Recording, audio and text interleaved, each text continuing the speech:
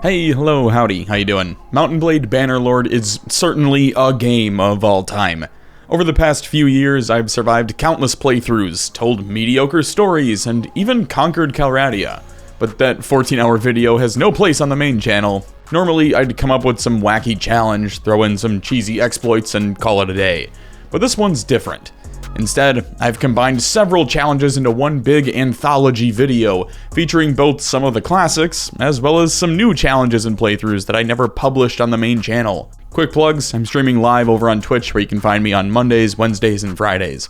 All those VODs are trimmed down significantly and published over on the second channel. Links for both of those are down in the description. Okay, did I give you enough time to put me on your second monitor?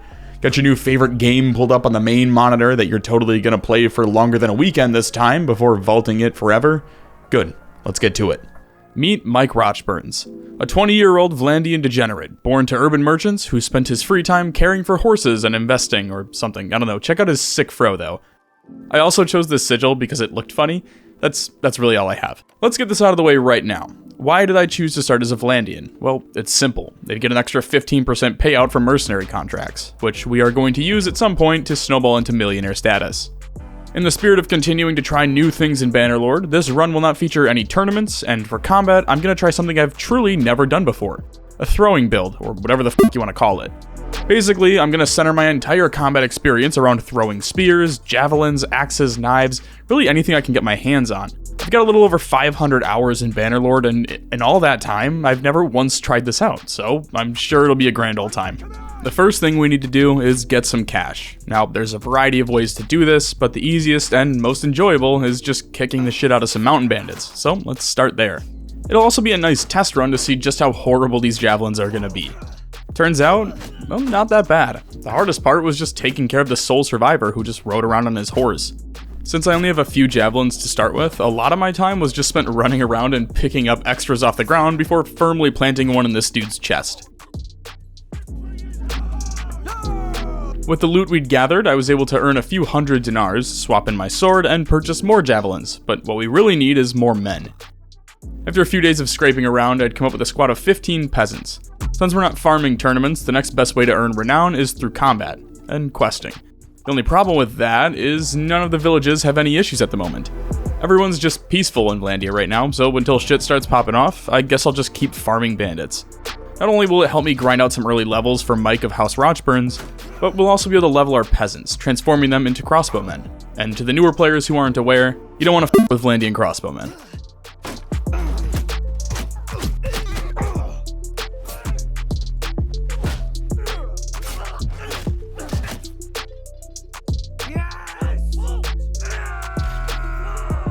Now, sometimes quests and combat grinding will overlap, like in this case, where the quest is literally to just go fight 2 bandit patrols.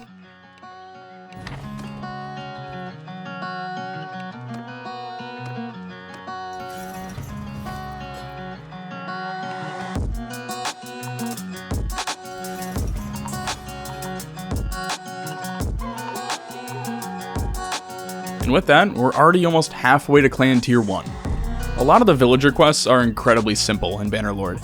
Something like delivering 10 sheep to a nearby city will bump up your renown, increase your relations with the villagers, and give you a few hundred dinars, all for a few days of travel.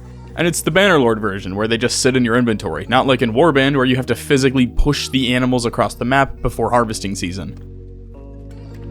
Well now, stranger.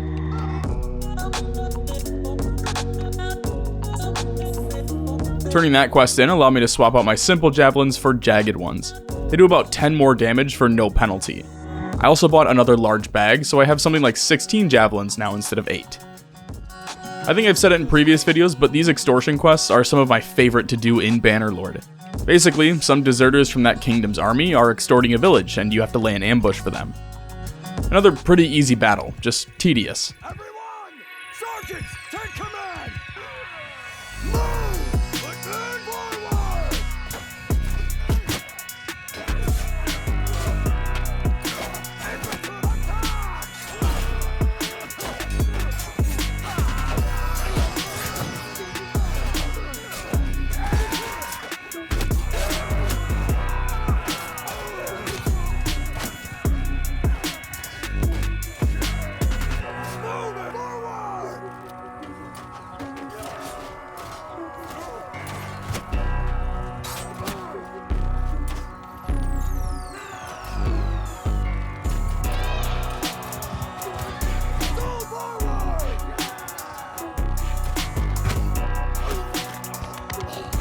After running out of javelins, I just waited for my crossbowmen to finish the job, and when they got down to the final soldier, I served as the world's shittiest decoy and let him smack my shield while the rest of the infantry ran over to handle him.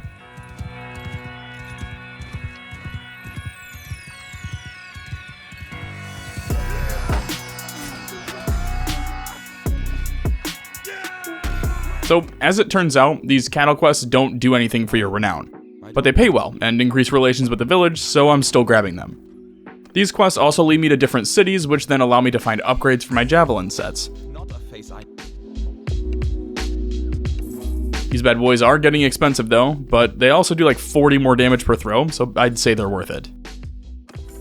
While grinding out that first clan tier, there is one type of quest that I like to keep my eye out for. The manual laborers one. Basically, a villager needs men to work the fields, so he'll take prisoners off your hands, at an upscaled price to what they'd be worth if you were just to sell them at a tavern. Basically, hang on to your prisoners, and turn 150 dinars into 1500 dinars and a relations boost. Outside of that, I'm just simulating bandit battles whenever I come across them. This allows me to boost up my tactics. That'll help out later when we get into the large-scale battles. For now, it'll serve as a side hustle, and let me farm some stronger armor. You wanna see what a party of Vlandian crossbowmen can do? And these guys are only tier 2, just wait until they're maxed. With that, I continued grinding a few more quests and a small-scale raider attacks before happening upon a bandit hideout. Mess with us and we'll sell our life. None of the surrounding villages have a quest to take it out, but I did grab one to deal with bandit parties. Since the hideout counts as a party, I tracked down one with ease and then set off to raid the hideout. Using the mod Hideout Plus, you can attack bandit camps in the daytime or just send in troops, so I went with the lazy route and let the peasants do the fighting for me. Running out of villages in need of assistance, I began pushing north where I found another bandit quest. Turns out the Vlandians just own Varteg now. Didn't really expect them to go to war with Sturgia, let alone take one of their more prominent cities, but hey, even David beats Goliath sometimes.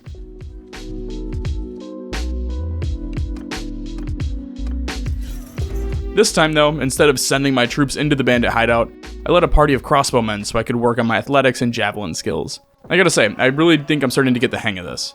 Not sure how the first guy took a javelin to the skull and ended up wounded though. Sure, he'll spend the rest of his days coloring outside the lines, but I feel like a javelin to the skull should be lights out every time. Unless it happens to me, then it doesn't count.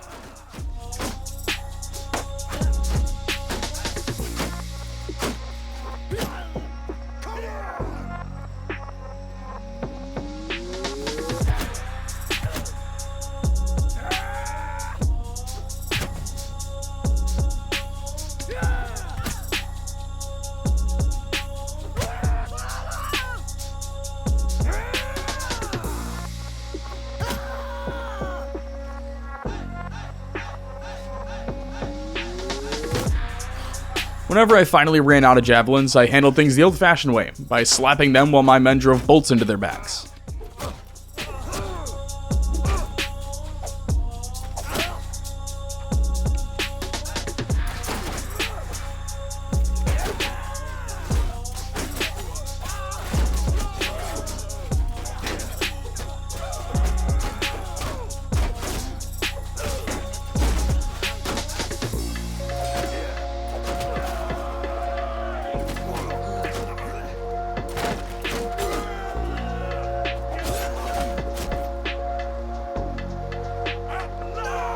And with that victory, we've officially reached Clan Tier 1, which means we can now officially become a mercenary. So, who do we go with? There's the Empire, who's always at war with each other, the Azerites, who tend to mind their business but like to pick on the Southern Empire, the Vlandians and Battanians, who mainly just live peacefully, and then the Sturgians, who have absolutely no concept on how to raise an army. Here's how I looked at it. I know Vlandia and the Sturgians are at war. Why not converse with both sides and see who offers a larger paycheck? That was the plan anyway, until they offered me over 200 dinars to fight for them, in which case I accepted it without a second thought. So, here's how being a mercenary works. You're paid in exchange for influence. This means the more influence you have, the higher the daily pay. As you get paid, your influence will drain. If we're smart and a little lucky, we can exploit this by, capturing dozens of nobles and donating them to a city where we'll get hundreds of influence. That'll come in time though. For now, let's just focus on the task at hand, surviving our first siege assault.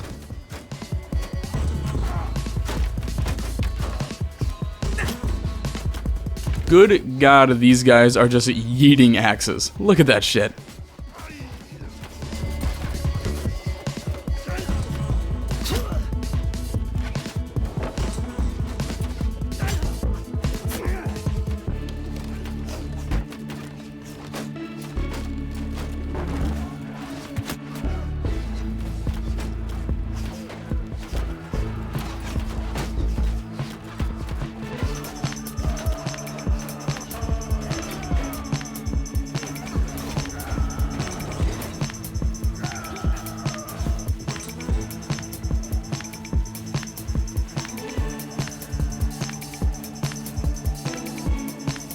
Well, I didn't really do all that much. Only walked away with a few items and like 2 influence, but a win's a win, I guess? I don't know, I'm gonna have to practice more with the throwing weapons because I am terrible with them right now. I did end up selling some of my javelins for some raider throwing axes since I can use them as my melee weapon if needed. Shortly after the siege, Vlandia and Sturgis signed a peace treaty. Sturgis is still at war with the Western Empire, but they tend to play incredibly defensive, so we're just gonna have to wait for the West to start sieging and then hope we can hop in before they take a city. While we wait for chaos to ensue, I'm going to start on my side project. Now I know smithing is a big cheese mechanic in Bannerlord. Yes, I'm going to use it, but not the way you're thinking. I'm not going to abuse smithing to become a millionaire. I mean, come on, that'd kind of ruin the entire point of the video. What I am going to do is use it to craft some of the strongest throwing weapons I can get my hands on, and then load up on those to destroy my enemies. It's also not something I'm going to spend years perfecting. I'll work on it during my downtime, but other than that, I don't see a big reason to exploit it outside of making better gear for myself. Now this is what I'm talking about. Outnumbered nearly 6 to 1, a chance to seemingly become rich overnight. JDs and Lenelman, it's time. We have a whole 1 catapult to force the enemy back. Let's see if I've got it in me.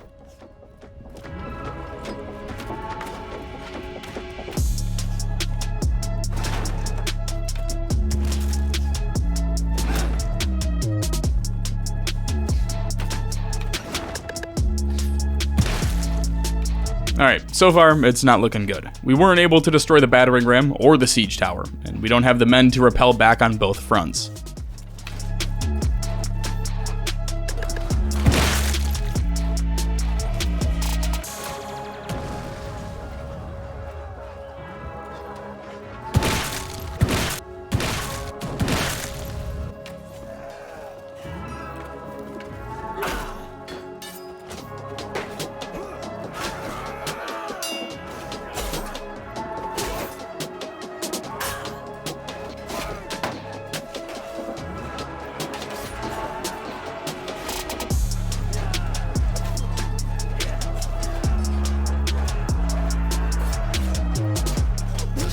Oh, we got absolutely fucking steamrolled. After spending several days receiving the John McCain experience, I was able to escape, gather a small party, and break through another siege line to help aid in another castle defense. This time, we've got more than 1 catapult. We've got 2.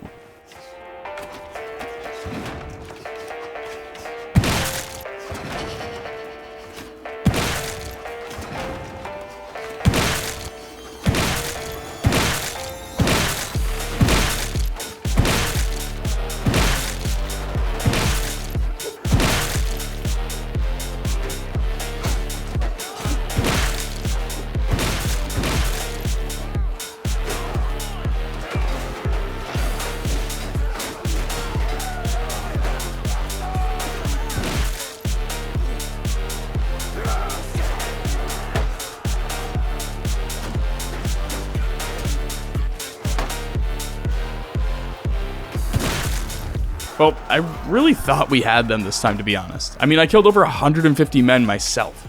I think it's time to scale back a bit, though, because as soon as they get any foothold, it's just over for us.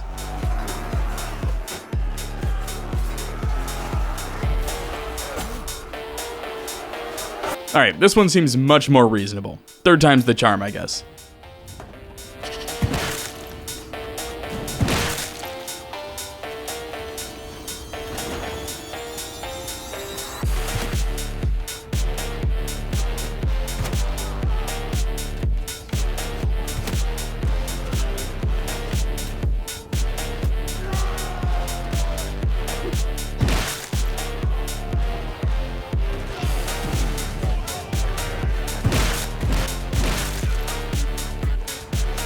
I'd say the biggest downside of using throwing weapons is that there's nowhere to get more, so once you're out, you're just kinda shit out of luck.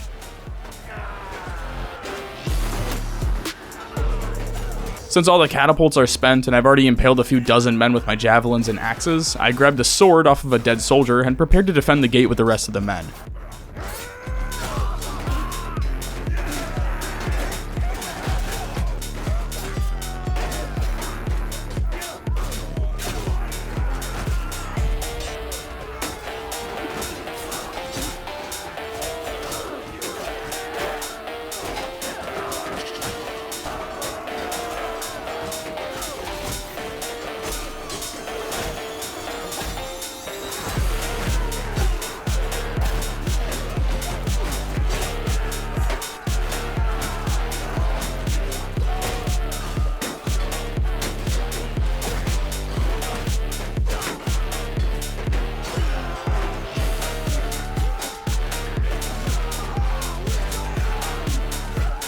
It may have taken 3 tries, but we finally defended our first siege, earning a whole 13 influence and 17% share of the loot. Naturally, as soon as I left the city, I was attacked, narrowly escaping death twice before the Sturgeons made peace with the West at the last possible second. With that though, we're fully at peace now, so it's time to recoup our losses at the local blacksmith.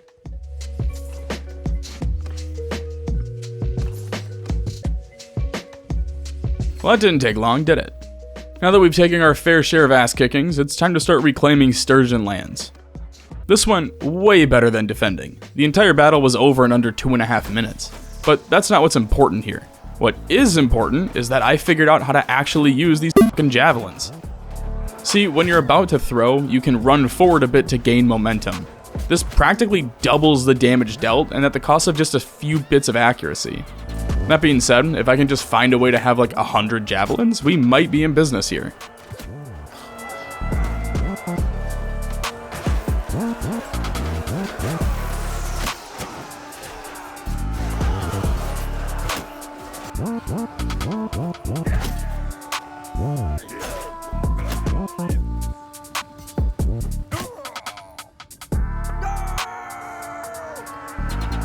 You know how we finally won a siege battle and things were really starting to look up? Well, the f***ing game crashed and brought me all the way back to before I even added my companion, so we've got some ground to make up. After about 13 days of grinding, I managed to get back to approximately where I was before the crash. Hell, I even found another siege to join, saving before the assault though, since, don't want to repeat it last time. One thing I've changed is that I sold my axes, and I kept a sword for when I inevitably run out of javelins to hurl.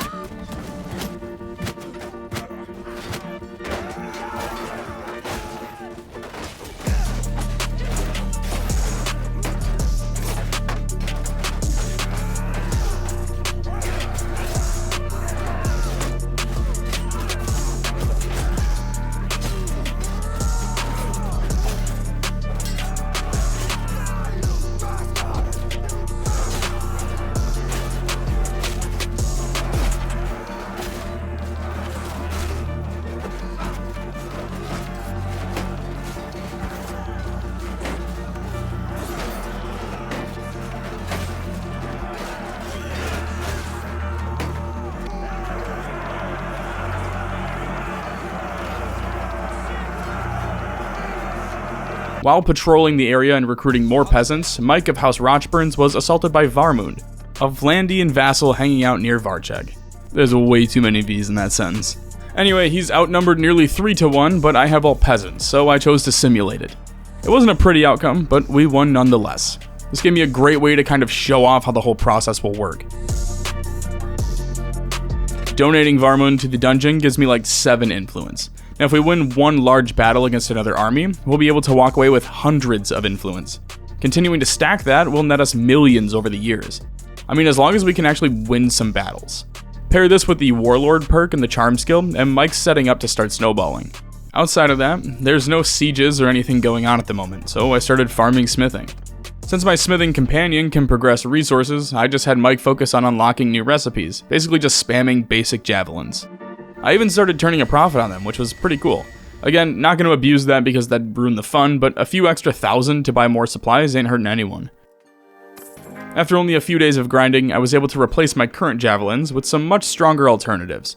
After only a few more days, I unlocked all javelin blades. With that, all I need to do now is find some fine steel and we'll be in business. I'll worry about that later though. For now, I just want to try these new sticks out. I'm not going to get that opportunity if I'm stuck in Sturgia. They just seem so hesitant to do anything and just wait to get mobbed, and it's not the first time this has happened to me. In almost every playthrough I've had, they tend to stay more on the defensive side of things, which often leads to them just getting absolutely steamrolled in the late game. Now a free agent, Mike of House Rochburn sought offers from the West and Northern Empires, both of which offered half of what Sturgia had. With that though, I ended up signing with the West since they seem to always be at war with someone, which means there should be no shortage of opportunity. Like I said, no shortage of opportunity.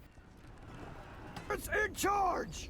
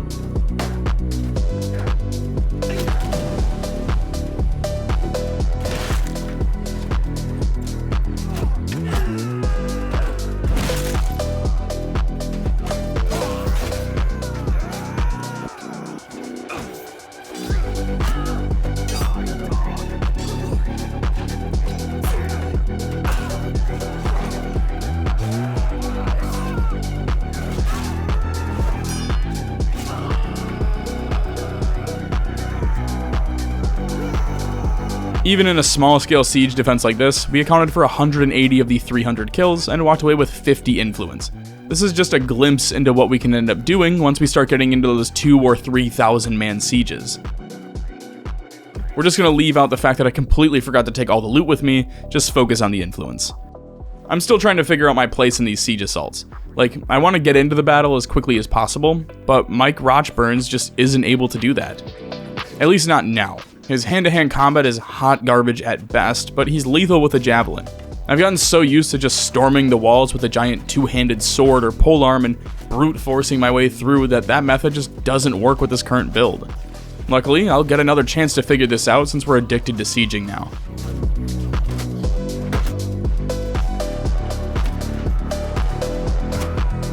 So what I've been doing is I'll run up to the wall, get a few ladders up as quickly as possible, then just start lobbing javelins at the archers holding the wall. Once we get a few dozen men up there, I climb up, get behind them, and start taking out the archers, swapping to my sword as needed. This seems to be the best way of going about this, even if it results in less overall kills.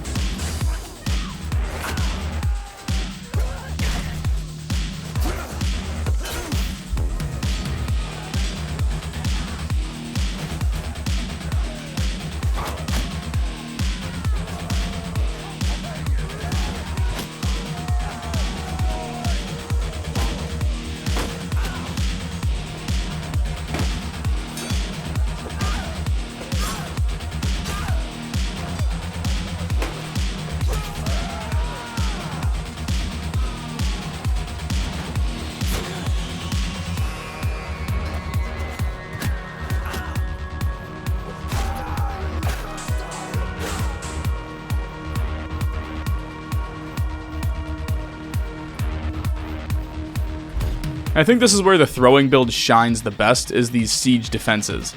Not only can you farm influence and loot share percentage by using the catapults first, but when the enemy gets too close, you gain XP from tossing the catapult ammo into the masses.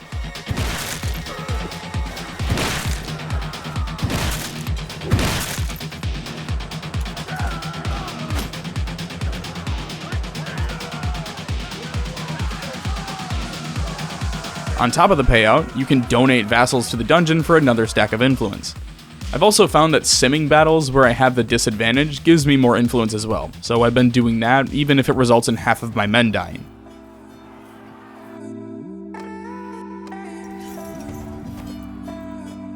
So keep in mind, my smithing is less than 100. It costs 2 steel and 2 fine steel, and the balanced, the normal javelin peak, is 20k a pop. So if you, I don't know, wanted to snowball into millions of dinars, you could simply spam these javelins and then bulk sell them to kings or cities. We're getting sidetracked though, so after simming a few more battles and donating the vassals, I recruited more peasants and rejoined the war effort, before the West declared peace. This actually kinda worked out in my favor though, since I was able to reach Argeron and recruit a surgeon into my party. Along with adding the surgeon, Mike headed east to add a new addition to the war party. Mounted archers, specifically mounted noble archers from Khuzait, the best ranged troops in the entire game, over doubling the skill level of the next best mounted archer units. With my new party kitted out, I officially left the Western Empire since there's no active war, and continued working on better weapons for Mike and his companions. Alright, I spent like a month working on smithing to craft a better sword, and after leaving tried to join the West and the South, but neither are at war. Come to think of it, this may be the first time I've ever seen all the Empire kingdoms at peace. To add insult to injury, even the Azorites are at peace. Did we accomplish the unthinkable? Come on, someone's gotta want to cut off a head or two. There we go, that's more like it. It's weird that I end up helping the Battanians, but they're now at war with the Northern Empire, and that sounds like a good payday to me. You know what else sounds like a good payday? Joining a siege when we're outnumbered 2-1. In actuality, it's a pretty low risk defense, but we make up almost the entire defense force, so if we win, we'll get a shit ton of loot out of this.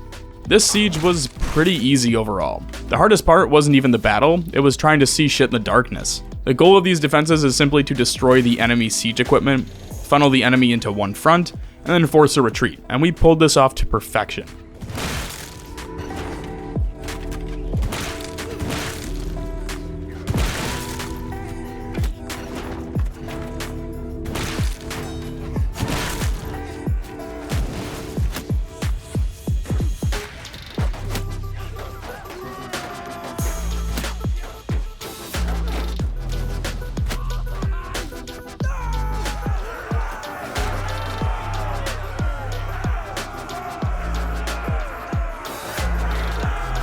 After successfully defending the castle, Mike mounted a counterattack, fully wiping out the northern army. With a few seconds of downtime, I started working on smithing again to unlock more sword pieces. There's dozens of blades that need to be unlocked still, so it's just a matter of grinding it out. Thank God we had some success with the Western Empire, because good God, why is everyone so fucking passive right now? The North and Battania have been at war for like a month, with only one siege attempt, and Battania doesn't even have any active armies. What is going on? Thank God.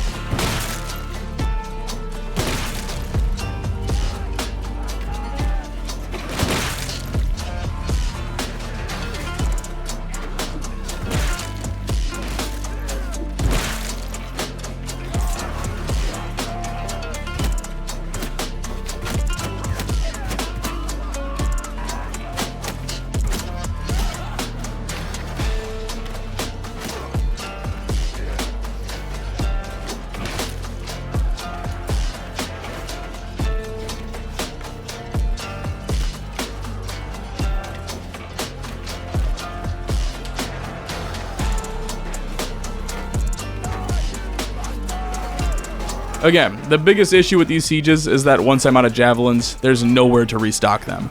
So so when I burn through all the catapult ammo and then spam javelins into the gate assault, I'm kinda just stuck waiting around and hoping the Battanian infantry can hold. It's taking everything I have in me not to just jump down on top of these guys. Luckily for us, Mike Rochburn single-handedly forced a retreat by staring them to death.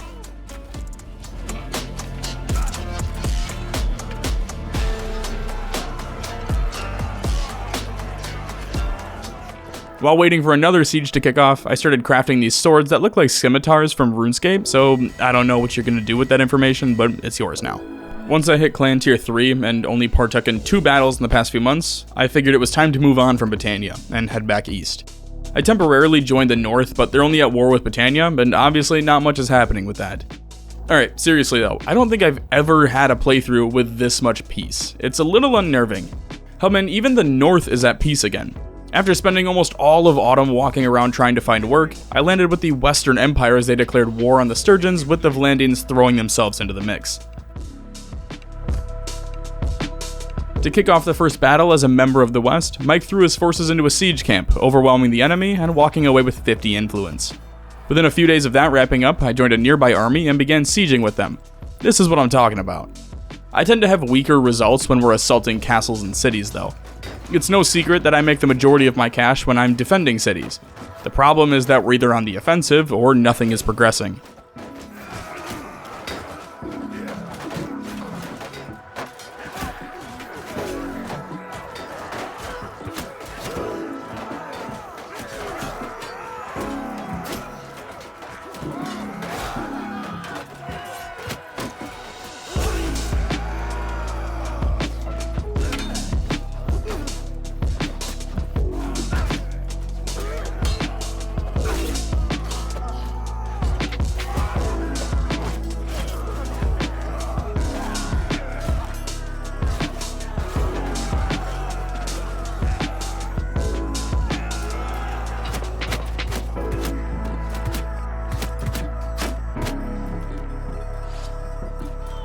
This siege ended up with one remaining Vlandian stuck between the front gates, which I thought was hilarious. I thought about diving down to take him out with my sword, but figured I'd probably end up kissing the dirt with my hero playing in the background, so I opted to just yeet rocks at him until he dropped. With that done, I ended up simming another castle battle and taking the city of Charis, since, I'm getting the same results regardless of if I sim or play. The battles I'm not simming, however, are these siege defenses.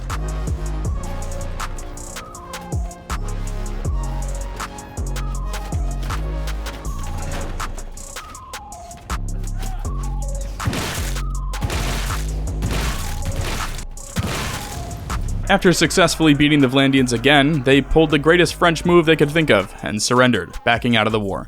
With peace returning to Battania, I left the kingdom and continued to pursue other contracts. A literal day later, I was riding with the Northern Empire and defending their castles.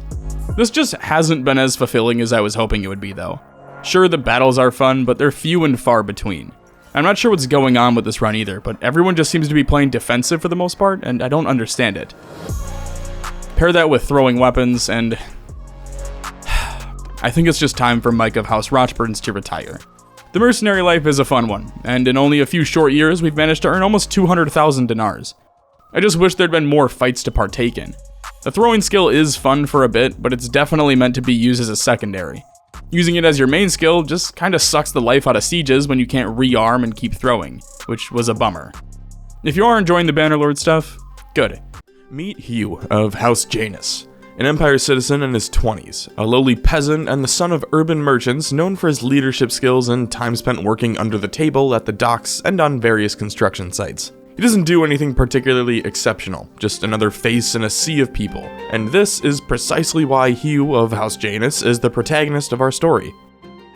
Hugh's flag is decorated with a giant white P to signify his massive call for world peace. Yes, that's it. Together, we'll start as a measly peasant assisting our local village with their trivial predicaments, until the Fire Nation attacks. Oh, wait, wrong story.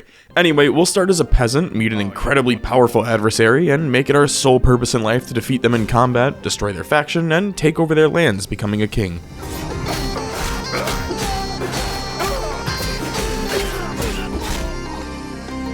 I'll be playing on Iron Man mode with Battle Death for all heroes enabled. With that, let's get into it. just a city boy, born and raised in South Danustica.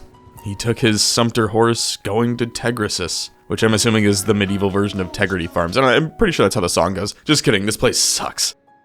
As we explored a village to settle down in, we came across a group of 4 highwaymen, leading to our first taste of combat. Along with 2 companions, Hugh took on the highwaymen, killing 3 of them relatively easily.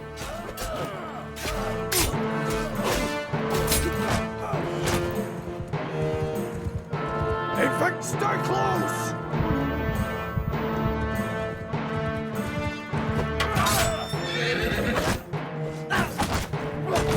When it came to the remaining horsemen, we baited him into a charge by dancing to the YMCA.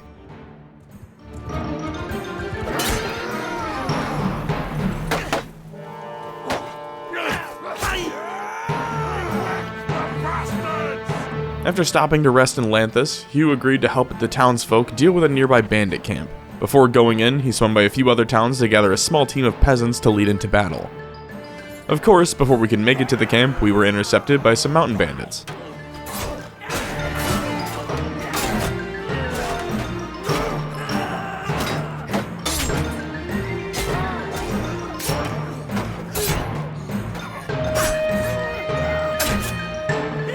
With bandits dealt with, we reached the bandit camp and hid until nightfall.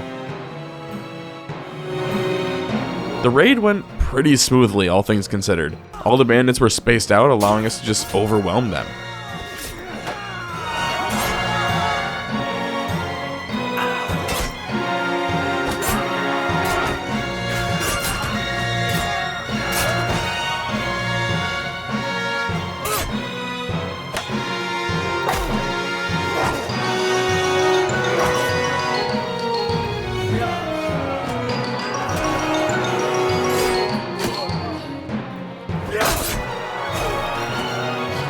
We did have our first casualty during the raid though, with a peasant taking a javelin to the face while we charged down the river. He may have been the first, but he will not be the last. A willing sacrifice to keep the surrounding towns safe from merciless killers.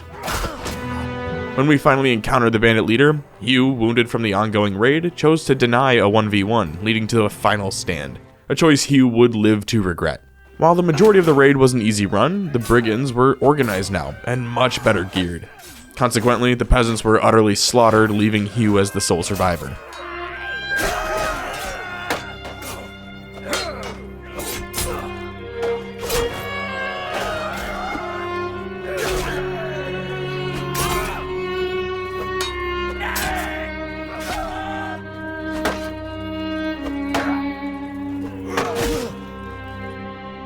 Look at him run! Having barely escaped the bandit camp, Hugh crawled to a nearby village where he rested for a few days until he was able to stand on his own again.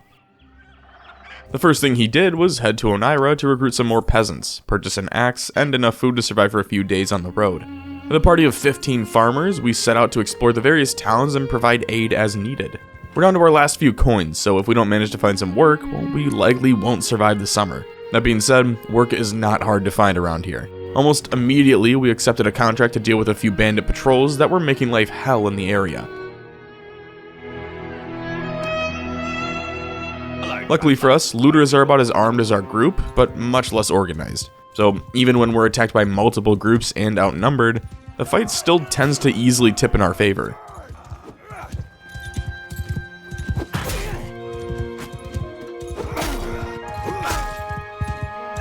Charge!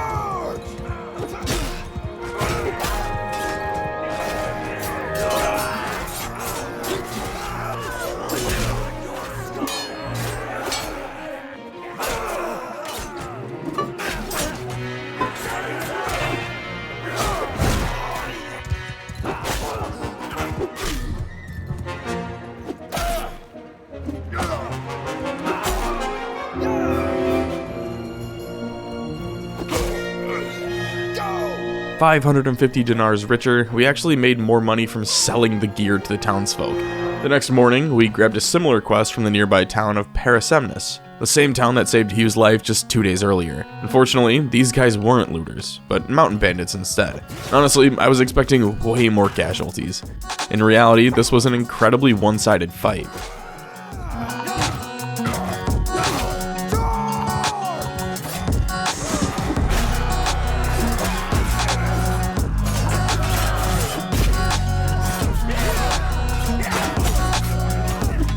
One of the highlights here was the beheading of the bandit leader as the final kill of the fight, no doubt inspiring our followers who would spread the word of our heroics to the surrounding villages.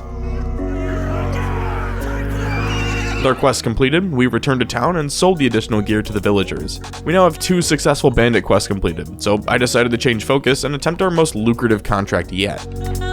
Over the course of several days, Hugh and his band of misfit farmers would be escorting a merchant caravan, serving as Walmart brand bodyguards, earning 350 dinars per day. We were hoping for a peaceful ride, but raiders attacked on our first day. Even though we outnumbered them by 10 men, we were undergeared, leaving this to an even fight.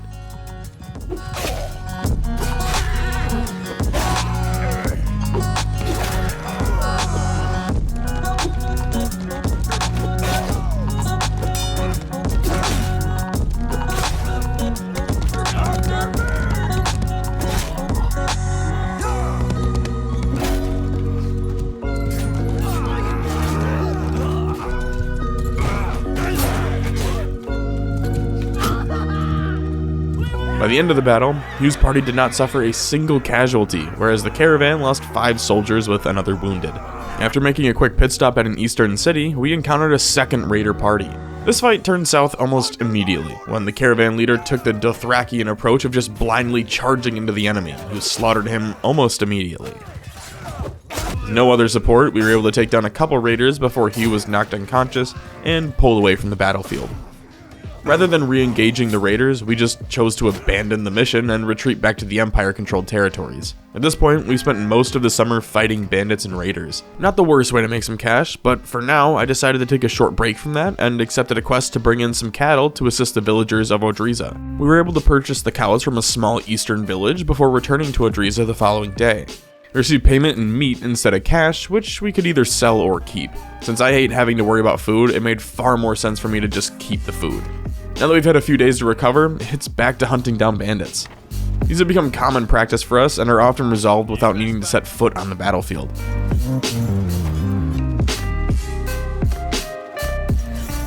The following season, after a full month of fighting bandits, Hugh decided to try his hand in an arena tournament. This was an enormous gamble. No, literally, we bet 1,500 dinars on winning the first round, so failure here would risk leaving the party broke.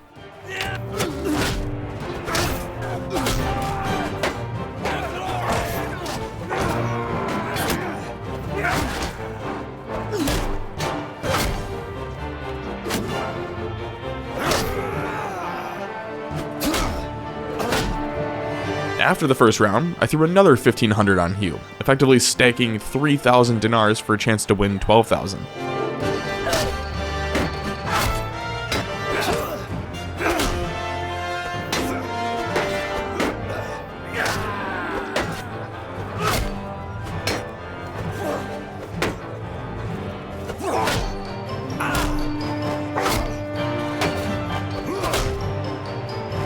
On the third round, I threw in what little cash we had left, bringing our stake up to 3,655 dinars for a chance to win 13,179.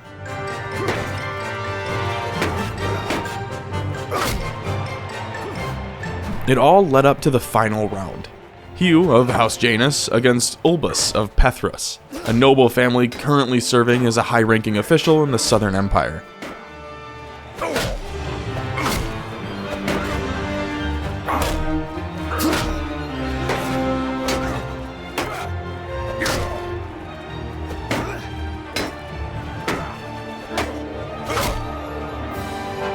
With Ulbus defeated, Hugh had officially won his first tournament.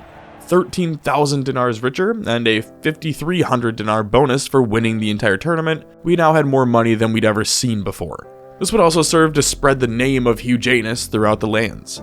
A peasant fighting with a pitchfork, building a legacy by helping townsfolk and winning a tournament against one of the Southern Empire's most decorated nobles. Even with all that, we still needed to hit clan level 1, so it was back to delivering cows and fighting bandits.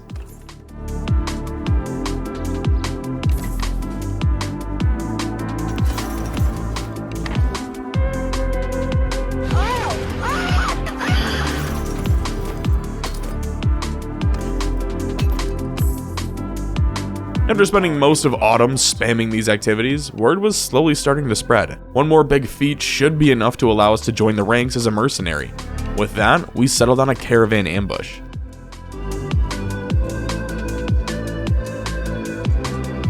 Footmen forward! Archer, move!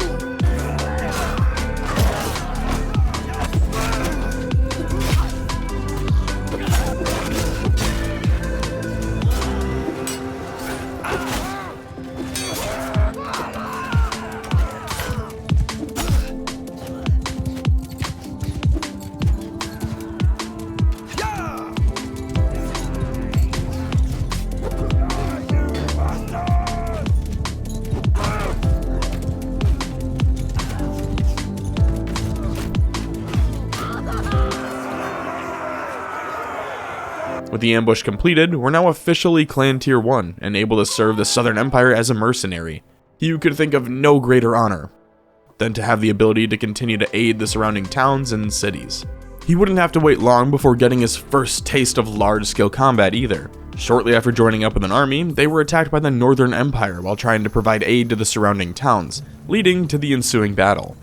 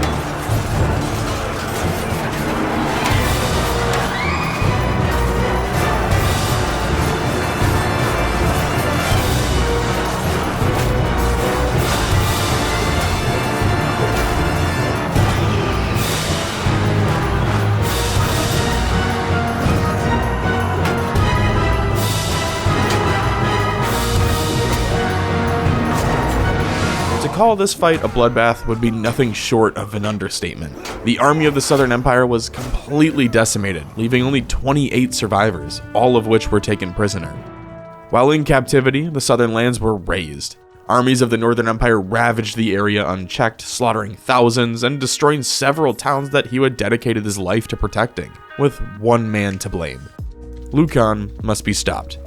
After spending several days at the John McCain experience, he was able to escape and make his way back to Saronea to recover.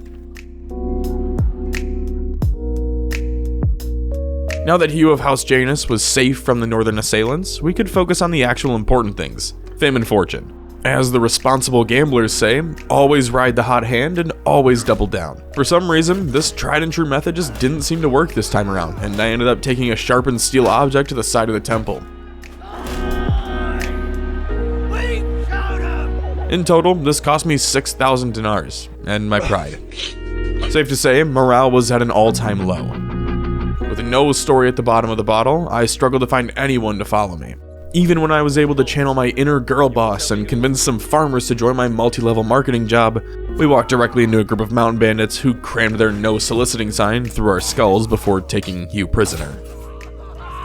Once again, we managed to escape and drag ourselves to a nearby city of Oneira, where we could repeat the cycle of intensively gambling on ourselves in a local tournament. You know what they say, folks, 100% of quitters always stop right before they hit it big. This time was no exception, as Hugh Janus was able to cut through his opponents with ease, successfully securing a monetary reward of 5,500 dinars, along with a payout of over 17,000 in earnings from his placed bets.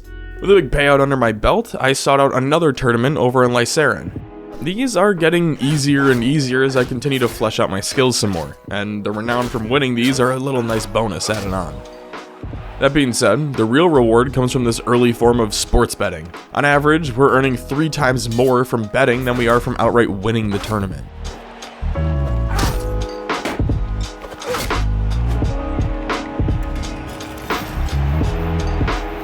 While he spent his time focusing on fame and glory, the Northern Empire was beginning to spread into the south. Not only had they taken Onira, but they'd managed to capture several castles while also destroying dozens of villages in the area. With that in mind, I retreated to the safest place I could think of, Vostrum. Vostrum is a port city in the south. It's deep in the Southern Empire territory and out of the way, making it an unlikely target so early on in the war. The surrounding villages are fairly prosperous as well, so recruiting soldiers shouldn't be much of an issue. Over the next few days, I passed the time by hitting up several towns to bolster my numbers. I even went out to Poros, another Southern Empire city, to see who I could all recruit. Now that we have over 100 soldiers in our ranks, even though most are simple peasants and farmers, I felt much more secure and even decided to join the Queen's army. I figured what better way to train my troops than to have them learn from the best. This logic was very flawed, however. Almost as soon as we joined Regaea's army, we were engaged by a northern war party. We outnumber them, but it's important to remember that almost 100 troops are simple townsfolk wielding pitchforks and clubs. Still, I felt confident. As soon as the battle started, we were on the defensive end, choosing to hide in the trees and start speaking Vietnamese. Surprisingly though, these tactics did seem to work, at least initially. We were losing men fast, but as soon as the enemy overstepped, we were able to capitalize on their mistakes, charging into their line. He was able to take out a few horsemen, even stealing a horse in the process, and generally focusing on their archers. If we could just take them out, it'd be an easy victory.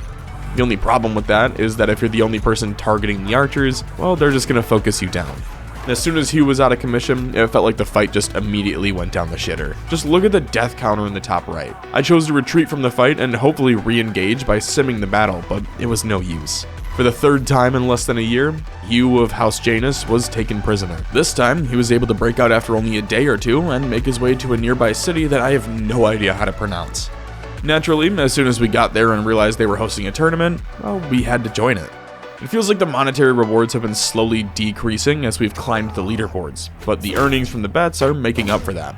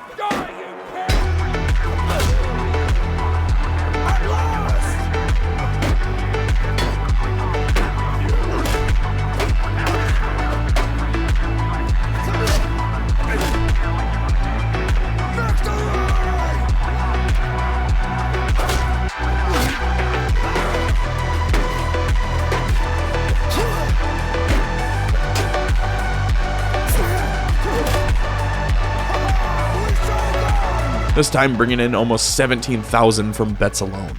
Now I see why they were distracting their townsfolk with silly tournaments.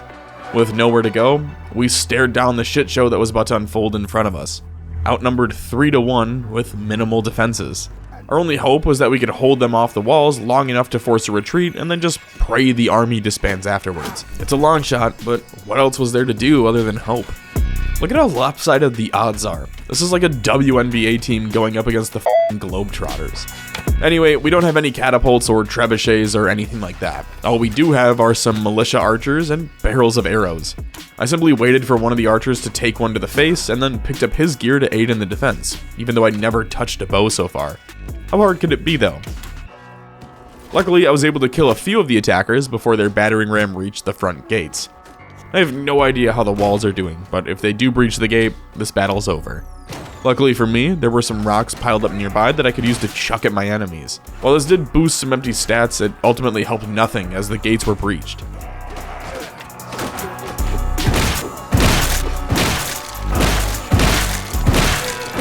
At this point, there wasn't really anything else that could be done, so I followed the remaining soldiers down to the streets for a final stand.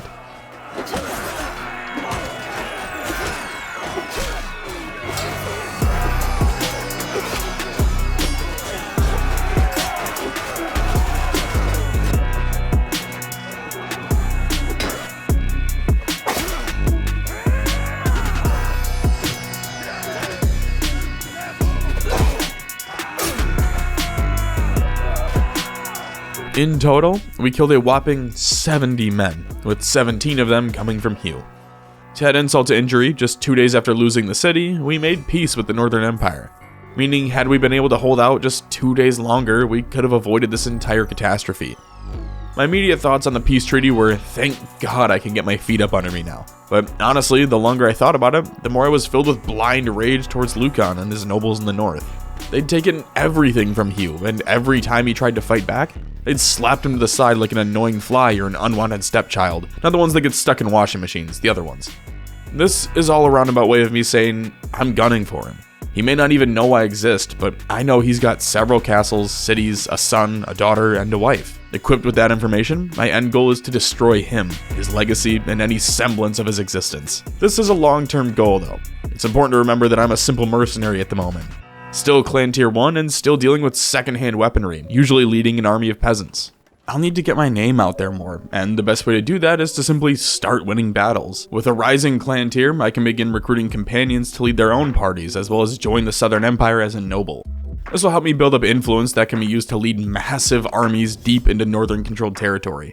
It's a political game on par with Chancellor Palpatine's plans in the Star Wars prequels, if I do say so myself. After spending most of the summer rebuilding my party, a perfect opportunity presented itself. The Khuzaits had declared war on the Southern Empire. This is normally none of my concern, but if I can assist with some sieges, maybe take on a couple nobles, my renown and influence should skyrocket. So that's just what I did.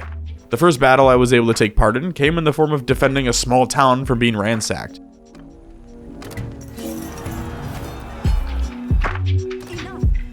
Today, you dog. After the battle, I donated my prisoners to the Odriza castle, since I didn't have any need for them at the moment, and they'd only really slow me down. As the season changed, we were presented with an opportunity to assist in sieging a castle. This lasted for about a day, until a group of Khuzait nobles made their way over to intervene. Seeing the writing on the wall, we fled with our troops and managed to make a deal with the nobles to leave the area instead of being taken prisoner again. This, in turn, left me totally broke and likely damaged relations with the nobles and the army that we'd left for dead. Regardless, I'm broke now, or at least momentarily. I was able to sell some of the gear I'd earned from previous battle and recoup a portion of my losses that went towards feeding and paying my soldiers. Since I was the only party from that group to retain my army, I figured the best way to assist in the war efforts would be to simply begin hunting down nobles. I tried to target easy battles that I felt like I had an advantage in, and that strategy tended to pay off rather quickly. Ideally, I'd like to simulate the fights, but I figured the surefire way to secure victory was by participating in them. Usually they'd go something like this. Spawn in, run around for a bit, knock an enemy soldier off their horse, steal said horse, target cavalry and archers until they routed.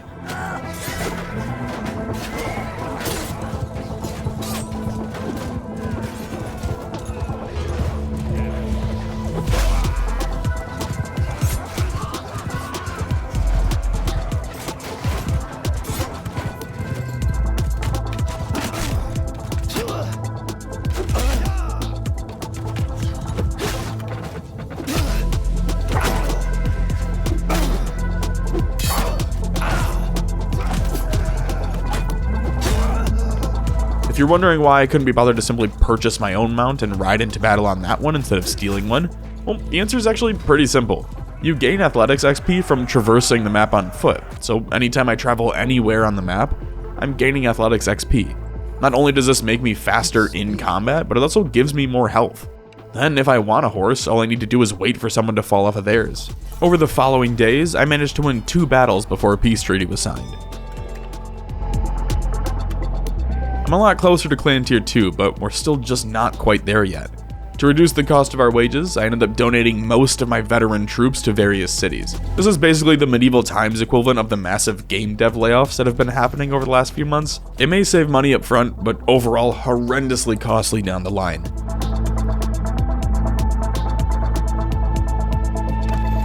After selling all the gear that we'd looted from the battles, we're back up to over 22k.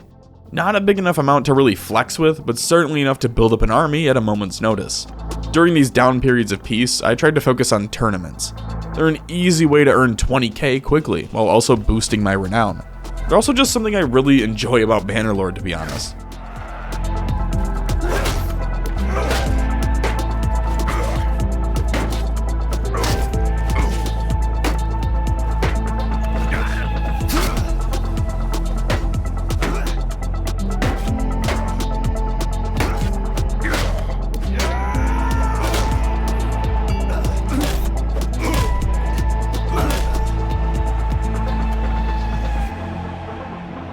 It also helps when the prizes are high tier as well. This horse, for example, is worth 17k, so in reality, not only did I make 22,000 dinars from the tournament, but if I sell the horse, I'm walking away with a 39k profit from a 5-minute side objective.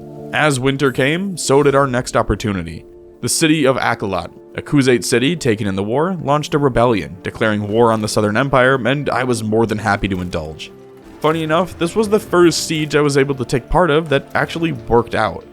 We began the assault with a hefty advantage, and that would carry over. That being said, we took heavy casualties early on. The city's defenses were incredibly powerful, including several catapults that were able to crush dozens of soldiers with a single volley. One of the more extreme cases of this came when they managed to destroy one of our siege towers. This is why you always bring 2. Only having to defend one wall is a massive advantage to the defenders, but our battering ram was still up, so as long as we could draw attention away from the main gate, the outcome shouldn't really be affected. My big focus wasn't even securing the walls, we'll let the soldiers handle that. For Hugh, the focus lay in destroying the catapults.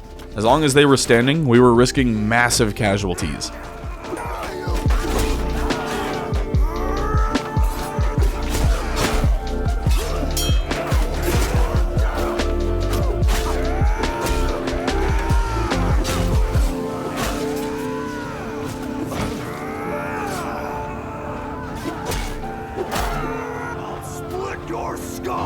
With the main catapult destroyed, I turned back to see that we'd fully secured the walls. From that point on, the fight was over. I mean, they really didn't stand a chance.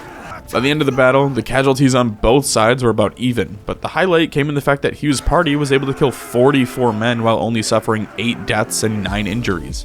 With the rebellion quelled, Hugh purchased a new 2-handed axe to celebrate. Honestly, it was time for an upgrade. This one's better in almost every way. It's got 4 less swing speed and 3 less handling, but it deals 21 more cut damage and has a 104 length as opposed to a 78 from the Sparth axe. I'm excited to see what we can do with this bad boy. Back to peaceful times, however. I continued my tournament grind, winning another in Cyrenea and walking away 21k richer. After winning that tournament, I hit up another tavern where I was able to recruit my first companion of the playthrough. Dalitus the Bull can fight on his own with 1- and 2-handed combat skills, all being 100 plus, and he also has decent tactics starting at 60. My plan for him is to have him run his own party so that when I can raise armies, he'll be able to join for free, offering several hundred troops at no cost to myself. It's important to remember that nobles and companions can be killed in combat though, and I don't want to take any chances with that, so I spent about 19k gearing him up. After spending several thousand dinars on food for my troops, I entered the arena, this time as a group. I figured the game would just match whatever I went in with, so I only chose Dalitus, leaving the other 4 slots empty. Well, you can imagine my surprise when we walked into our first round of the tournament to find that we were the only duo. It's entirely my fault for not researching the mod more thoroughly, but safe to say, I learned the hard way that you should always go into group tournaments with a full team. After losing thousands of dinars, I needed a way to recover and take a little break from tournaments. This came in the form of another caravan ambush, which I was happy to accept.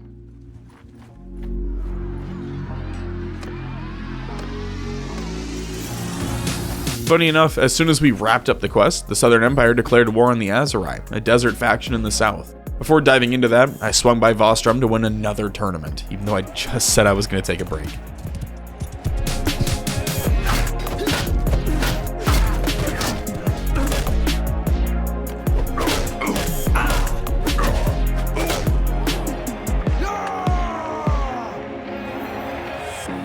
This win was special though, as it finally pushed us up to Clan Tier 2. If you're new to Bannerlord, that means we can now become a noble for any major faction, and allow a companion to form a party. The big appeal of becoming a noble is that you can earn properties such as cities or castles from wars. You also have the ability to raise an army with enough influence. That's what I'm most excited for. With that, I gave Dalitus his own party and supplied him with enough troops to get started on his own escapades. In the meantime, we'll continue to take any fights that I like our chances on. And by that, of course, I mean when we run into the Sultan of the Aserai people, we immediately launch into battle, regardless of how undermanned we are.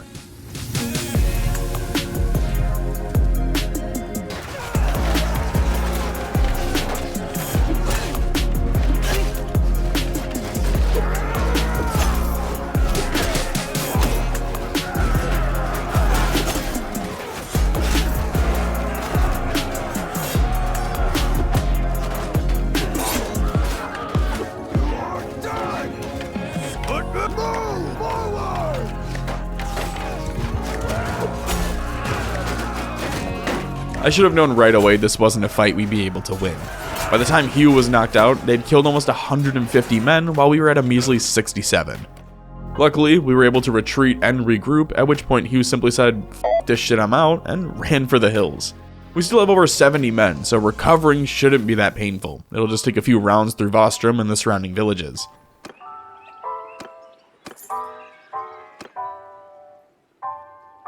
Over the next few weeks, I spent my time recovering from the loss. It wasn't until summer that I saw my next battle. This time, I would have to take my first real solo battle. Emir Elias and his party of 114 soldiers against Hugh of House Janus and his party of 164 soldiers. Sergeants, take command! We're still undergeared and dealing with freshly recruited villagers, but I still had hope that we'd be able to pull this off.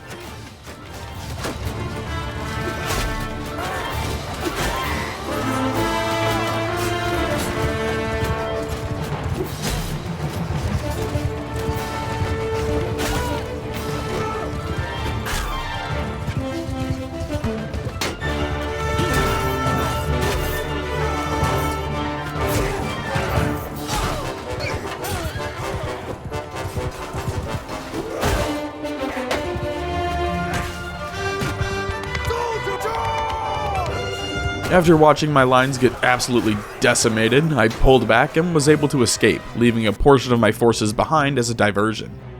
As I retreated to Vostrum, I noticed a familiar face charging into the battle. Dalitus had shown up with a full party and engaged Elias. Partially because I couldn't just let him fight alone, and partially for redemption, we turned around and joined the battle, winning it with ease. Over the course of the summer, we strung together several big wins. It was a nice change of pace after getting steamrolled by the Northern Empire just a year ago.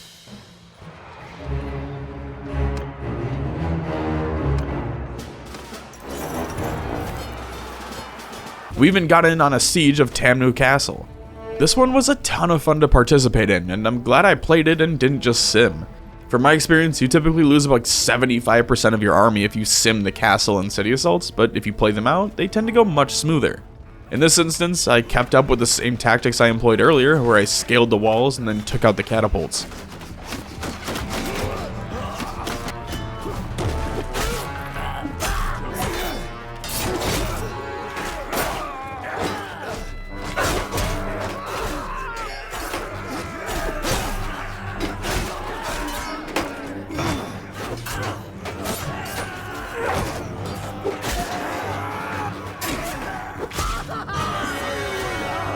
These types of victories usually come with massive payouts in terms of influence and the share of loot, making them very lucrative investments. Immediately after taking the castle, I assisted the army in 2 additional battles that were won handedly. At this point, I wanted to raise my own army, but remembered I'm still just a mercenary. So I sought out the queen to become a noble and pledge my services to her. Now this may be considered a complete dick move, and it was seemingly out of spite, but as soon as I became a noble, our loving queen made peace with the Azarites, causing me to donate most of my veterans to a city garrison and losing out on the ability to form an army. It took a few days to locate and travel to her, but upon reaching the keep, I took a How to Become a Rizgod course for the low cost of $5,000, and started trying out some tactics on Zoanna, Lucan's only daughter.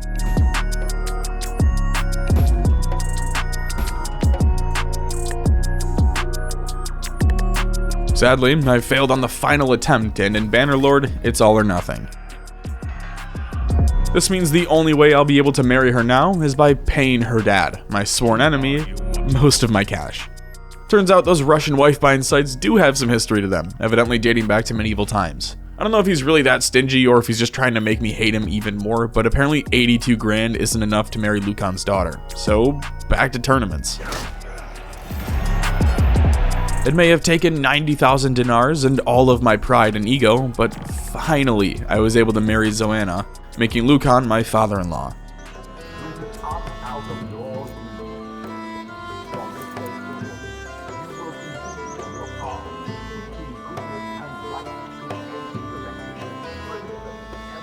Our queen must have read my diary, because as soon as she saw step 1 was checked off, she voted to declare war on the Northern Empire, effectively beckoning for me to make my push for ultimate revenge. If you find yourself questioning if Lucan truly is the villain in the story, Well, he took his own daughter prisoner as soon as the war started, so whose side are you on? You want to side with the peasant hero Hugh of House Janus, or are you riding with Lucan, projector of daddy issues and superiority complex? Yeah, that's what I thought. Before we get into the crazy war crimes though, I need cash, and if you've been paying any attention at all, you know my method of obtaining some.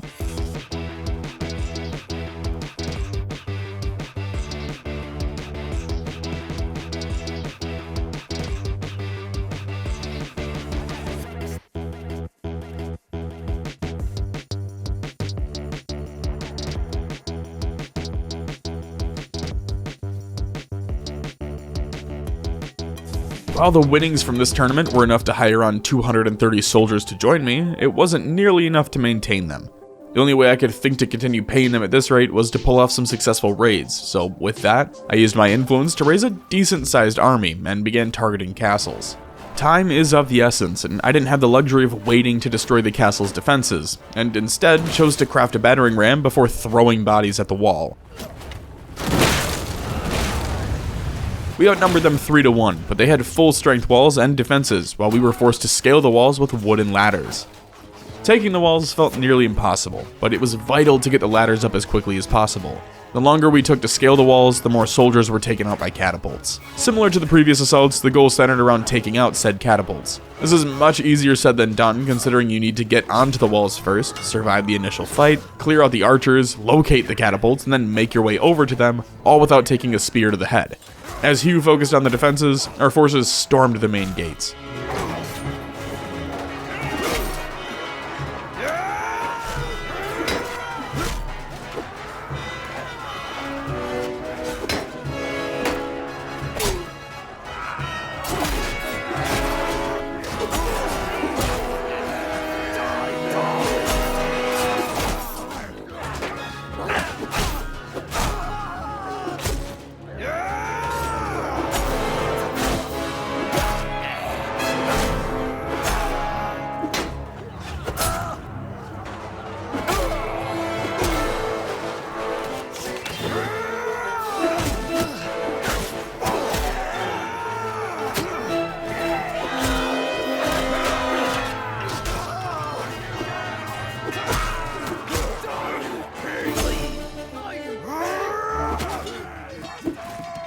When the dust finally settled, our first army-led siege was a success, though at a cost of nearly 2/3 of our men. A sacrifice I was more than willing to make for the payoff of being granted my very own castle.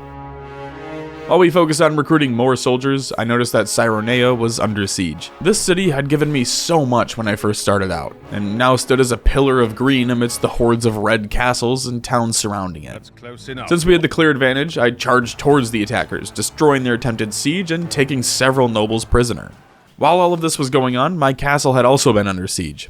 Had I ignored Cyronea, I might have saved the castle. Those few days spent in combat and recovering came back to bite me in the ass, considering it was overtaken just as we set foot at its gates. Naturally, we immediately sieged the recently taken castle again. I thought we'd be able to take it without issue since I didn't waste any time building siege engines and instead focused on simply brute forcing the depleted troops hiding behind the walls.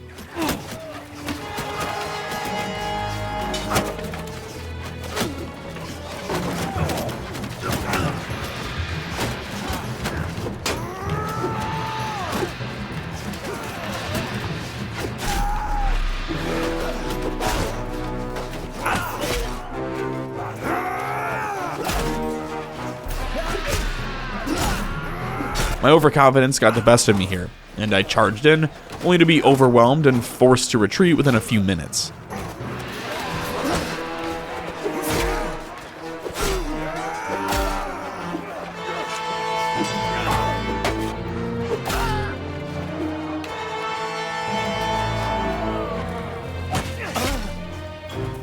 We had the numbers to give it another go, but while Hugh was recovering and preparing to lead another assault, his army was counterattacked by several reinforcements.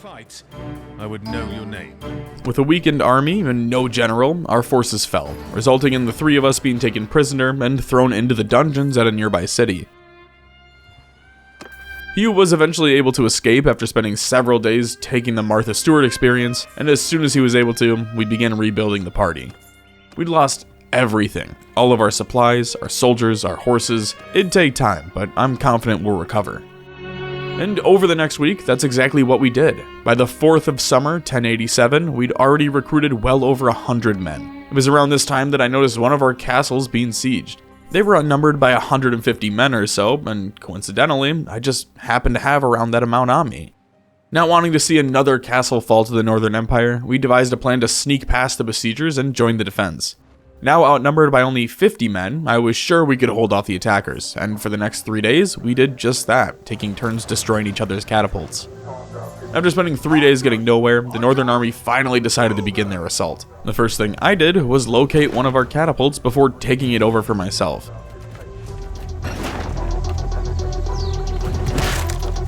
It took a few practice shots to get the hang of things, but eventually I was able to start dishing out pretty catastrophic damage.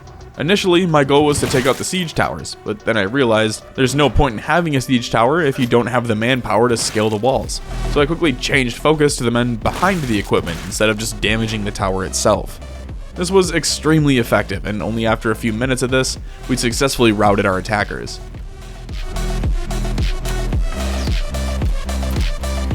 At first glance, it appeared that around 180 men were able to escape, but Valeria, another southern noble, wasn't about to let that happen.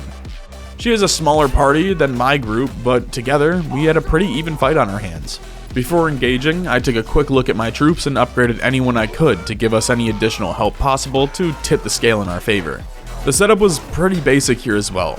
Put the archers in front and the swordsmen behind. When the enemy got too close, I'd move the swordsmen in front and drop the archers back so they could rain down arrows from relative safety.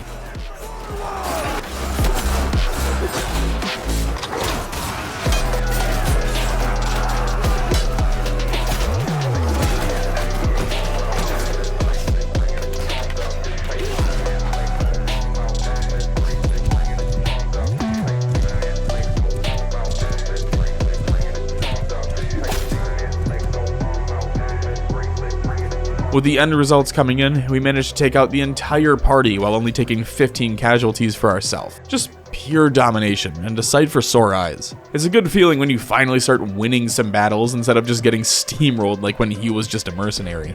I'm not sure what the Northern Empire's obsession is with this castle, but I refuse to let it fall. While I initially considered charging out to meet the enemy, I figured why the fuck would I do that when I could just break through the siege and hide behind the castle walls with the other 100 or so men. So that's exactly what I did. Once again, through the help of a trusty catapult, we were able to repel the attempted assault.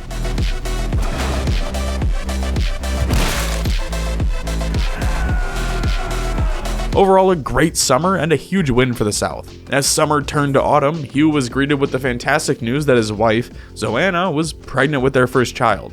This has little to no impact on the remainder of the story, but it was still a happy point in Hugh's life, so I wanted to include it. A week after receiving the news, Hugh found himself leading an army of 800 men towards the gates of Onira, with the goal of liberating the city that had been taken over 2 years ago.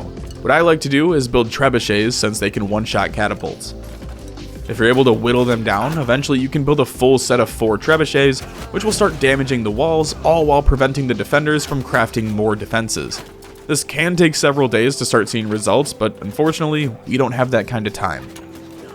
The Queen is already in negotiation talks with Lucan for peace, and we don't know when they'll be resolved, so it's now or never. Initially, we struggled, but so do the first waves of all attacking forces. The goal is to just take the walls before you lose too many men. While we were pushing in, Hugh tripped on an ice cube and flung himself all the way over to Weenie Hut Generals, forcing the assault to come to a screeching halt as we pulled back and regrouped. My plan was to lead a second attack once I healed enough, but that second attack never came to fruition. See, just before Hugh was healthy enough to set foot on the battlefield, the Northern and Southern Empires signed a peace treaty, ending our siege. Talk about a huge blow to morale, especially considering I was counting on the loot from this assault to carry me over until the following war started. Since that didn't happen, I ended up donating more troops to a local garrison to cut costs yet again. This was a weird chapter in Hugh's life. We kinda just went on a massive tournament bender after realizing I could just ask where other tournaments were being held and then go to the one I liked that gave the best monetary reward or the highest quality item. Basically, I spent a good year or so just traveling around the map competing. This helped me get to Clan Tier 3, begin rising up the leaderboards, and after about 7 victories, I had more dinars than I know what to do with. After winning another tournament in Poros, Hugh was given a Tier 5 two-handed axe as a reward. I still like my sword better, but the axe has way more range on it, which will help a ton with sieges. We even added another companion to the clan, Kanizat the Wanderer. She's basically the exact same as Dalados, with the only difference being she's better on horseback.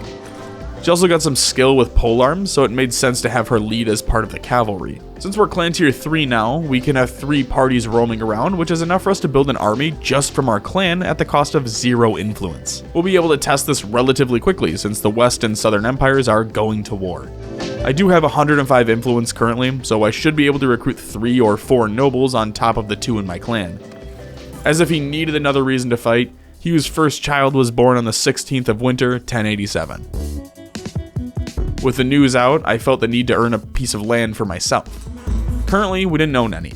The only castle I had a claim on was taken within the same month I earned it after choosing to defend Cyrenea. With that, I set my eyes on the nearby western cities. We have an army of over 1,000 men, so we should be able to siege this rather successfully.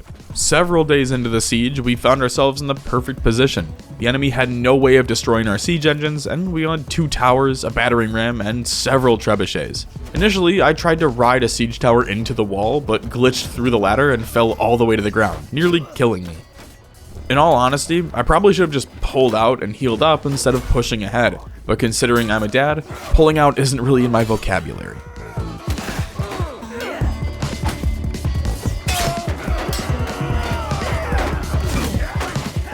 Which means this can only end exactly how you're thinking it would. Alright, round 2, let's get to it.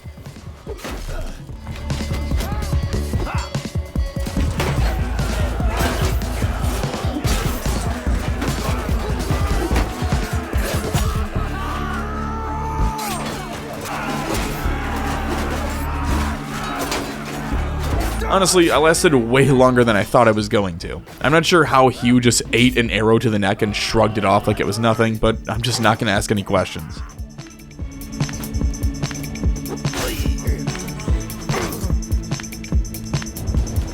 Okay. 3rd time's the charm.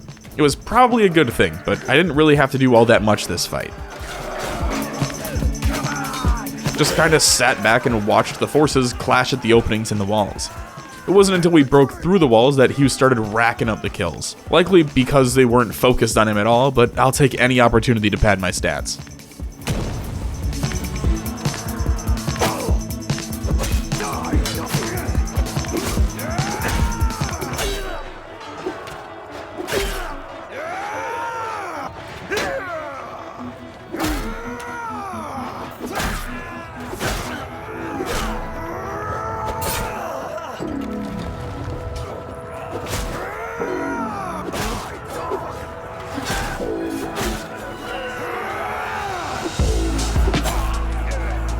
I didn't think it'd take 3 assaults to take the city, but I'm happy we got it. Now all that's left to do is vote on who it's for. To pass the time while waiting, I joined in on a nearby castle siege until the vote went through and the city was signed over to Hugh of House Janus. Obviously, as soon as I got the news, I abandoned the siege and went back to check out the place. It's got about half of the projects completed, which was really nice to see. To help stabilize the place and keep her out of danger, I assigned Zoanna to be the governor. I mean, it's 1087, people. We're progressive. We're not stoning women for showing ankle. At least I don't think. Anyway, once the city was set up and running efficiently, I headed back to Thorius Castle to go give them a hand. And good God was it needed. As soon as I set foot on the battlefield, I watched a massive group of soldiers and the flag carrier get obliterated by a catapult shot. Great start to the fight. This is one of those battles where you get to see what happens when you don't take out the catapults before assaulting. Not only did they melt away over 100 soldiers, but they destroyed both siege towers, resulting in us having to use ladders to scale the walls. And even then, they put up such a tough fight on the walls that the catapults were allowed to continue unchecked for several minutes.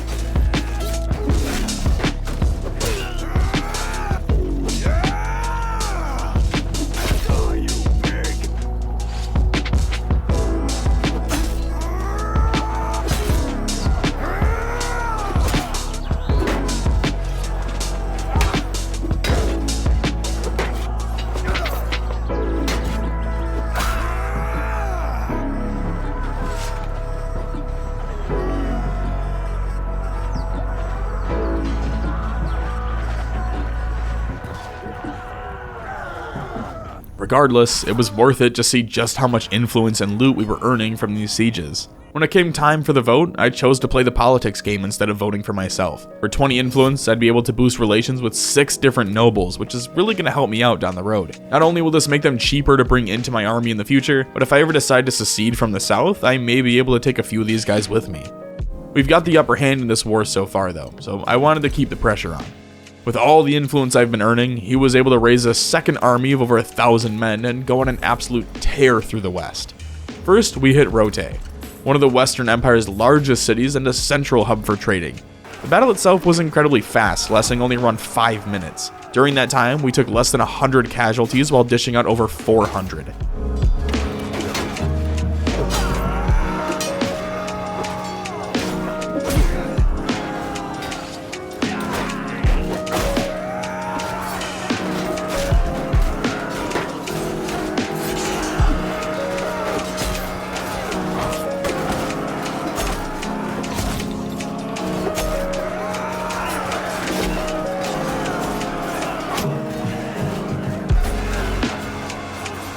With Rote in southern control, we targeted the nearby city of Yalmers, or however the fuck you pronounce it. The goal was simply to whittle them down with our trebuchets and then overwhelm them with our numbers, but sadly, we never got the chance. I don't know what it is with the Queen and making peace with our enemies as we're about to take major settlements, but I'm about to write her a very strongly worded letter expressing my discontent. With the war over, he welcomed in his second child. Now with 2 children behind the walls, I took advantage of the peaceful times to continue building up our city. Also, I don't know if it's just because we're in-laws now, or if it's because he's a grandpa, but apparently Hugh and Lucan are friends now. At least Lucan thinks so. We've got him exactly where we want him. Continuing the politics game, I voted to declare war on the Sturgia. Do I have any interest in them? No. Am I planning on going out of my way to fight the pissed off Vikings in the north? No. In all honesty, I'm just living out my Thomas Shelby fantasy. It only costs 20 influence to continue building my reputation, which I can get back from something as simple as winning a siege battle over a castle. That being said, we need to make it at least look like we're committed to the cause, so I took a chance early on when I saw Chastamir, inventor of the Chastity Belt, roaming the plains. I did choose to let him go though, since again, I have no interest in this war and it boosts relations with him. You ever make a decision that seems insignificant but ends up paying off almost immediately?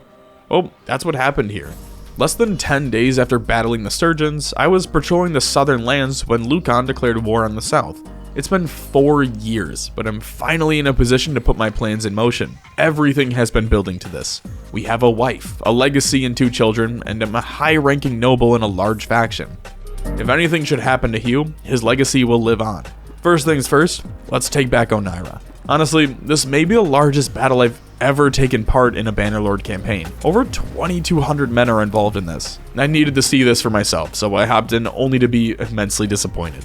I hate that every time I join a battle that I'm not leading, the entire strategy is to just go on the defensive and hide in the trees. This has never worked for us, so why would it start now? Now, in theory, this works because the Northern Empires will eventually overstep, and when the second waves are spawned in, Southern troops will spawn behind them, essentially surrounding the attackers. The problem with that is you gotta lose like 100 to 200 soldiers before that happens, so we're cutting off our nose to spite our face. The trees also serve as double-edged swords here. Sure, it's harder for cavalry to charge and the archers are more inaccurate, but we also have cavalry and archers of our own. Regardless, I stayed the course, hopping on a horse and focusing on the enemy cavalry. 4 minutes into the battle, kills were about even, which was concerning considering they had about 200 more men than us. At this rate, it's a battle of attrition, and we're losing. After almost 10 minutes of constant fighting, there were no battle lines. The entire forest was a giant free-for-all. We're also 1 blindside shot away from death, so it came as a massive surprise when the charge order was given. We had no way to stop their cavalry charges, but somehow we were just gonna charge ahead and everything would be fine? Yeah, I don't think so. The reasoning was because the second wave of soldiers had spawned in. The only problem? Well, they were all fucking archers. Hugh tried his best to split the lines so the south could organize, but all that came from it was him falling unconscious, and if you're wondering what the legendary Hugh Janus means to the morale of this army, well, just look at what happens once he goes down.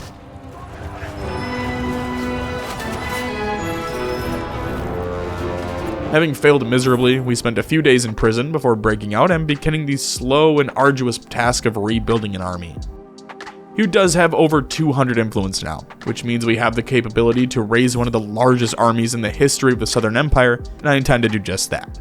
It's time to go hunting. Lucan tends to hide in the city of Diathma. It's his safety net, so we started there. Lo and behold, we've got him trapped. All that's left to do now is burn the city to the ground.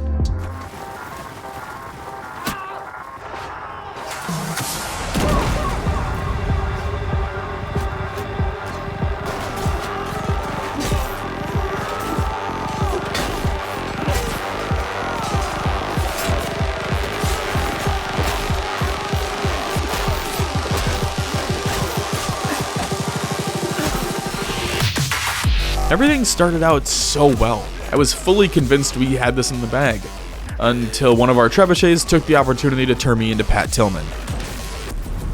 That being said, our forces took the city even without Hugh leading the charge.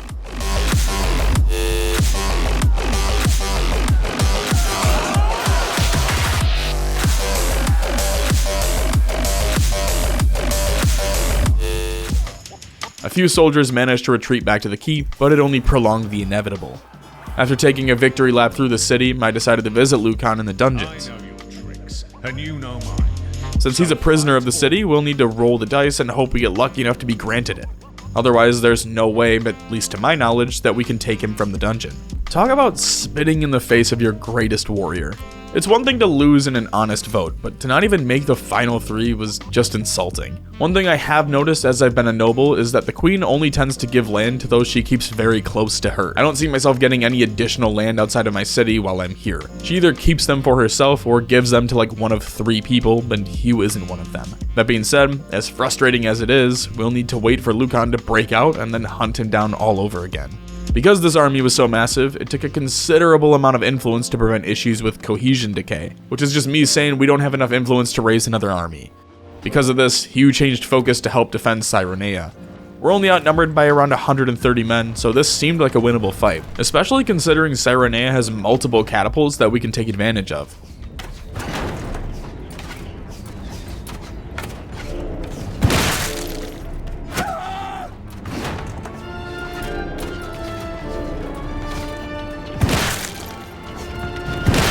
It seems like they're only pushing one side of the walls too for some reason, so it made focusing them down much easier to deal with.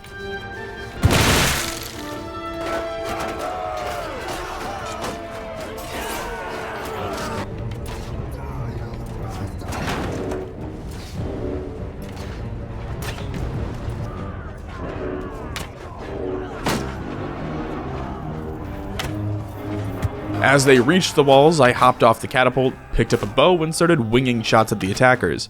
Unfortunately, I was the only one left on top of the tower. All the other archers had died. And once they noticed, well, it was open season.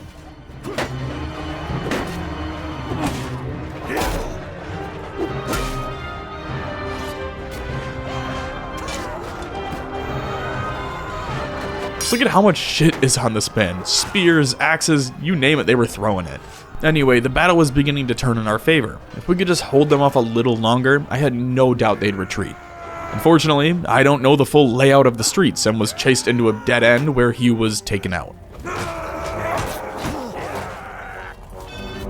Similar to that massive 2,000 person battle, once Hugh goes down, the fight is over. In total, the soldiers of Cyrenea killed 409 men, with Hugh's party alone taking out 202 of them. Literally half of the enemy casualties were attributed to Hugh's party. Unfortunately, none of that matters, as after almost 5 years, the city of Cyrenea had officially fallen to the Northern Empire. After escaping the dungeons, we once again found ourselves starting from scratch. It would take most of the summer to recover from our losses, but some good did come out of this. This was pure luck, but while recruiting soldiers, I walked face first into a battle between Lucan and several southern nobles. I took the opportunity and charged in, helping the nobles capture Lucan.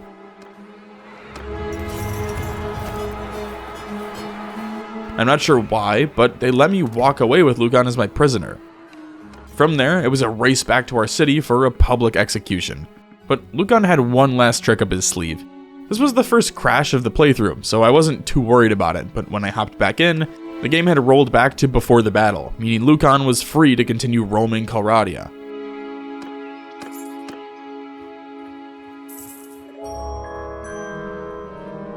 This lit a fire under me, and I went on a rampage, targeting northern parties in the area and decimating their troops. During this time, I was able to improve relations with the northern nobles while taking the mercenary teams prisoner. During one of these battles, I even took on 2 parties at the same time, winning and freeing a few southern nobles in the process. I'm not sure if it was just luck or because I'm beginning to improve relations with everyone, but I was able to learn of Lucan's son's location. If I couldn't have the king, I'd take his only son. The battle was relatively one-sided as I expected it to be. Lucan's son hid behind the castle walls, but nothing was going to prevent us from tearing them down.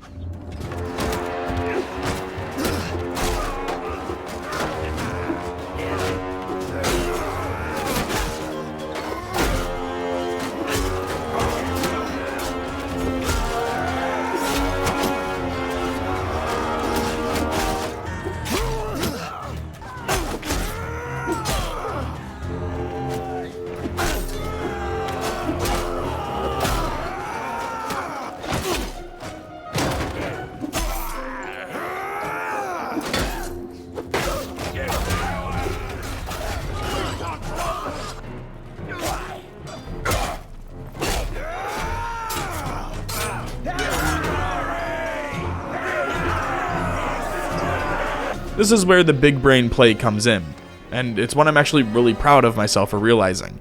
Since I wasn't part of the army that sieged the castle, I didn't get a chance to catch any nobles. Luckily for us, Bannerlord took the writing straight out of The Rise of Skywalker because somehow Lucan's son managed to escape and join Saranor's army. Baranor was leading the army of the south, so I jumped in to assist. They already had the numbers advantage and were likely to win without Hugh's interference, but I figured it couldn't hurt to give them an extra 170 soldiers to work with. Good thing we did join though, as Hugh's party accounted for half of the kills. Are you starting to notice a pattern here? Alright, well, here's where the big brain play came in. I know Asiron is somebody's prisoner, and since they aren't in the castle yet, it means he's in someone's party and not in a dungeon, so I started talking to the nobles in the area before finding out Joran was holding him. You may recognize Joran from the various tournaments, as he's usually the one always making it to the finals against Hugh. That's not important though. What is important is that I have influence, and I can use that influence to both disband the current army, and then raise an army of my own. Only this one is exclusive and only consists of Hugh and Joran. Once Joran is in my army, I can control where he goes and what cities he enters. Say, a player-owned city where he's inclined to donate his prisoners to the dungeons. And if Hugh just so happened to own that city, he could take prisoners from the dungeon and transfer them to his own party, which would then allow for a, public execution? That is, unless the game decides to crash again. Luckily, I learned from Lucan's attempt and remembered to save before attempting the execution. At this point, I had a sneaking suspicion that this was happening due to the improved executions mod, so after turning that off and relaunching the game, I gave it another shot. Talk about kicking the hornet's nest. Holy shit, that pissed off so many people. I'm hoping that pissed off Lucan enough to overstep, and when he does, we can swoop in and take him out too. I need some more influence before raising another large-scale army, so instead I chose to join another army and helped siege some cities. This was one of the bloodier battles of the playthrough. We had a clear number advantage, but that doesn't really matter if the defenders can destroy your siege equipment, forcing you back to using ladders.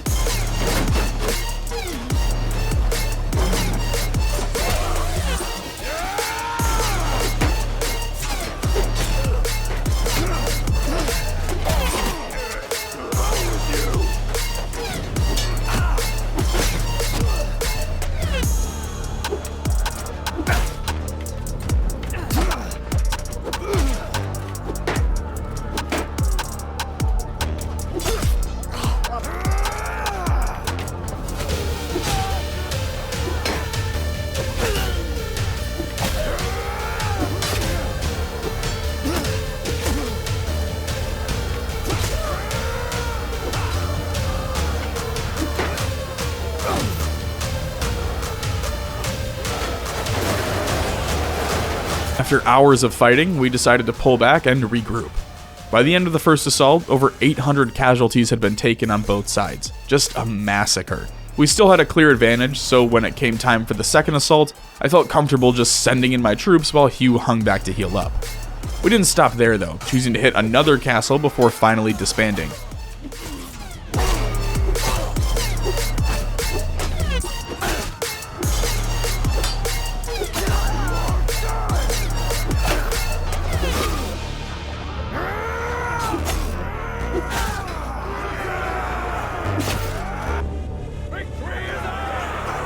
He was up over 400 influence now, and to be honest, I think that might be enough to recruit like 75% of all the nobles in the Southern Empire.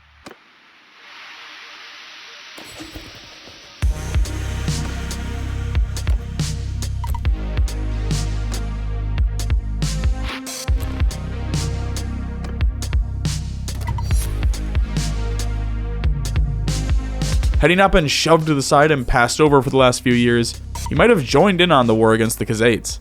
But since they don't seem to care about Hugh of House Janus, why should he care about them? Especially after he'd come so close to enacting his revenge. Why stop just short?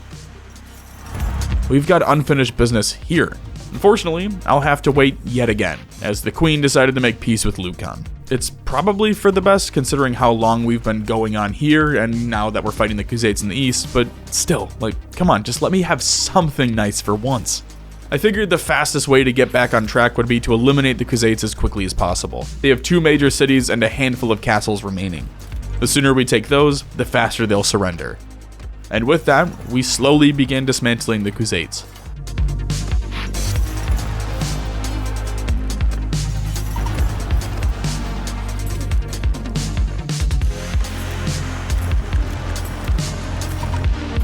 By that summer, we'd have finally closed in on their final castle. I've been simming the battles, but considering this one is pretty close, I thought it'd be better to just go boots on the ground and get my hands a little dirty. The issue wouldn't be the castle's defensive weapons for once, but instead the sheer amount of men they had ready to defend it. Both sections of the walls were completely destroyed, so we should just be able to flood in. Pair that with the fact that our catapults have pinpoint accuracy and are able to thread the needle of a hole in the wall, all while not hitting a single one of our soldiers, and all we need to do is sit back and wait. When I got bored of that, I jumped on the battering ram and helped the soldiers break through the front gate. This wasn't really needed, but having an extra point of entry that needs defending will certainly help thin the lines out.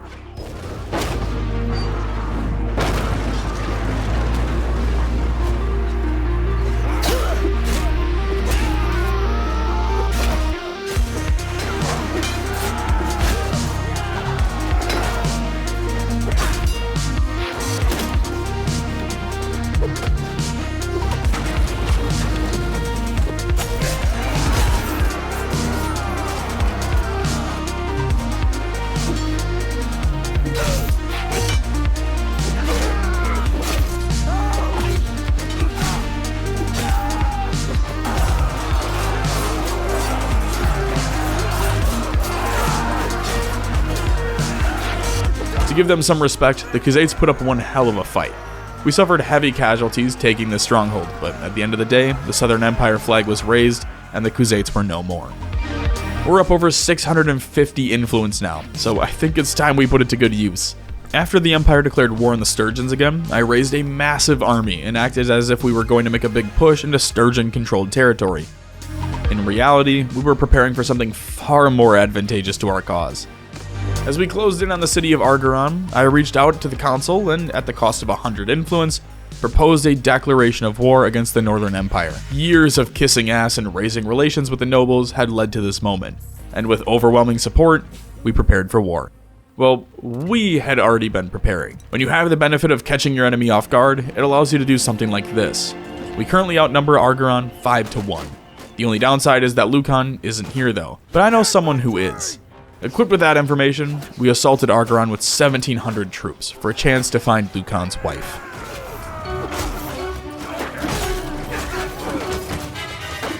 This was a slaughter, an absolute bloodbath. We pillaged the city, cutting off escapes for the retreating soldiers and leaving no survivors.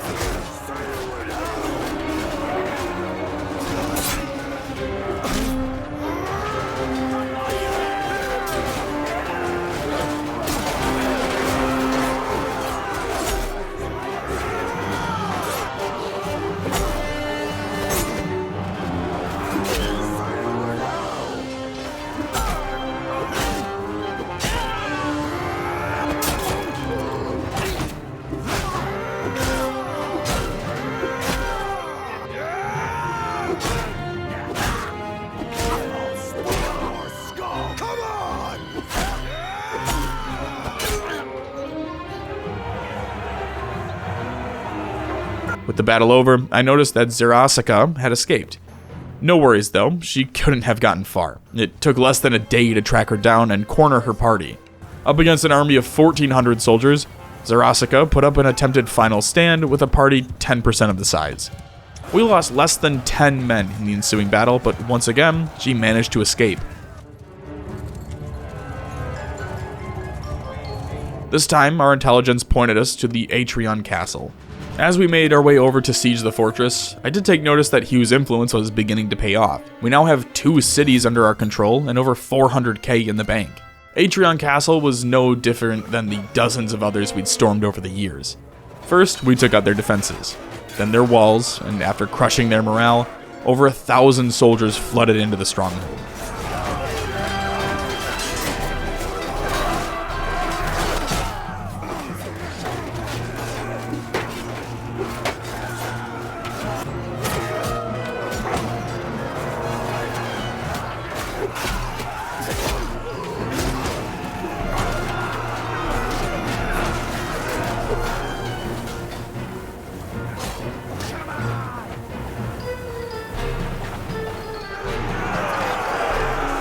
This has been going on long enough though. I've burned through almost all of my influence at this point, and aside from the castles and cities, I have nothing to show for it. We still have over 1,500 men in this army though, so I burned the rest of my influence on keeping the group together and set a course for Lucan's last known location.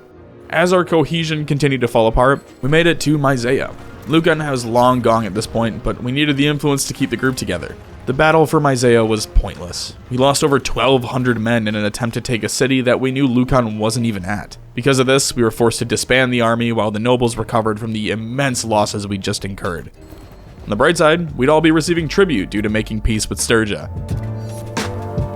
The next few days were chalked up to sitting around the city waiting for Hugh's soldiers to heal. There were well over 100 men in this party who were incapacitated from the assault. During that time, Gyarios of the Western Empire decided to declare war on us, but Hugh wasn't swayed. Same with Sturgia. There's no reason to go after the West when our target sat directly in front of us. Well, that is, until they try to take your cities from you. In which case, fuck them. We were able to break through the siege lines and get most of our troops into the city to defend from the West. I like to think I've got this down to a science, and that science is to simply find a catapult and fire it until they tear you away from it. Even though they were taking massive casualties, the West just wouldn't budge and eventually found themselves breaking down our front gates.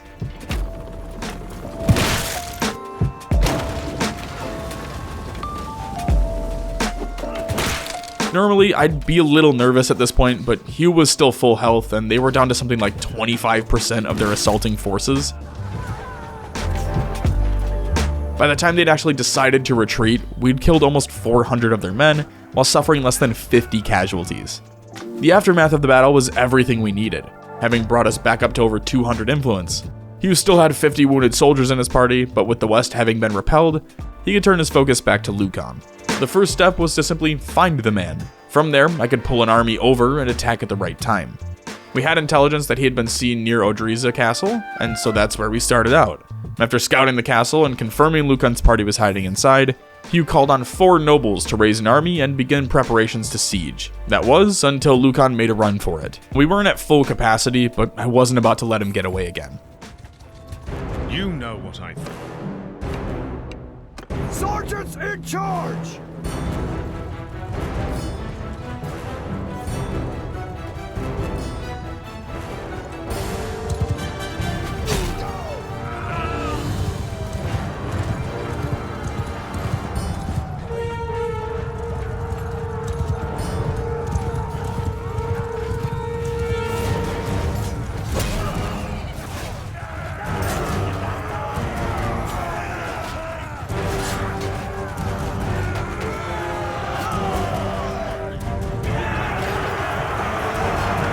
Similar to his son, someone else had captured Lucan, causing me to move the entire army back to a controlled city, where he was dropped into one of Hugh's dungeons.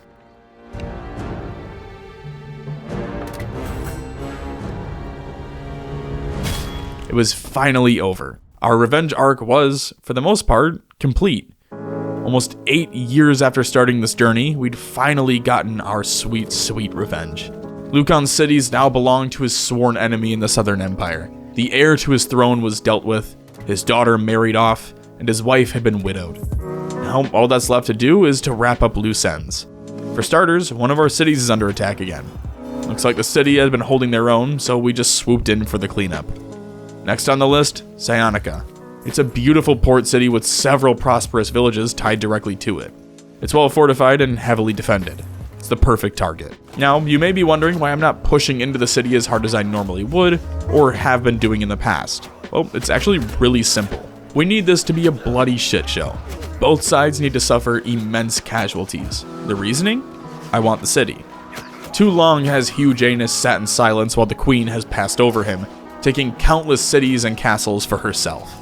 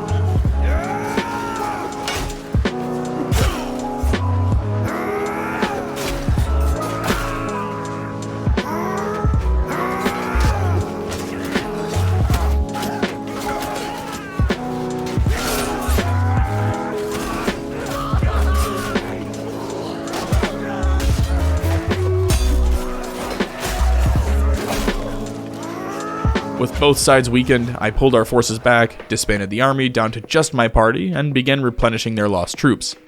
The goal was originally to leave the Southern Empire here, and then take the city for myself.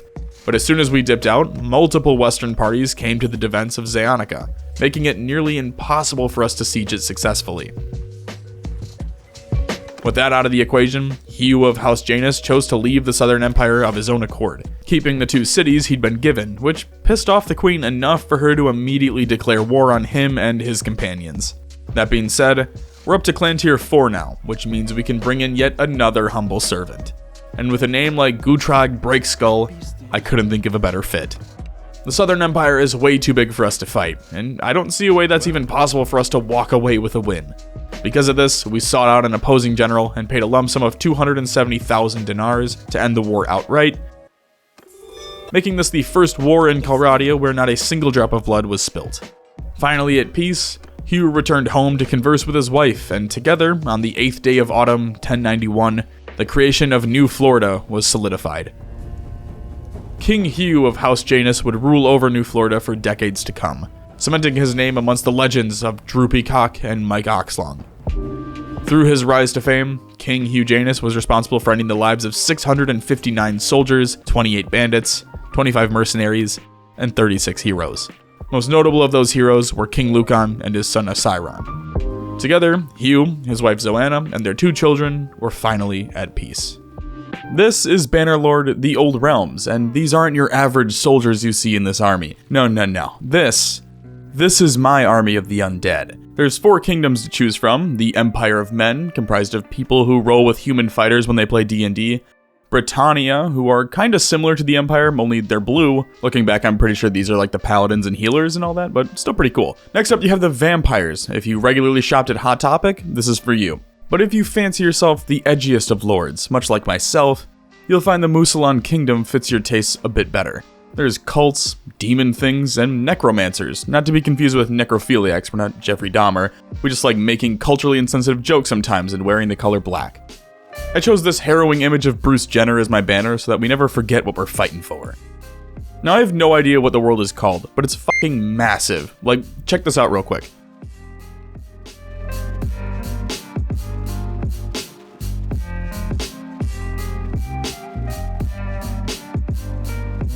When you're done drooling over the map, change your pants and get ready for the skill tree. Each of the original skills has been overhauled with the custom artwork, and it's gorgeous.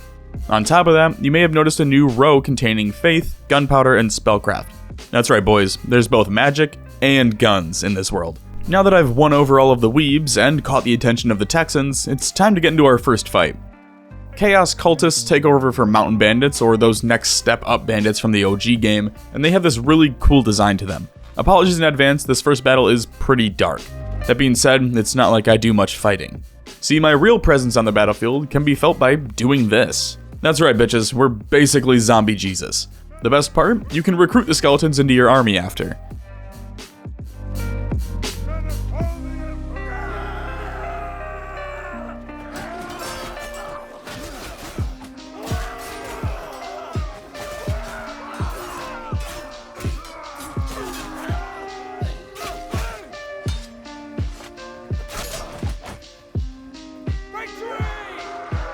They may start as weak, frail skeletons, but they can be upgraded into absolute behemoths if they manage to survive long enough. Check some of these guys out.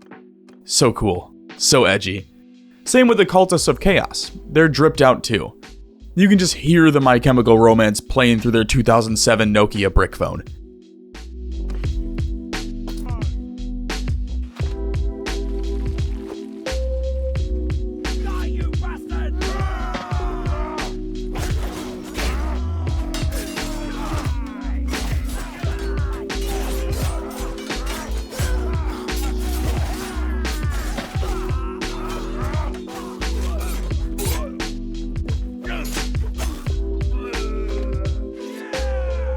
While traveling, you often get these random encounters that pop up in storybook format as well. In this instance, a random stranger wanted to duel me, which Human of House Gus rejected. After reaching the nearest city, I sold my loot and purchased a scythe to make myself appear just a bit more edgy. It seems that even when I simulate battles, I'm able to raise some of the dead to join my ranks afterwards, having them slowly replace the peasants I'd recruited at the start. That being said, I gain way more renown if I participate in these fights, even if they are only against cultists.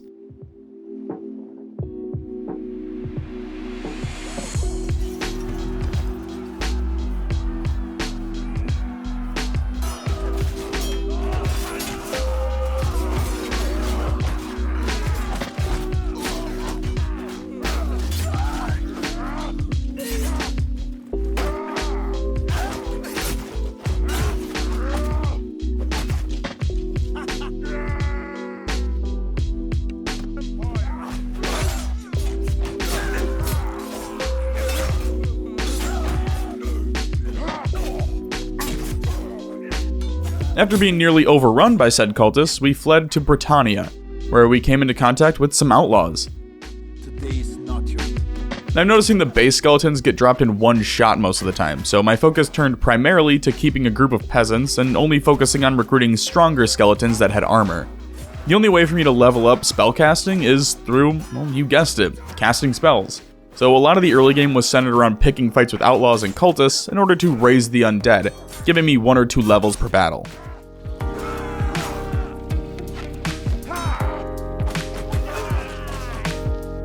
Basically, I'd go into a fight, move my troops as far away as possible, and then spam the cooldown on my necromancy spell.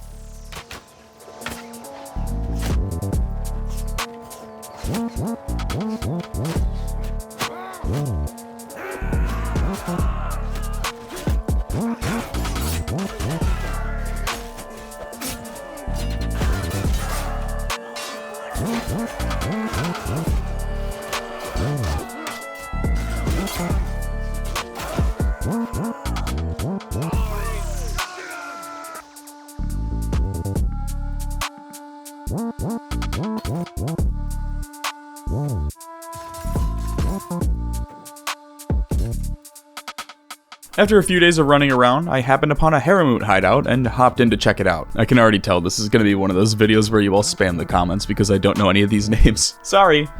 Anyway, this may actually be the best place for me to level up spellcrafting right now, since we're attacking and I can just sit back and keep spawning in my army before rushing in. I gotta say though, these hideouts are so fucking cool. They've completely overhauled the traditional setup where it's a few tents sprawled out, and in this instance, the bandits have taken over some ruins. Just an incredible addition, and one I wasn't expecting going into this.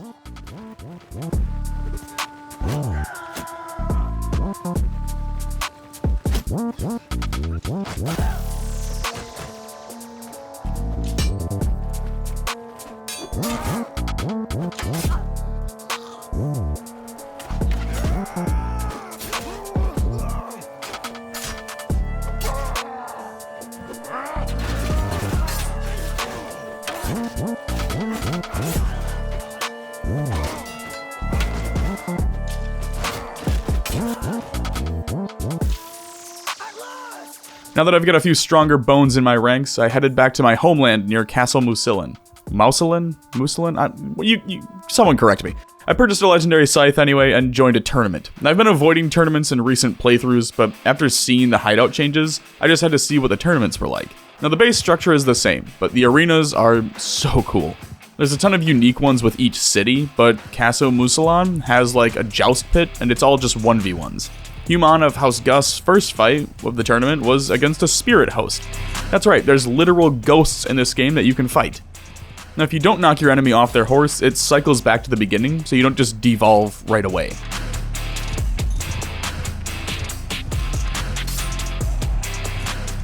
This was also my first time in hundreds of hours of Bannerlord that I watched a round of a tournament. Yves the Fallen Knight is a companion with all 250 or above stats. Just an absolute lethal soldier on the battlefield, which made it genuinely terrifying to go up against them in the third round.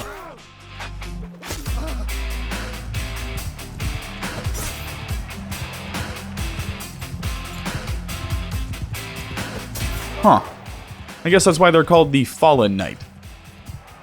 It seems the tournaments are pretty balanced here as well, since I only received 3 renown for winning the entire thing, compared to the 6 or so that I was getting from fighting cultists. Speaking of cultists, I found a Scientology hideout in the distance, so I began fighting my way over to that. Another fool in the... Hunters! Move out!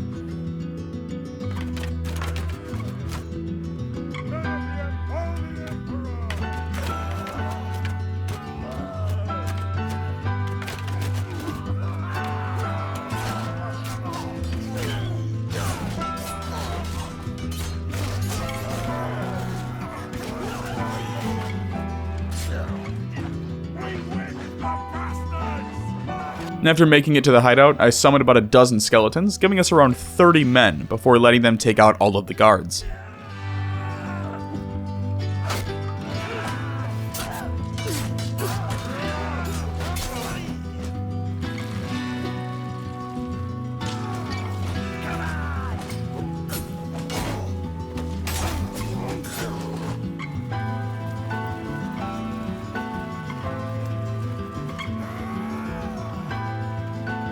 When it came time for the final engagement, I declined the duel, which I thought was pretty smart. In reality, we were greatly outnumbered and it just led to everyone being slaughtered.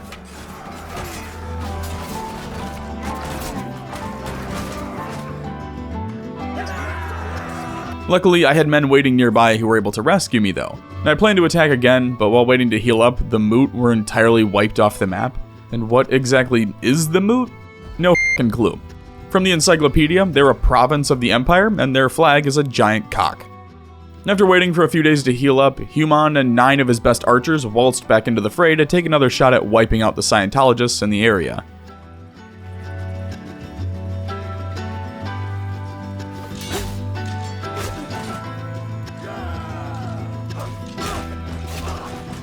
This time, there were only 3 remaining cultists, so I declined the 1v1 again, allowing my skeletons to tear down Tom Cruise and his butt buddies, before resurrecting them and adding them to my party. One thing I'm trying to put a greater focus on is companions. Since I'm putting so much focus into spellcrafting, I'm looking to fill out my areas of need. Specifically, a doctor, someone with high steward, an engineer, or someone high in tactics or leadership. Any of those will help me narrow down what I should focus on outside of spellcrafting. While on the road, Human came across a wandering merchant and just check out some of this gear. The artwork and style of some of these is just incredible. I can't afford any of this now, but hopefully we'll find another merchant in a few years.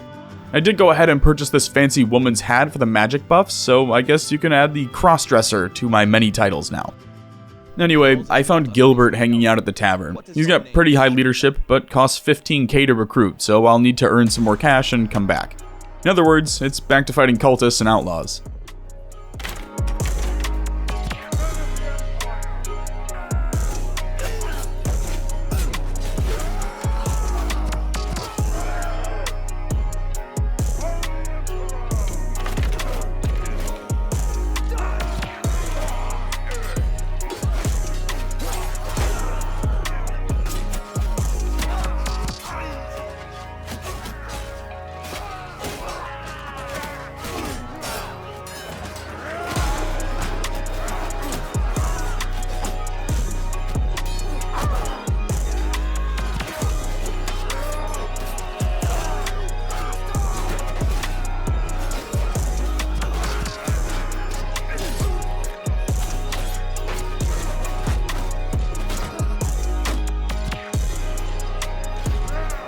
After winning 3 skirmishes, I joined another tournament at Castle Bastan.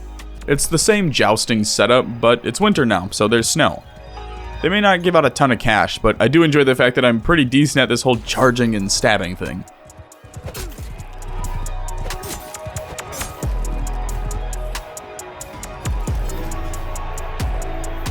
By far my favorite encounter. It's just your character watching a traveling band perform Country Roads. Absolute banger. As if this overhaul couldn't get any better, you have a chance to find a fair and gamble on horse racing. God, I love this so much. Honestly, I don't know how I'll ever go back to normal Bannerlord after this. Look, they even got the British their own little faction.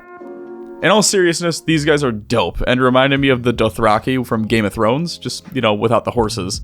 Maybe a mix of orc and man, I don't really know, but they are really cool and very well designed. They're just as easy to take down as the other enemies as well.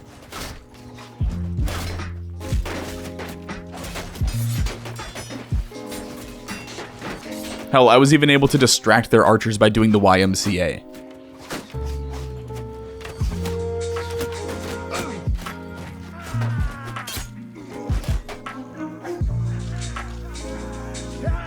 That being said, they seem to be dominating this road. There's patrols everywhere, and they often raid any caravans that walk through. Because of this, Human of House Gust felt obligated to deal with the threat. Men of the end, move out! Sigmar's there! Move out!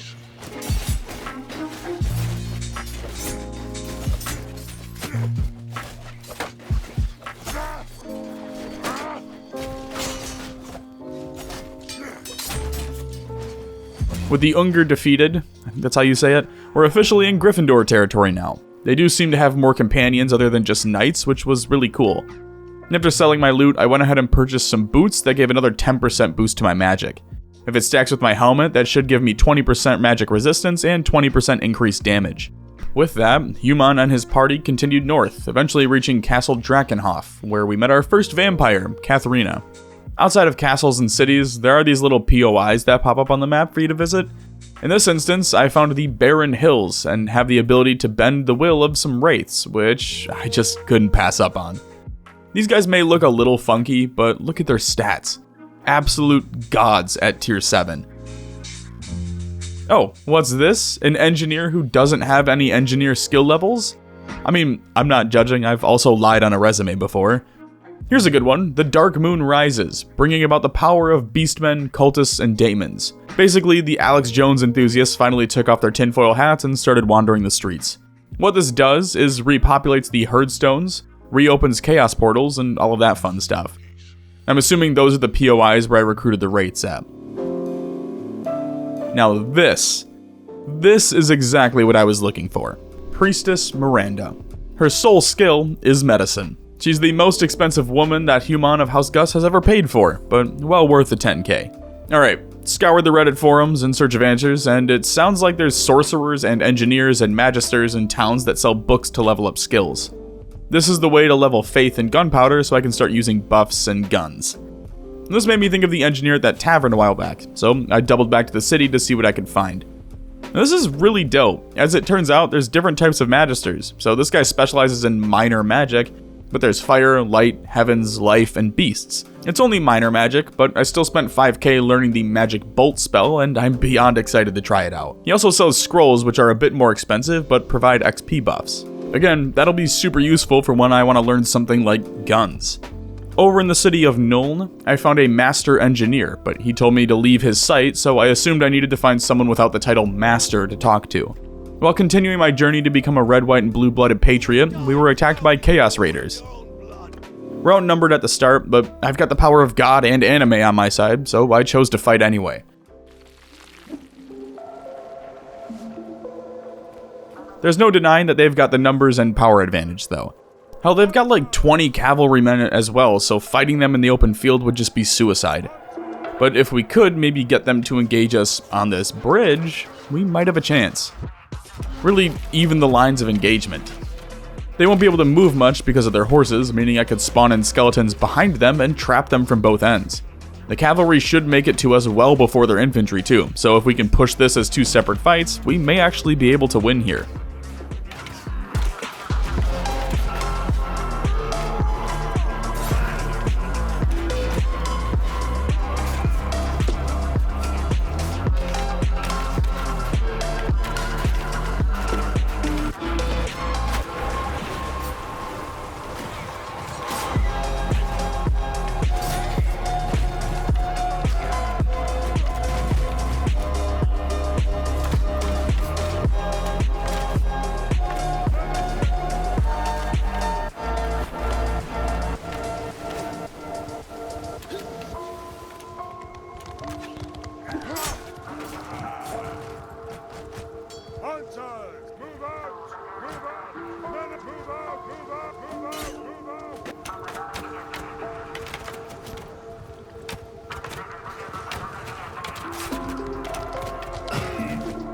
I thought we put up a good fight, considering we're fighting demon knights, but with the writing on the wall, Human of House Gus pulled his men and retreated to the city of Averheim.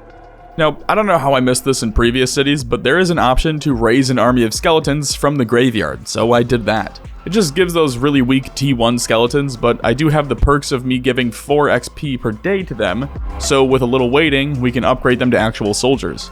Now with that, I did a bit more exploring before uncovering my first Chaos Portal.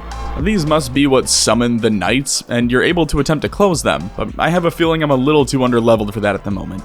That does seem like a really cool late game Rift style dungeon experience, so I'll have to try that out later on. However, that didn't stop me from assisting in a battle against them, walking away with 3 prisoners. I gotta say, whoever designed these characters deserves to make millions. These guys are so grotesque and gory, and I absolutely love it. For shits and giggles, I threw on the party size increase mod, which is what I've been running in recent Bannerlord vids to get those 150 party sizes at level 1, and I was elated to find out that it works with the Old Realms overhaul. While I was busy pretending to be the Night King, the local neighborhood watch caught wind and attempted to assassinate me, leading to a little tussle in the graveyard. Now I know I've been sucking off the mod authors for the entire video so far, but just look at this graveyard setup. Guys, how can you even compete with this? This mod could be a standalone game and I'd pay double what I did for the vanilla Bannerlord.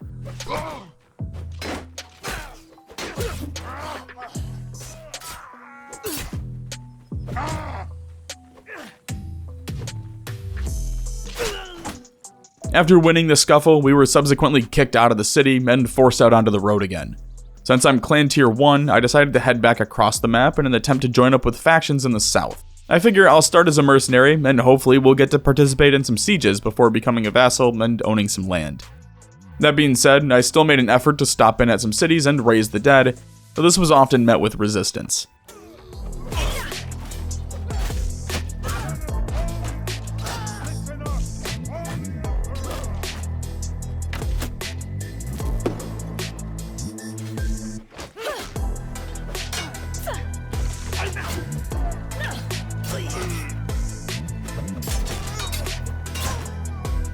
There's only one problem with all of this. No one needs a mercenary at the moment. I'd seen some Steam discussion posts saying that no one declares war on one another, so I came up with the idea to just farm out renown until clan tier 2, join as a vassal, and then acquire enough influence to vote to declare war. Worst case, I could just take a castle myself and start a war that way. While that plan cooks, I went ahead and recruited these bloaters and Chaos Knight prisoners because they just looked so badass. The best way I could think to go about grinding renown was to fight those Unger warbands. Most of their party sizes are around the low 30s, which is double the cultists and outlaw parties roaming the areas. I even managed to find a few in the 40s and 50s. Sure, it helps that there's a hideout nearby, but why destroy it when it keeps producing enemies for me? This also turned out to be incredibly lucrative for us, as the Ungers have pretty solid bows and shields. On top of all these simulated battles and loot, I'm slowly building up my army with stronger skeleton troops. See, I may lose 40 or even 50 men in a battle, but after I win, I can simply raise the dead and walk away with 30 or so better trained additions. Not including the survivors who are all typically leveling up as well.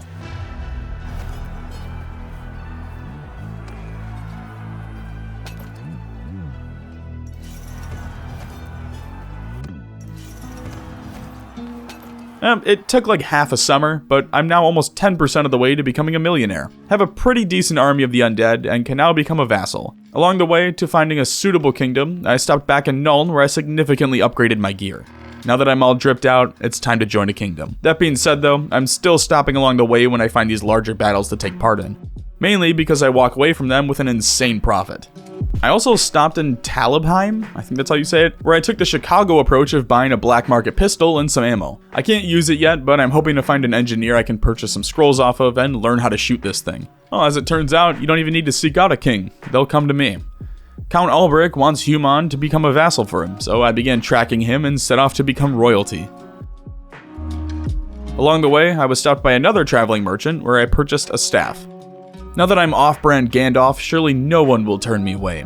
After tracking down and meeting with Ulbrich, he offered me a selection of around 260 men, and some of these guys who were just too good to pass up on. Sure, the undead don't go on the payroll, but these cav are like tier 8 plus. Some have rifles, some are charge cav, some have pistols that were just too good not to take. Yep, I'm gonna be real, I don't see a way we lose a single battle going forward. Oh, and there's fucking grenade launchers.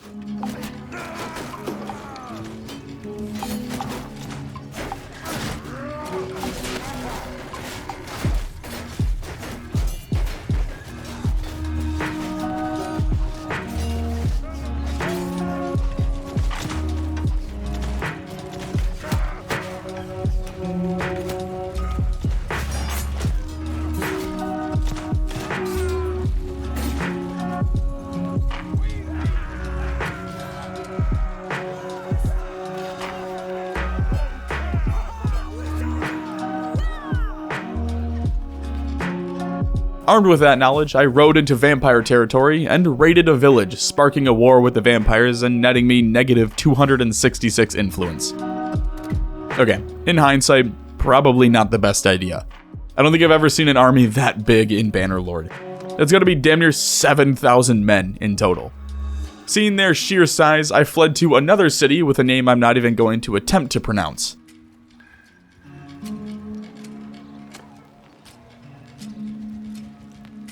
It looks like they lost a ton of men taking the first city, so a successful defense here could really help turn the tides. That being said, we've only got 1 day's worth of food here, so they could just starve us out. Outnumbered 2 to 1. Let's fuck up some vampires. Obviously, the best place to be is with the catapults. Unless they've got rogue sorcerers summoning lightning and shit. Even with that, I managed to do some decent damage and even land a few magic bolt blasts.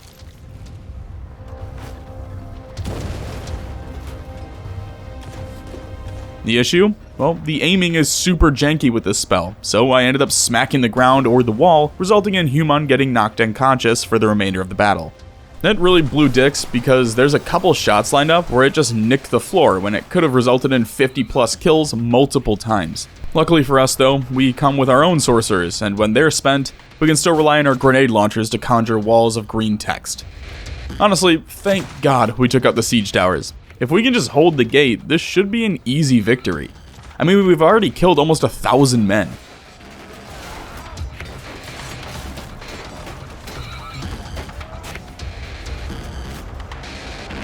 What an incredible battle. I'm really bummed I didn't get to participate more in it, but good God was that defense sweet.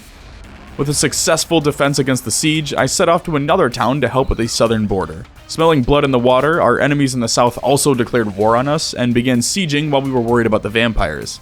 So we'll need to head down and show them how shit works. Before that though, I was tripped up by a wandering merchant where I purchased a full armor set for a little over 60k. It's well worth it for me considering it's about 4 times the protection than what I was currently wearing. Sadly, the time spent with the merchant meant I was too late to defend the city.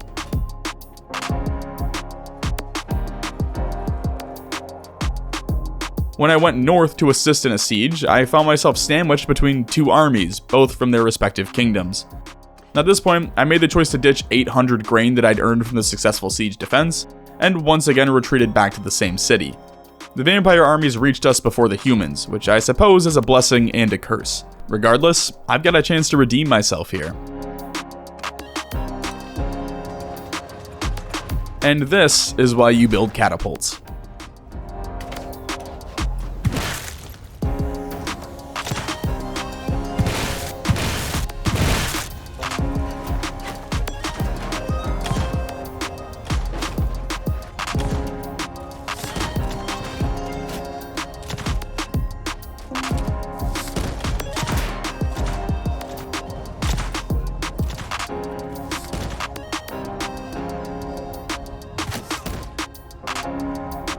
As it turns out, me declaring war on the vamp kids actually worked out in our favor. Sure, we lost a city temporarily, but we're now receiving 2,300 dinars from them as daily tribute.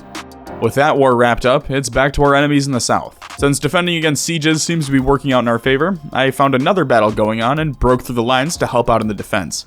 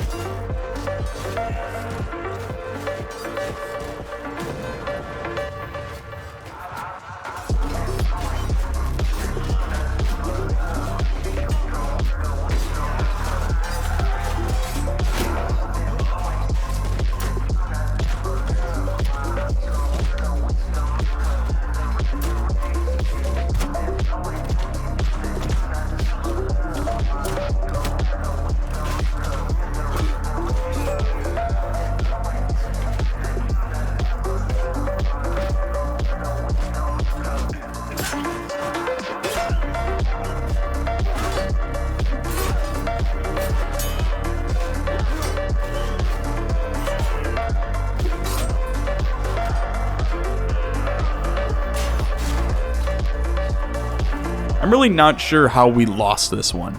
Like, they were down to their final 100 or so men. We'd killed over 1,000 of them, and somehow they just kept pushing. I mean, credit where credit is due, we gotta win these or else the kingdom's gonna fall, but I don't know, I was just sitting around waiting for them to rout, and it just never happened. Over the course of spring, I was imprisoned no less than 5 times. It seemed like every single time I was able to break out, I'd get swarmed by enemies again. After spending almost the entire spring season as their prisoner, I decided to just leave the kingdom that I'd plunged into war and attempted to join up with their enemy. I swear there's nothing like a Bannerlord defeat to really shatter your morale. Especially in the old realms, it just feels like your enemies smell blood in the water and just keep kicking you while you're down. Now that being said, it only takes a few victories to start rebuilding an army.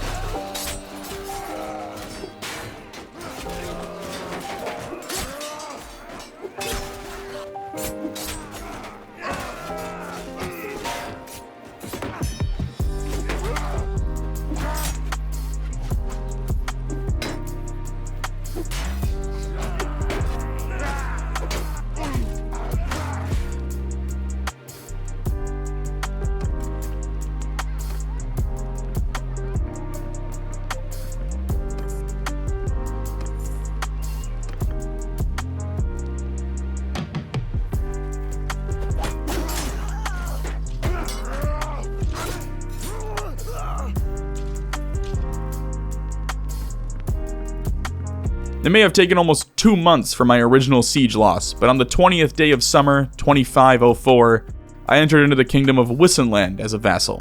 Since we're not currently at war with anyone, I tasked myself with clearing out the bandit and Unger camps that had been thriving in the lands for years.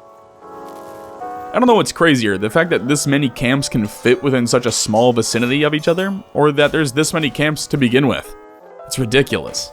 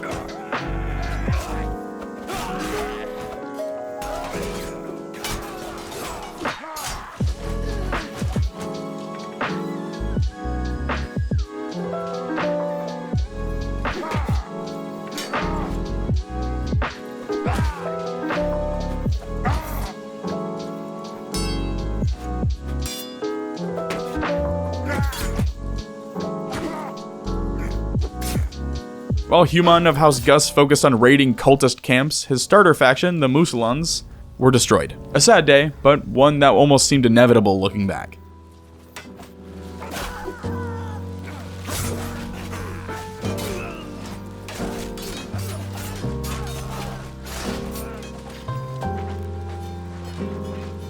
Turns out raiding hideouts is actually pretty rewarding in the sense that I have 60 influence and was able to sell all that loot for around 30k.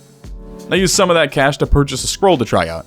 Apparently you just click the magnifying glass on them and you'll start to read, but I haven't received a notification or any indication that it's working. The XP for spellcasting is the exact same as it was a few days ago. I'll keep it with me for now, then try it again in a little bit, but I'm gonna be a little bummed if this doesn't work. So one thing I completely missed early on is your career breakdown. It increases with each clan tier, but you get these perks that you can increase with career points and they're insanely OP. Some of these include practically doubling your health, increasing damage by 10% for different combat skills, reducing wages of your infantry and party, and just so much more. Just a really cool feature. There's also a spellbook that shows you what you can learn. Since Human is a necromancer, he can learn minor magic and necromancy. So I'll have to find a person to learn some of these spells from because they're just really cool. Like this one, where you can raise 15 skeleton champions, which are those elite max tier warriors. Come to think of it, that may be why I can't use those books if I can't learn that magic. Something tells me that's more of the faith skill instead of necromancy. Alright, so the Dark Magisters are where you learn necromancy spells. After running around the map for a bit, I realized, duh, they're probably in the vampire-controlled areas, and that's exactly where they are. I grabbed 2 new spells from him, one which is like the Magic Bolt, and another that raises stronger skeletons for the battle. I also bought a new book to try out since it's from the Dark Magister, but it doesn't look to have mattered, so if anyone's played this before, please explain to me what I'm doing wrong here. Outside of that though, my only real complaint is that factions only seem to declare war on you if you've already in a war, and no one does outside of that. So the only way to start wars with other kingdoms is to either use console commands or initiate a war yourself, which often drops you into the negatives for influence. While trying to find ways to build influence, I recruited Hergard, the warrior priest, which is essentially a paladin. I figure he's more than suitable to lead my infantry. Alright, so I thought about it, and what better way to earn renown and influence than by battling the literal forces of hell by attempting to close a chaos portal. Going into this, I had no idea what to expect, but I have a party of 255 soldiers, so I was optimistic. At least initially, we had success, but as soon as their infantry got up to us, I mean, we should have known.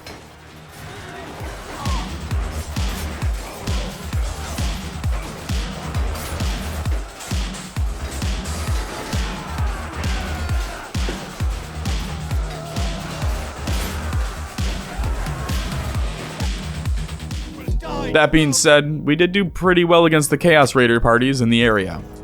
Sure, we lose 100 or so men, but we're able to recover pretty quickly by raising the dead. If we can string a few wins together against those raider parties, and then recruit the prisoners, it should significantly bolster our forces. The process for this was actually super easy. All I had to do was idle around the Chaos Portal, wait for the raiders to appear, and then join in on a fight since other nobles would usually drive in on them. The only major upset was this. Gotta love it. With that crash, I lost about 4 to 5 raider battles and about 90,000 dinars worth of progress, which kinda sucked, but honestly, this was the first major crash of the playthrough, which surprisingly is a lot less than a normal Bannerlord run for me. Luckily, it only takes a few victories to rebuild what I lost, and by early spring, I was up to over 150 influence. My plan is to keep farming these for a while, and then once I'm up to over a few hundred influence, I'll raise an army and go assault the Blood Keep.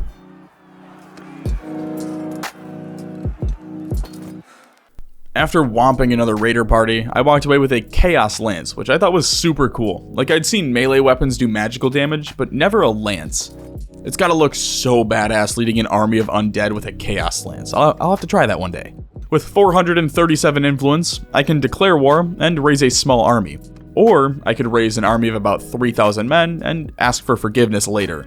The only holdup with that is that Bloodkeep has a defensive force of around 3,000 men. So I'll need much more than that if I'm gonna take the keep, which means more grinding.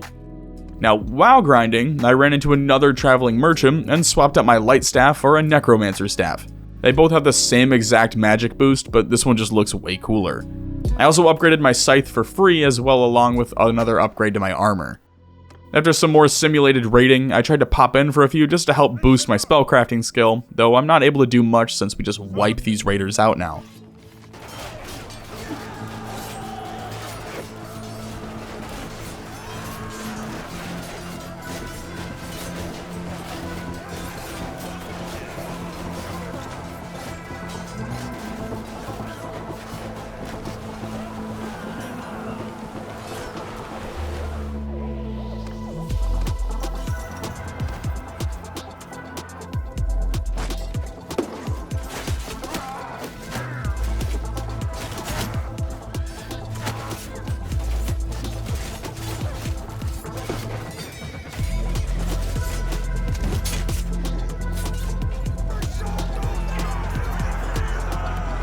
After clearing another Unger party, I hit spellcrafting 126, which unlocked Master Craft spells. So, I sought out the Dark Magister in the north again. And while on my way up there, I came across another traveling merchant and purchased Empire General Armor, completing the drippest of drip the world has ever seen. After reaching the Dark Magister, I spent 50k on 2 Master level spells, allowing me to do insane damage with one, while finally being able to summon the 15 skeleton champions with the other. These are quite expensive though, so I'll need to level up my spellcrafting more to conserve my Winds of Magic, which is just basically mana. Here's what the spells look like in action. Both cost 25 and 14 with Winds of Magic to produce, so I'll need to start using these more often if I'm going to be effective at all in a siege.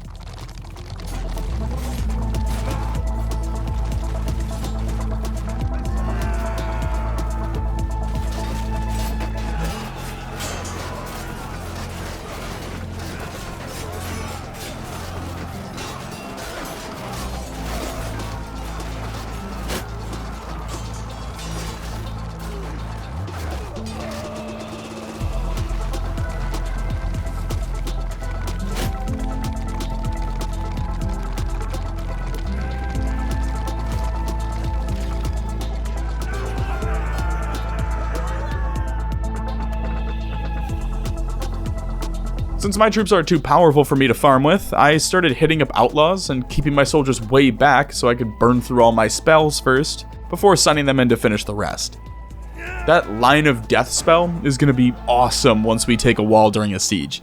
I'm just imagining using that and wiping out like 80 men coming to reinforce a wall.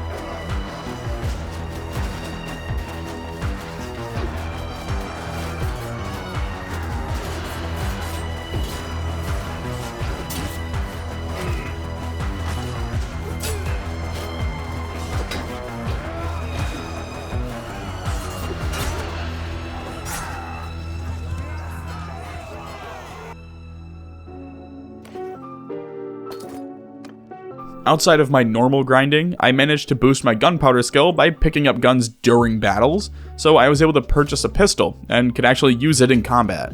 Time to try it out.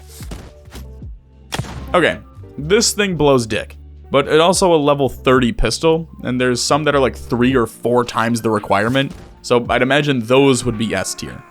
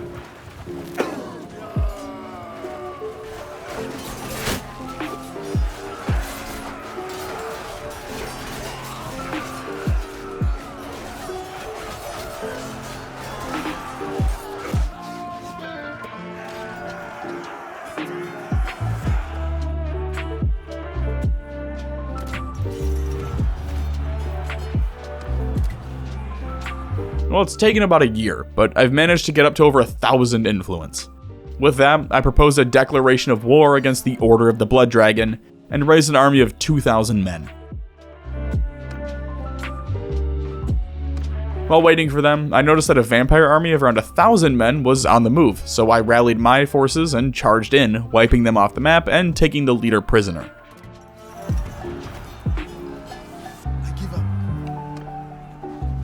I then called in for an additional 600 men or so, and began the siege. I prioritized building siege equipment since I didn't want to completely destroy the place. That being said, this was easily the biggest siege assault I've ever taken part in a Bannerlord game. After taking down their catapults and building all of our siege equipment, I assigned generals to all of their parties and began the battle for Blood Keep.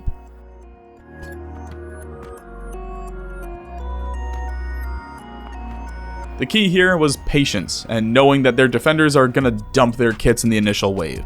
How do I know? Well, because I do the same shit.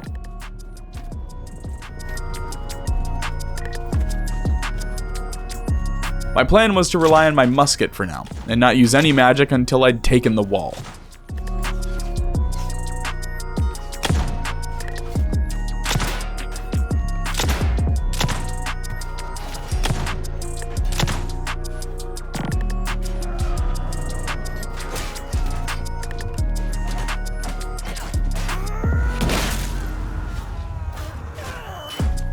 Here's my time to shine.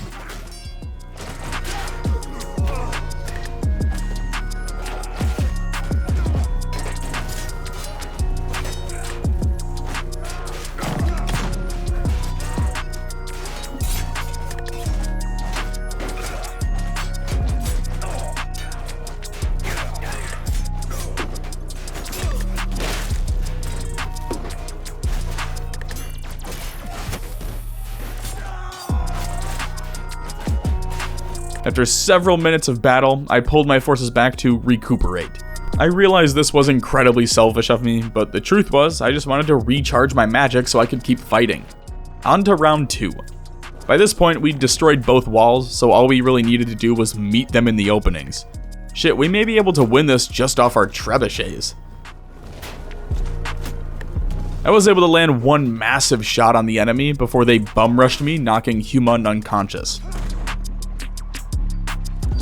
Alright, it's now or never. I spent several days healing up, at the cost of my army cohesion, leaving me without enough influence to keep the group together. No matter what, we need to finish this once and for all. Initially off to a very slow start, I realized that we had 100 men just sitting back by the trebuchets, so I led them on a charge directly up the bridge to the castle gate, since, well, it appeared unguarded. After breaking through, I led them down to a clearing where I could drop rocks on the enemies below us. Originally, this was supposed to serve as more of a distraction since it pulled the enemy troops over to us and allowed the men to push through one of the wall openings. But we ended up holding our own way longer than I anticipated.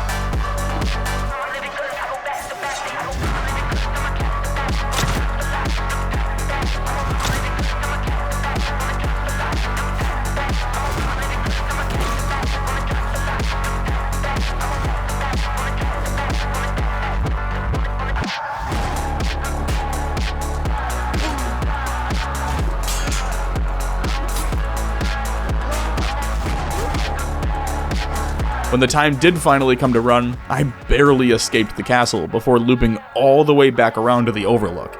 I'm out of magic, practically dead, but I've still got some bullets, so let's see what we can do here.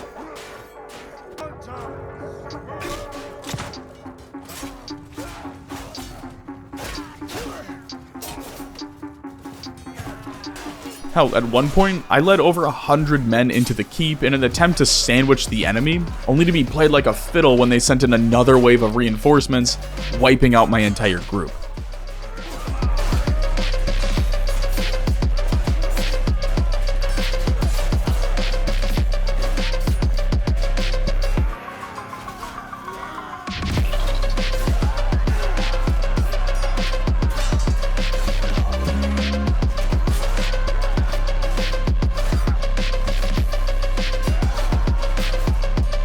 While trying to retreat back to my own lines, I'd managed to get myself stuck in such a way that I couldn't die. But I couldn't land and stop the shaky cam, leaving me to watch the rest of the battle like this. Keep in mind, at this point, we're damn near 40 minutes into the battle. Like seriously, I couldn't even retreat even if I wanted to. Since all I could do here was get motion sickness, I decided to step away for about 10 minutes, and when I came back, I realized I was finally able to retreat.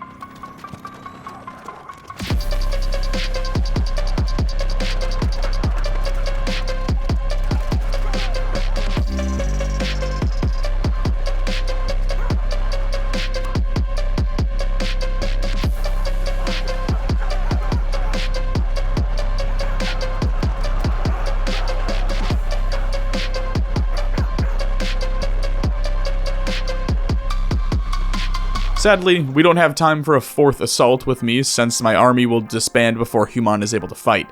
So I sent in the troops without me, resulting in a final victory. With that, Sylvania has fallen, and Human of House Gus now retains full control of Bloodkeep. I honestly don't know how I'll ever go back to normal Bannerlord again after this. And even after spending 5 years messing around as a necromancer, there's still so much content to get my hands on. We only just started learning firearms, there's still 4 or 5 more types of magic to learn. I didn't even get to close a portal yet. Just so much to try out, and honestly, it's something I'm diving right back into once I finish getting all this footage ready. The very first thing we did was grab a few peasant recruits and locate some bandits. I purchased a 2-handed axe to help get Bane started, but now we have almost no cash, hence the immediate combat. The first battle served simply as a way for us to purchase more food for our party. I have no immediate plans to upgrade my peasants either, since they're incredibly cheap, only costing 2 dinars per day per recruit. This also serves as a great way to level up my archery and riding skills, since, as you can tell, we're kinda ass at it. Normally you'd expect a ranger to be an elite archer on the battlefield, but unfortunately, Pontificus Antrificus Nomadius Ergonia has more chromosomes than letters in his name and struggles with basic tasks. Oddly enough, he can name you every type of train that's ever been built in the last 150 years though. The best way I found to ensure some early success is to simply ride up directly on top of the bandits and then launch arrows into them.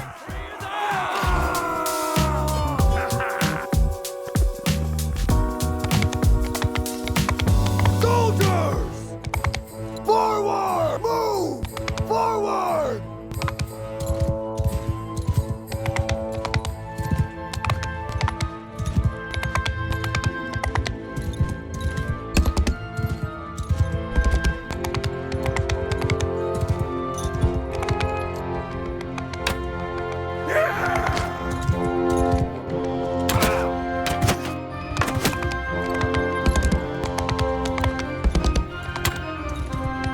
Footman charge!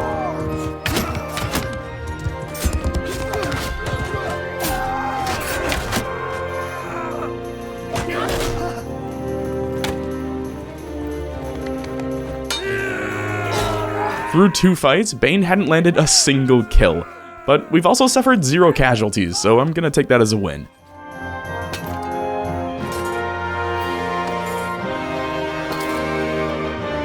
There's a simple short bow at the nearby city of Seanon that I'd love to swap for my mountain hunting bow, but unfortunately we're still on food stamps, so we'll either have to fight some more bandits or commit various degrees of tax evasion if we're serious about buying this thing. At this rate, I can keep hunting bandits and slowly level up, or I can take on quests for something like raiding a bandit camp, which not only will allow me to continue fighting, but will also pay me a hell of a lot more than whatever I can manage to loot off the corpses. So, with that, I accepted the quest, located the bandit outpost, and attacked that following night. These raids were a great way to get some easy levels into my archery and athletics. Since most of the enemies are spaced out, you can isolate each camp, wing a few shots at them, and then just send in the infantry to bum rush the remaining fighters.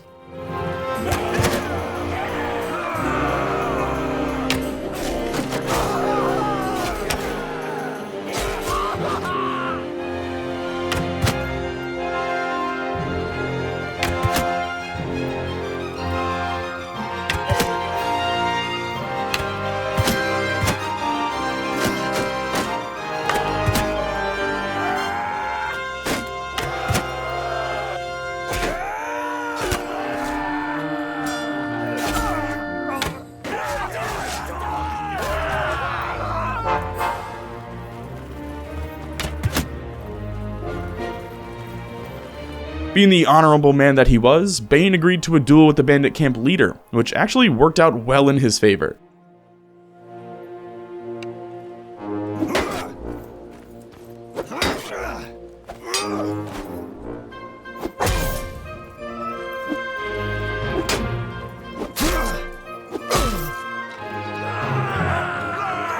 With the leader taken out, we took the remaining bandits prisoner, collected our loot, and completed the quest, which paid out 3,000 dinars. With some more cash in our pockets, I hit up Penkanak, or however the f you pronounce that, and purchased some barbed arrows, which, if you think about it, kinda sounds a little bit like a war crime, but I'm not gonna question it.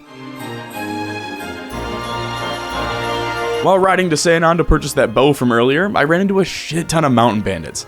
Like, seriously, there's gotta be over 30 of them just idling around over here. I didn't want to risk being taken prisoner and sent off to a P. Diddy camp this early into the run, so I gave them 250 dinars and they let us walk away. Though I did plan to go back and wipe them out as soon as I had my new bow.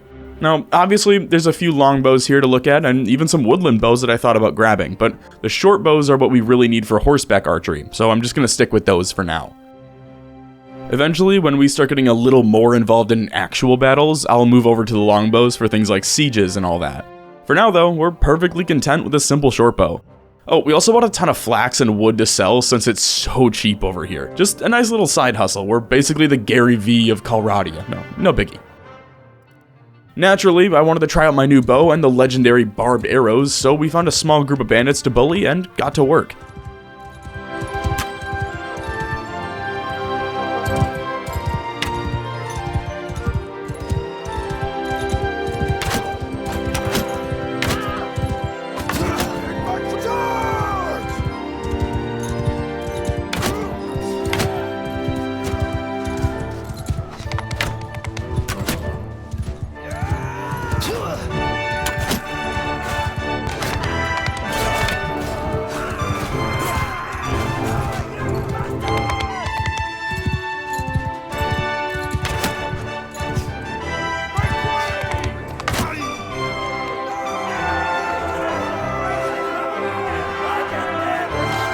With the cash gained from defeating said bandits, Bane purchased a Battanian hobby and replaced his starter horse.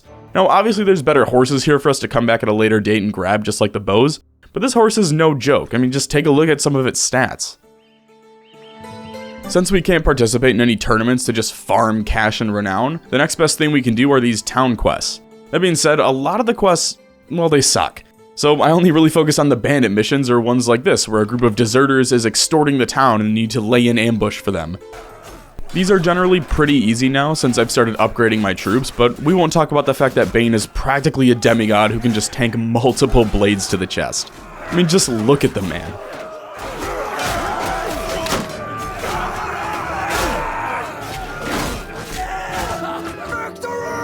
Completing these quests tends to have a great payout as well. I mean, it's not like a tournament where you could earn 20k in a few minutes, but it's better than just relying on fighting mountain bandits. These are easily the quickest combat quests to burn through, and even if they don't pay as much as the bandit camp assaults, the levels we're able to gain from them through combat are helping out immensely.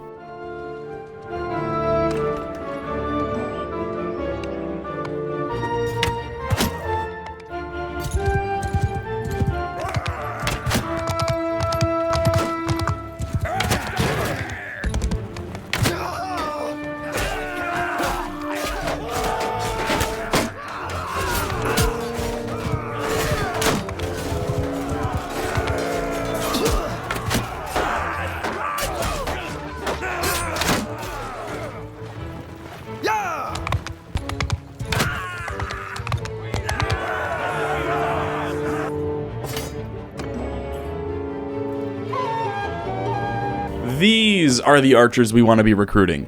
What ranger party would be complete without the best archers in the game?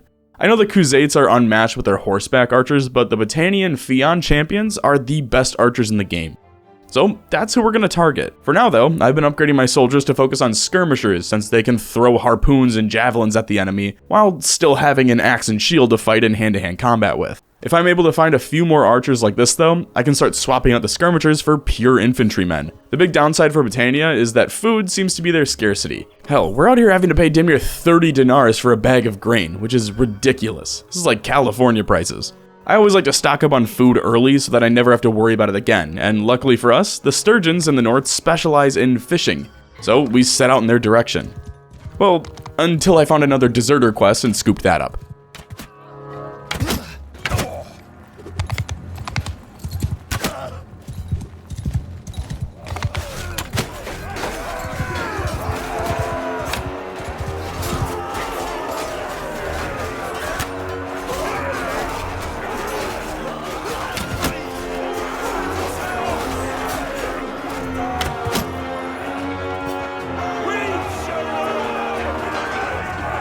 Alright, now on to the fish people.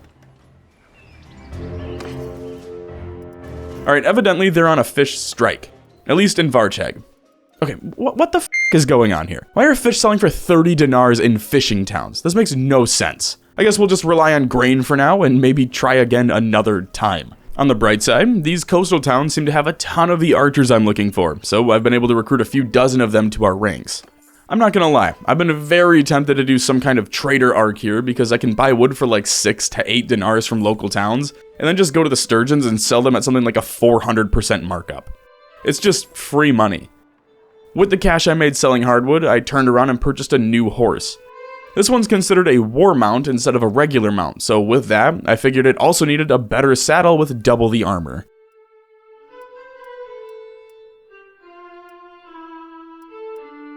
I'm excited to see what kind of damage I can do with this. To be honest, I've never really spec'd into riding before, so I usually just relied on the basic tier 2 horses that you could get, but this time around I think I'm going to go all out and try to get the strongest horse and just see if I can charge through enemy lines with it.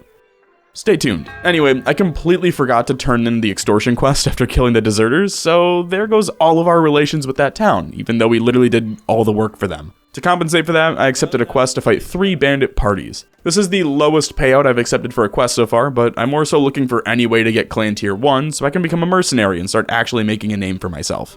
We're just harmless travelers. The biggest issue with this quest is the location. The bandits need to be within a certain proximity of the town, but this is a high traffic area, so most bandit parties are swallowed up by any of the nobles passing through. This leaves only a few scraps for me, and even then, we have to chase them around like Looney Tunes characters for hours, and if we're lucky enough to catch them, they're usually out of range for the quest.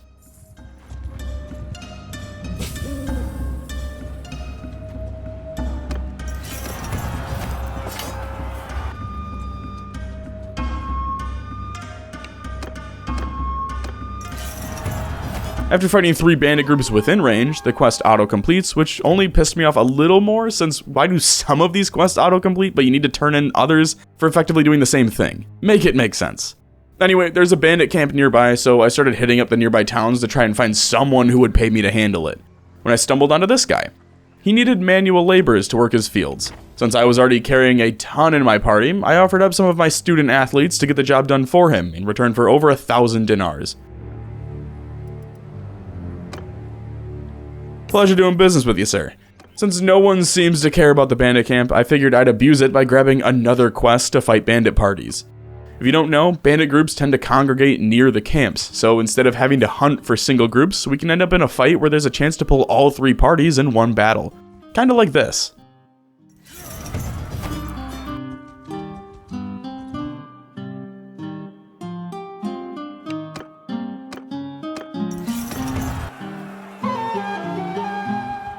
I will say, these student-athlete quests are basically just ransoming off prisoners at a much higher expense. I can sell 13 looters for like 50 dinars, or I can give them to a random farmer for 1,000.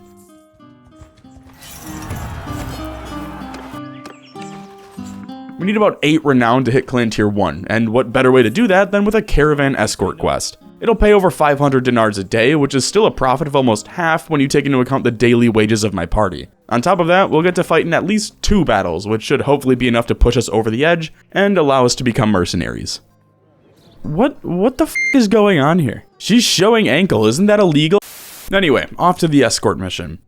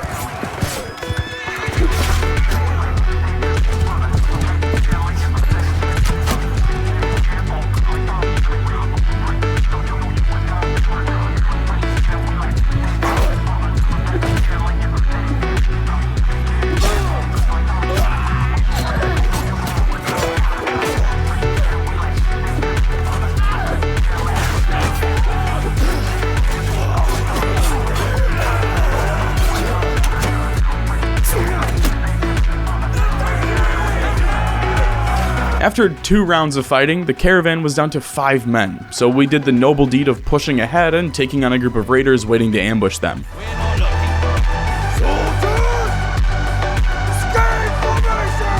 This was the 3rd battle in 2 days, but you're not going to catch me complaining. This was huge for me, regardless of what the pay was.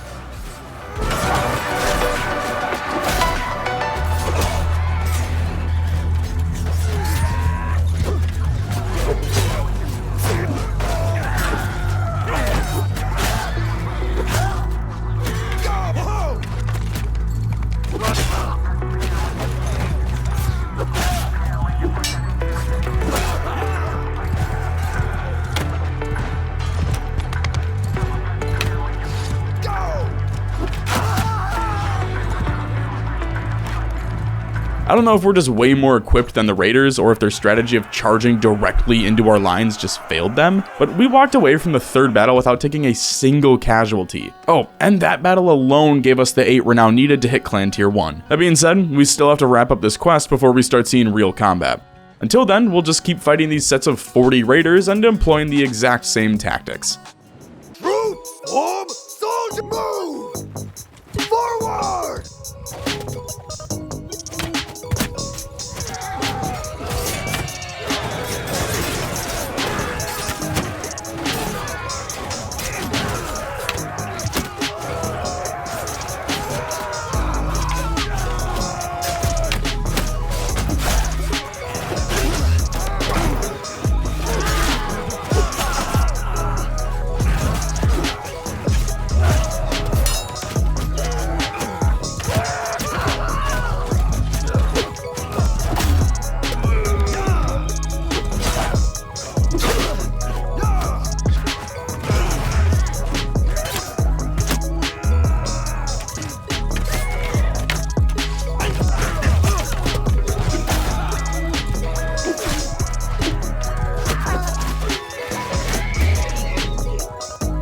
This time, however, we'd take 1 whole casualty in the form of a Battanian volunteer. He didn't even die or anything, he's just wounded, but still. With the caravan quest completed, I rode into the nearest city and purchased a destrier horse. Another upgrade in every sense of the word. I also picked up a woodland yew bow. It's leaps and bounds better than the simple short bow, but I can't use it on horseback, so it'll be reserved specifically for raids and sieges. Considering it does almost 20 more damage and fires arrows faster, I'm taking it every time. Well, it's not the biggest contract in the world, but I imagine as I continue to increase my clan tier, the payouts will grow. Regardless, we can just stack influence and get massive payouts for doing something like donating prisoners or taking a castle. Since Battania is at war with the Sturgeons, it didn't take long for our first taste of combat. Even Seonam was under siege, and eager to earn his paycheck, Bane and company charged in to assist. Even with the numbers advantage, the fight was still tipped in Sturge's favor. I'm having PTSD flashbacks to Hugh Janus' time as a mercenary, but I was determined to get started on the right foot here. With that, and a chance for a massive payout, we attacked.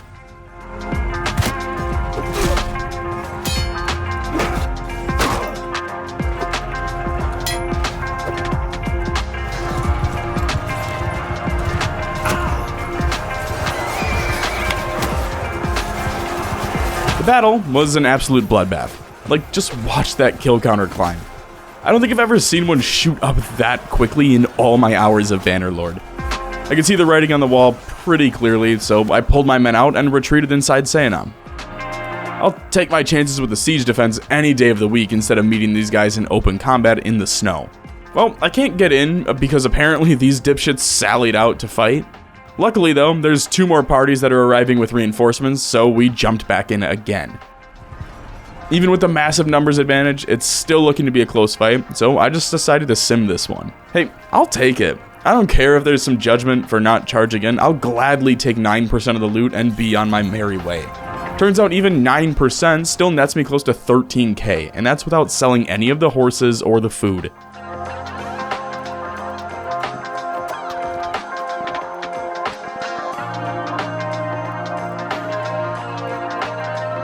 Speaking of food, that battle alone netted us almost 200 fish. As much as I'd like to sell some of them, I do really enjoy not having to worry about rations during wars. Shortly after defending the city, Bane found himself participating in his first actual siege.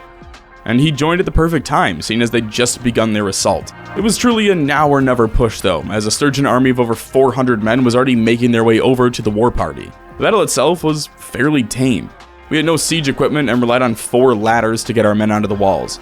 Being a ranger, Bane hung back and fired arrows at the archers holding the walls while the infantry stormed in.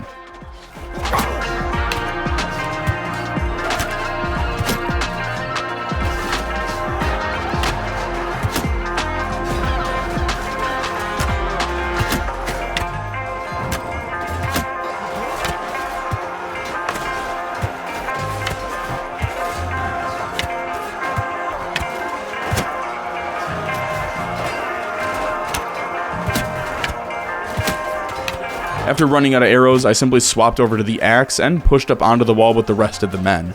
There were barrels of arrows just lying around up here, so I tried to stay with my bow as much as possible, but obviously close quarters combat favors the axe.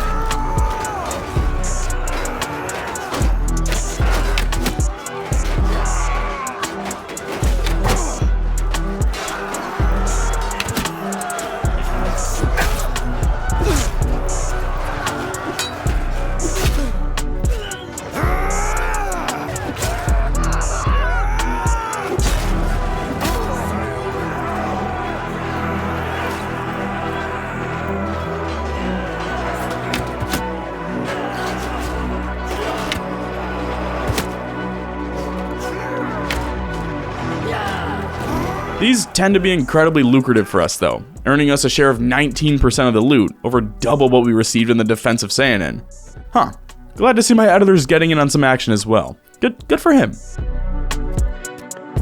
I'm not sure how, but not only did we manage to dodge that massive sturgeon army, but so did the remaining forces from the siege. Like, we both just juked around them and managed to get to safety, and on top of that, they didn't even stop to take back the castle.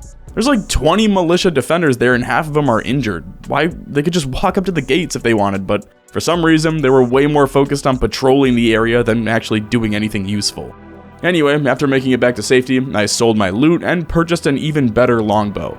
It feels like every win is cashing in with these massive gear upgrades, and we're on the verge of snowballing here. Unfortunately, I paused my recording and forgot to start it up again, so I missed showing you the incredible defense of a castle siege.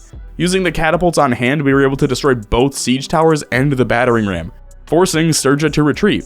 The best part? Well, we were responsible for 44 of the 45 kills during the battle, resulting in us receiving a 94% loot share. Fortunately for all of us, these big dumb dipshits thought it'd be a great idea to try again, so you get to enjoy round 2. Only this time, we don't have any catapults, because for some reason they left Bane in charge of defenses, and I was too busy playing Retro Bowl to realize anything was off. Honestly, I thought we could have won this. I really did.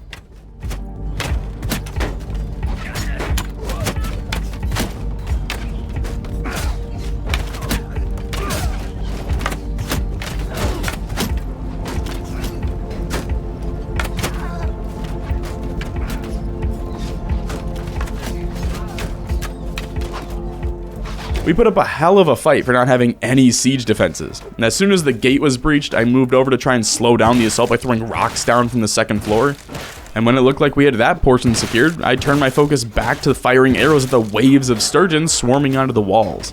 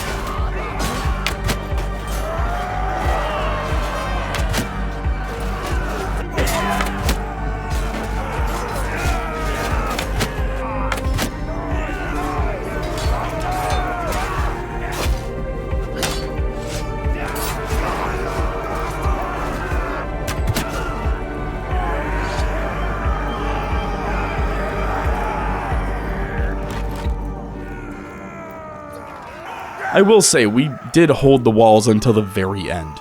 Until Bane was the last man standing, in fact. Had they not had one final wave to push through them over the top, we likely could have held on. Unfortunately, poor planning was our demise. Seriously though, I do think if we had even one catapult, this defense is successful. So even in the loss, I'm gonna hold my head high knowing we took them down to the wire, even if it meant we were taken prisoner and lost all of our gear. After only 2 days in captivity, Bane broke out and began dodge, duck, dip, dive, and dodging his way through bandit and sturgeon parties, until he made his way back to Battanian territory.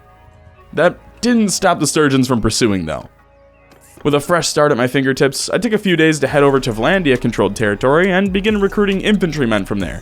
I know they have the best crossbowmen, but I'm not sure who has the best infantry, and since I tend to neglect these guys in all my playthroughs, I figured I'd give them a shot to see what they could do for me. I still plan on using the Battanian archers for my lines, but infantry will be exclusively Vlandian soldiers, at least until I get captured again, at which point we'll check out the sturgeons. That being said, these Battanian archers are incredibly expensive to recruit, so I've got to do so sparingly, at least until we string together a few more wins. And what better way to kick that off than by assisting some Battanians and assaulting a siege party? Even with simming the battle, we still earn 9% of the loot, which I'll take every time, considering I'm literally leading an army of Vlandian peasants. Since I don't have a horse anymore, I just grabbed one of the ones we'd won from the battle and slapped that into the inventory. It's no top tier battle mount by any means, but it'll get the job done nonetheless. Shortly after this though, Sturgia and Battania signed a peace treaty, meaning I'll need to find another war to insert myself into if I want to continue to afford a party. I figured I'd give them a few days to see if they were going to target another kingdom, so I grabbed a caravan quest to pass the time. It all kinda worked out since the caravan was already heading to Vlandia, so it just gave me another excuse to continue recruiting the local townsfolk.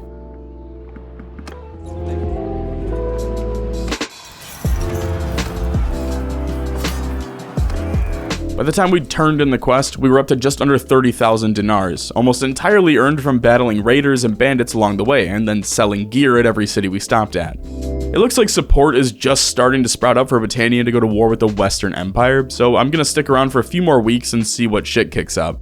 Worst case, I'll just end my contract and sign with one of the Empire factions since they're always going to war with each other. To pass the time, I started trading any goods I could find for cheap. Along the way, I swapped out my starter axe for a broadsword. I've never really used a two-handed sword in Bannerlord before, so I'm excited to try this out. I typically always just kept to pole arms or axes since they looked cooler, but here's to trying new things, I guess. Support for war is growing with the Western Empire, so I'm just going to continue biding my time until they pull the trigger on it. Alrighty, not what I was expecting, but honestly this may be the best case scenario. I get my infantry from Vlandia and archers from Battania, so pitting them against each other may be the best outcome for me. With that though, we're about halfway to clan tier 2, so I figured it was about time we'd start building out our companion list. He can't form his own party yet, but I want to have him ready as soon as we hit tier 2. Right.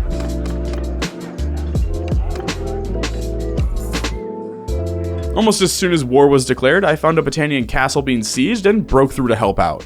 This time though, we've got catapults, and we're almost dead even on soldiers, so I really have no idea why the scale is tipped so heavily in their favor.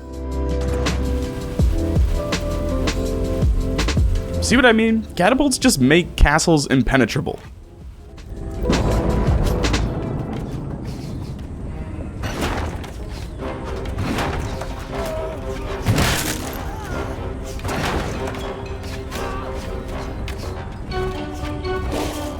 It also helps that my men were the ones working them, giving us a clean 83% loot share.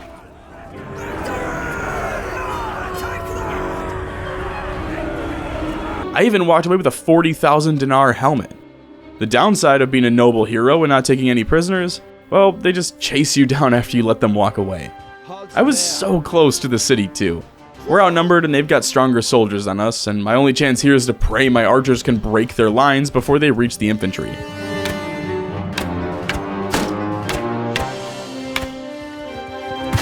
The initial engagement was pretty okay, I guess, but that was about it for us.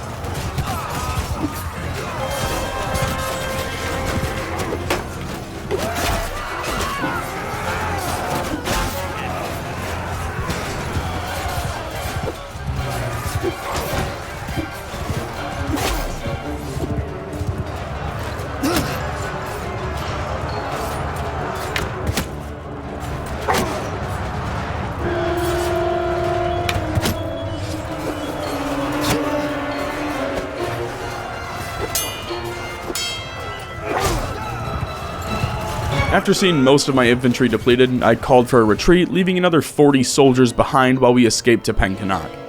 It's shitty to admit, but at the end of the day, I've got over $30,000 worth of loot on me, and I'm not willing to start all over again. To be fair though, I think we did pretty well considering we were up against 2 full cav parties with nothing more than some T2 infantry and a few archers. I just wish the outcome had been different. After spending most of the winter rebuilding my army, a noble by the name of Servic, which I know, I thought the same thing, but yeah, he came up out of nowhere to try and fight me, and again, I just spent a month recruiting a shit ton of peasants to my ranks, so it's not like we're really battle ready yet. That being said, mama ain't raised no bitch, so let's get to it. We have 78 archers to 50 infantrymen, so I'm not expecting this to go well at all. My only hope is that, again, the archers can do enough damage before the cav gets here, and that salvages this fight.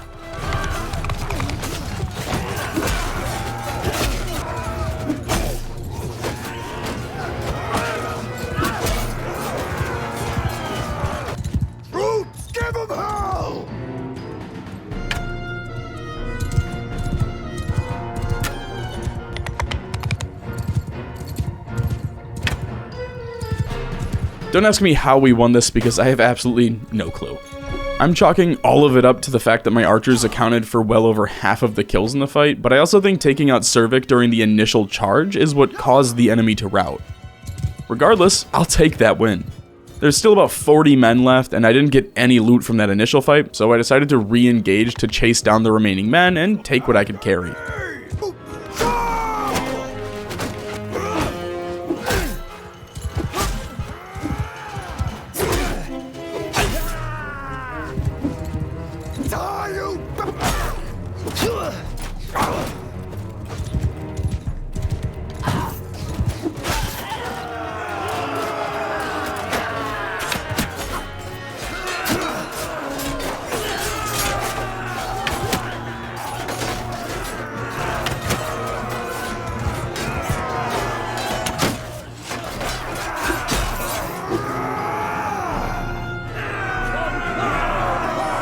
After driving the enemy to the river and slaughtering the rest, we looted their remains, walking away with several horses and more armor to sell, netting us 45,000 dinars. That being said, our daily wages are close to 1,000 dinars per day due to how much money the archers make. It's incredibly expensive, so we'll need to find a way to address that in the future. Looks like the first steward badge reduces wage costs, so I threw a level into that and started diversifying my food, since that's literally just what the game recommends.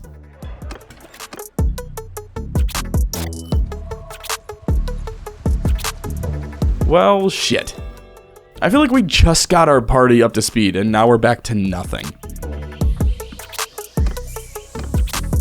After checking again and realizing that Battania tends to take the pacifist approach, Bane ended his mercenary contract with them and set out east in search of a new kingdom to join up with. Looks like the northern and western empires are at war, but when I spoke with reps from the north, they offered me a worse rate than the Battanians did. And when I spoke to the west, their offer was even lower at 120.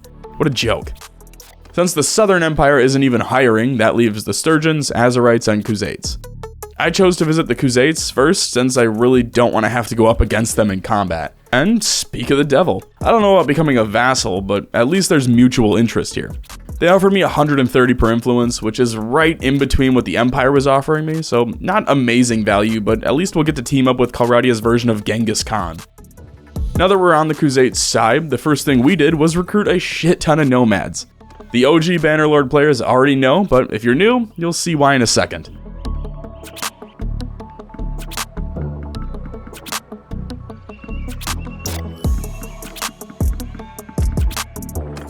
I also purchased a new war bow, which is way better in every stat than my previous short bow. With my setup complete, I joined Bagai's army in the siege for Odriza Castle. Fuck, dude, come on, just let me have one thing. I have a horrible feeling about this, but at least it's a siege.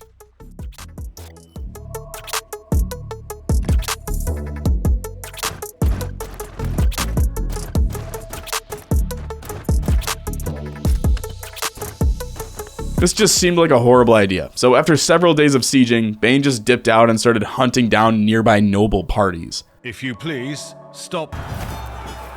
If you please. Now then.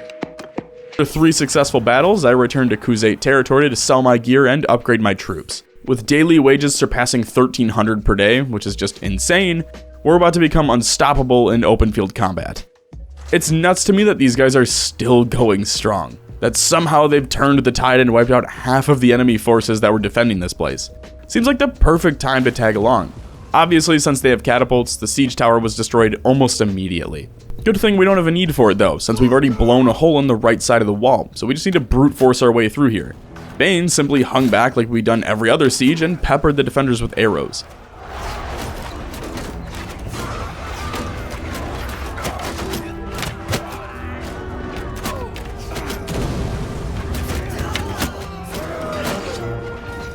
Once I burned through everything in my quiver, I just started pulling arrows out of random debris and firing them back at the enemy.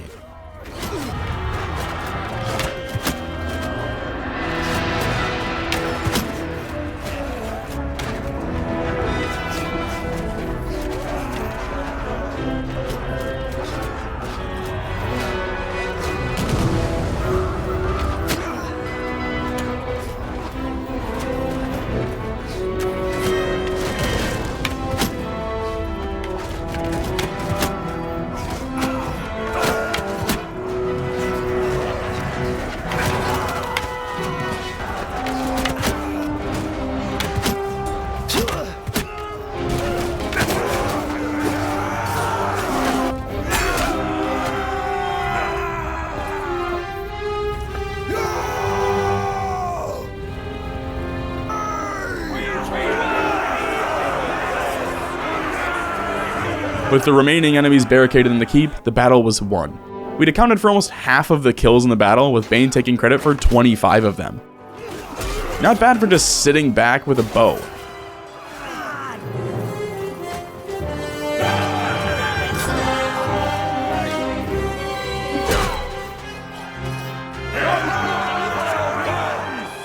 With the city of Oneira under our control, all that's left to do now is hunt down the remaining nobles. Would you like to see why we're so unstoppable in open field combat? Well, allow me to demonstrate the power of horseback archers. Sergeants, take command! Mounted archers! These guys swarm enemies. We've got close to 50 of them, and oh my god, are they unstoppable. As long as they stay moving, they manipulate enemy lines, cause absolute chaos on the battlefield, and above all else, hit their shots. This was mostly done without any interaction between my archers and infantry, almost solely relying on horseback archers versus a noble party. Just wait till we get some actual cav and upgrade these guys a bit. Remember, they're just tier 2 soldiers at this point.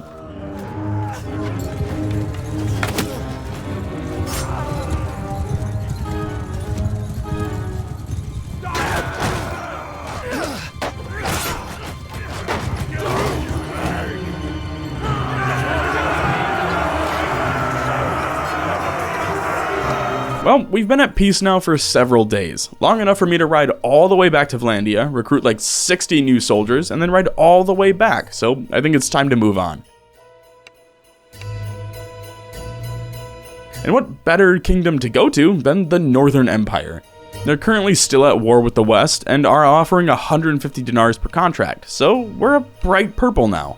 Immediately after joining, I sacrificed 41 soldiers to break through a siege in order to defend a random northern castle. What better way to make a good scene in this war than with an immediate defense of a meaningless castle when we're already outnumbered 2 to 1?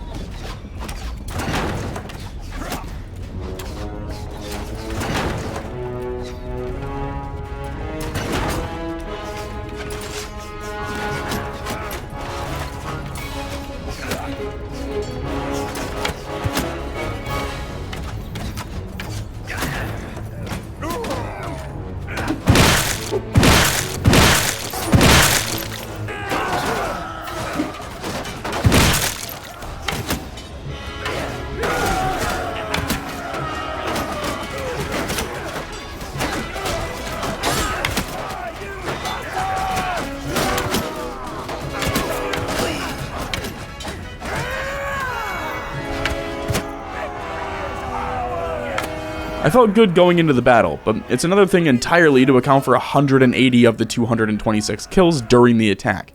What's even crazier is that there's 485 prisoners for us to take on.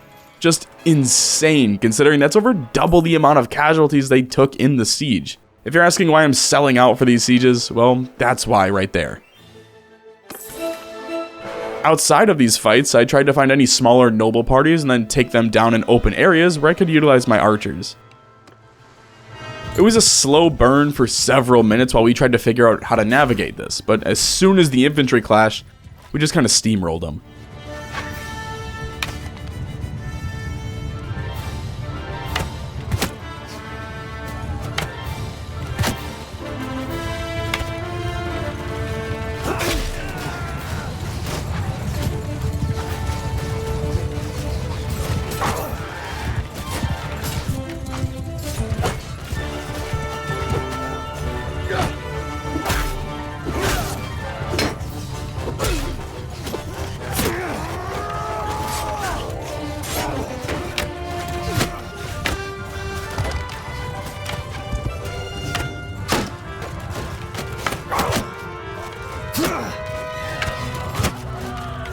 Footman, charge!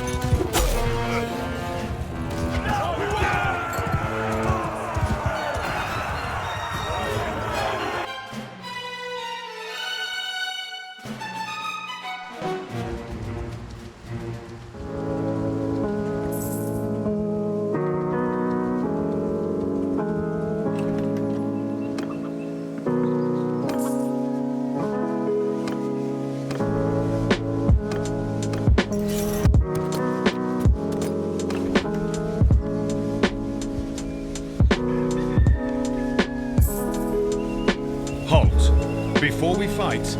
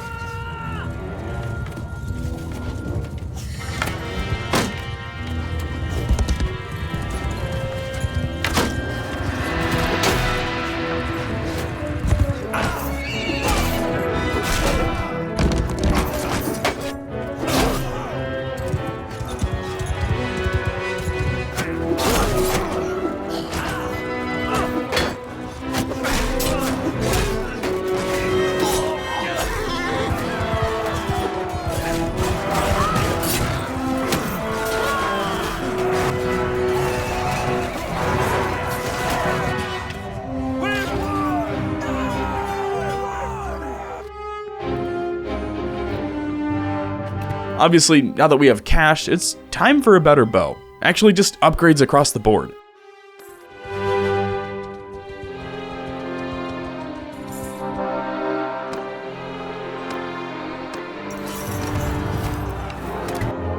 Your help was... Alright, I know we've had some pretty decent victories, but I don't think I can save that. That's 1,200 soldiers sieging a castle of 120 men. They're literally outnumbered 10 to 1.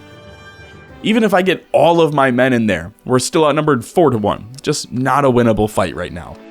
On the bright side, it was because of this siege that I realized I'm almost clan tier level 3, and I could have had my companion out roaming the battlefield this entire time, so oops.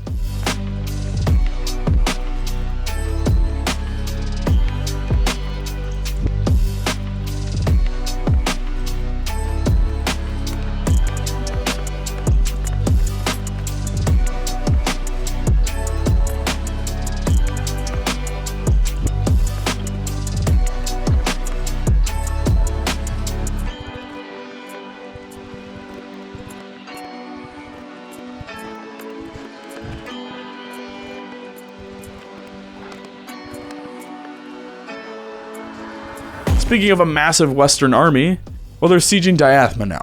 Only this time, we're getting involved. 1,600 versus 700. I like those odds. This is the largest battle of the playthrough so far, and admittedly, I was a bit nervous. Most of my party is comprised of cavalry, and that doesn't tend to work well when you're confined to city walls. That being said, we've got catapults, so the plan is, well, it's the same. Take out the enemy siege weapons, and then pray we can hold them off long enough for them to lose interest. There isn't much that I can say that'll do this justice, so it's better to just show you how this all went.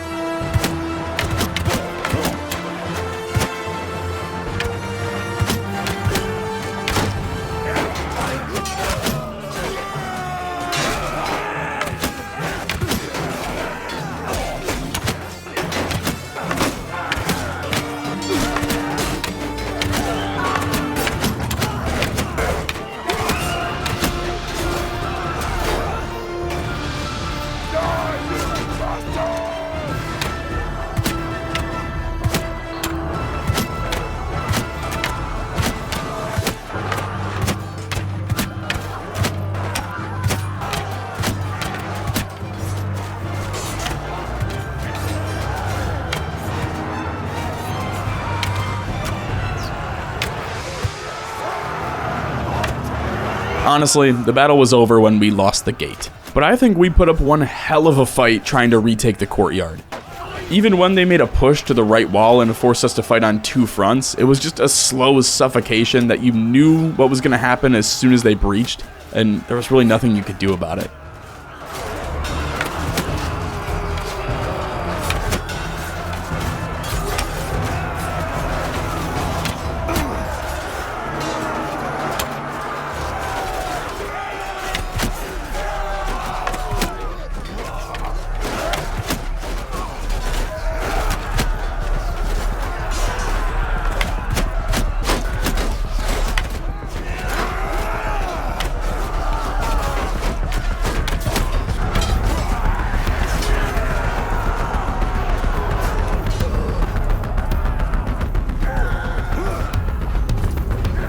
All in all, we killed just under 1,000 men, with Bane accounting for over 120 of those kills. Sadly, none of that matters because we have to rot in a dungeon. I'd be lying if I said I was optimistic after escaping from the dungeons. It's a huge blow to morale when you have to start completely from scratch, which is exactly where we're back to. At this point, I kinda just stopped giving a shit about which troops I recruited, and my army primarily consisted of Imperial soldiers with a few dozen nomads to turn into archery cav. And what better way to train up these recruits than with a castle defense? In all honesty, I probably would have skipped this one if my companion wasn't already in there, but this seemed like a great opportunity to 1, get a win, and 2, upgrade my troops, and 3, earn some cash. Are you kidding me? What? God, this game hates me, I swear. Well, let's just get this over with. Step 1, find a catapult. Step 2, destroy siege tower. Step 3, destroy battering ram.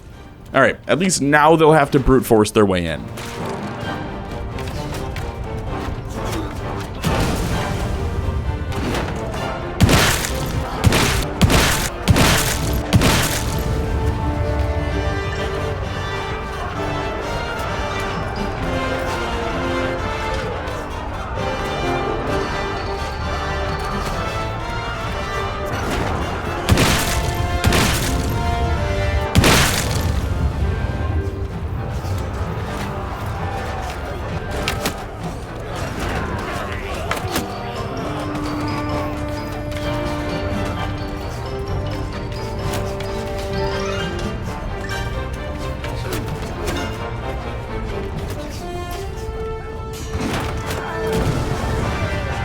If we can just keep them confined to the gate hallway, we may have a chance here. I'm not holding out much hope though, but with all of them just standing around, I should be able to pick off at least 100 men.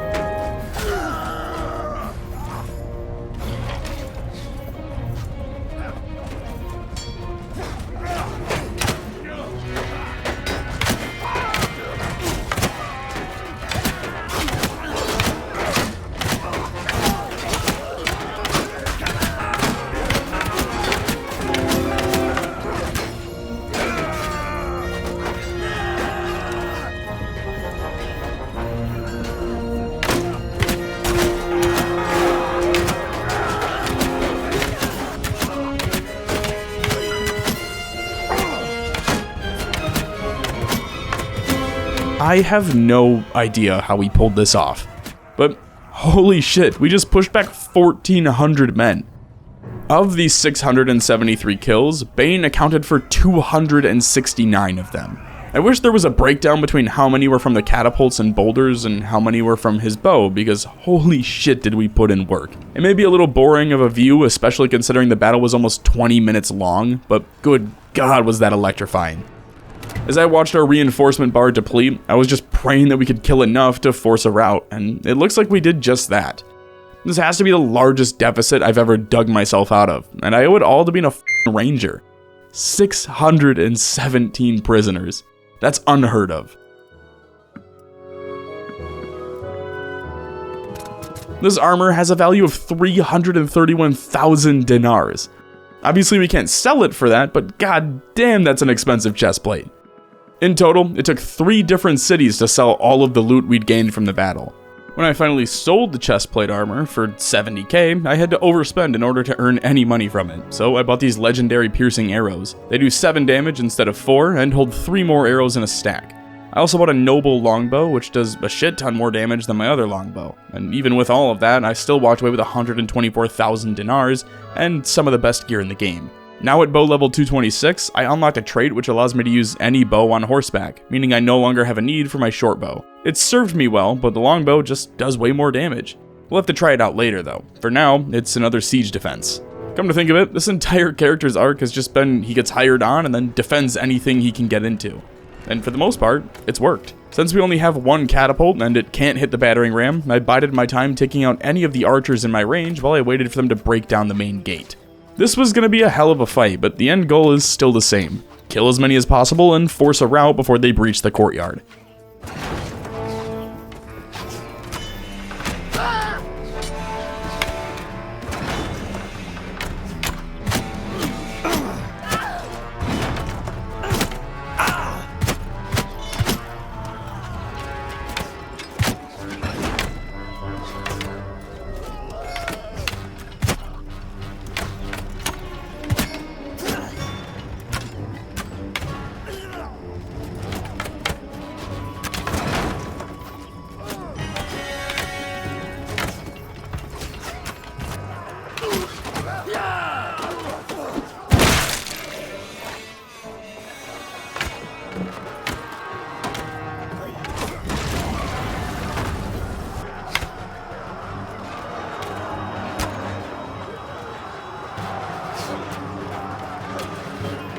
Now I couldn't see much of what was going on either wall, but I could hear the screams and swords clashing. I just assumed they'd finally either gotten up the ladders or had some hidden siege towers that I completely missed, so I began making my way over.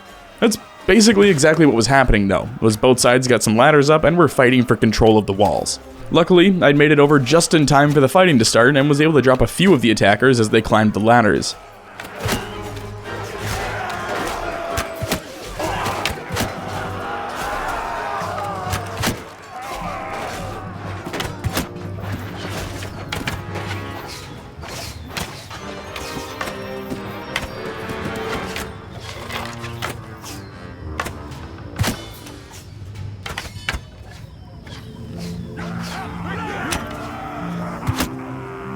With the left wall and the main gate successfully defended, the Western Empire ordered a retreat, and once again, we successfully defended another castle.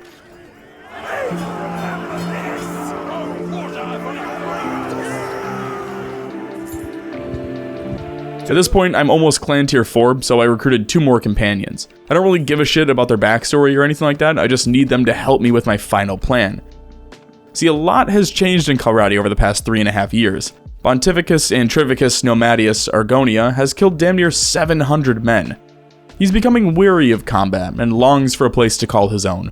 Also, this script is almost 7,000 words already, and it's like 4 AM, and I want to go to bed, but I want to wrap this up first. So, we have a list of things to accomplish here. Step 1, reach clan tier 4. Step 2, have 3 companions running their own party.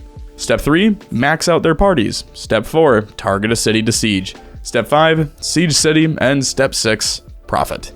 Seems easy enough. Oh, and what if I told you we're doing the sieging for once instead of hiding behind the walls?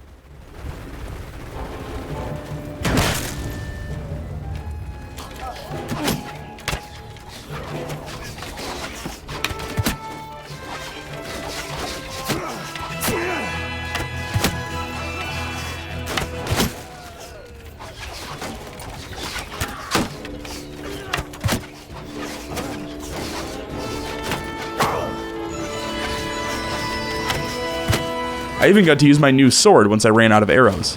All in all, a solid siege.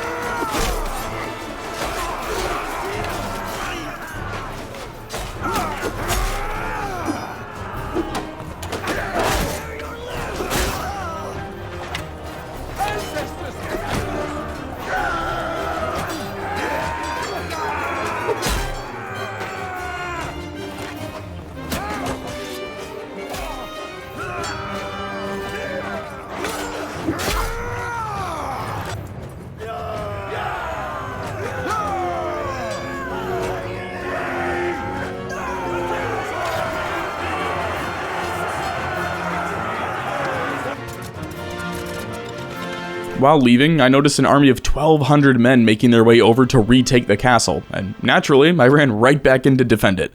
Only this time, something odd happened. When the rest of the army came to join in the defense, my game paused but didn't give me an option for anything, so it's just kind of stuck here. Okay, a reload seems to have fixed it, thank God, crisis averted. Anyway, I think this might be the largest battle of the playthrough, consisting of just over 2,000 men. It just has to be a castle siege, of course. Alright, let's do this.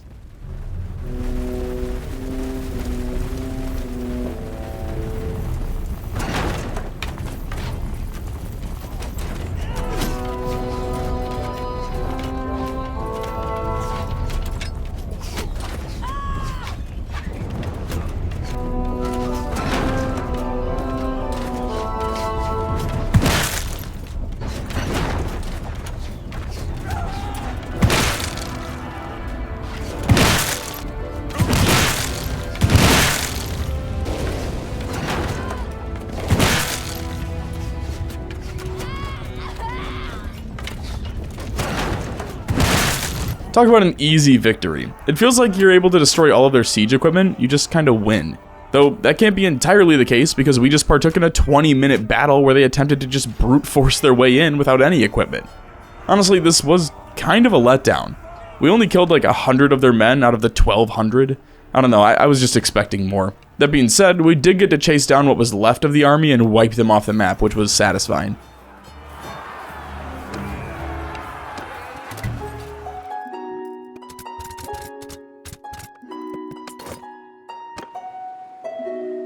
We're about 270 renown away from Clan Tier 4, but these battles are giving me insane amounts now, so it should only take a few more weeks before we get there.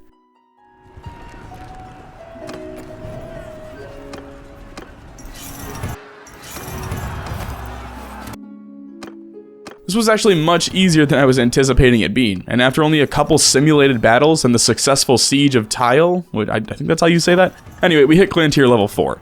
Speaking of the siege, here's some of the highlights of that. I gotta say, I'm having a lot of fun relying on archery and then just swapping over with the two-handed weapon when I inevitably run out of arrows.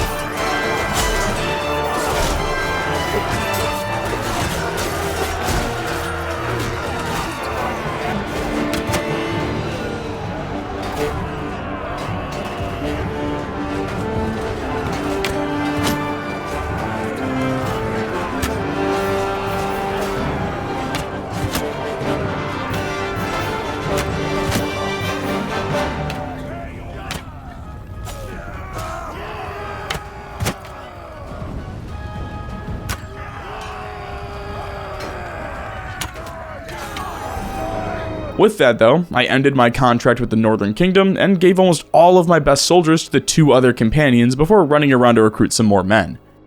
Since I couldn't make my own kingdom, I joined the Southern Empire for my final push, taking Odriza Castle. It's take command, archers!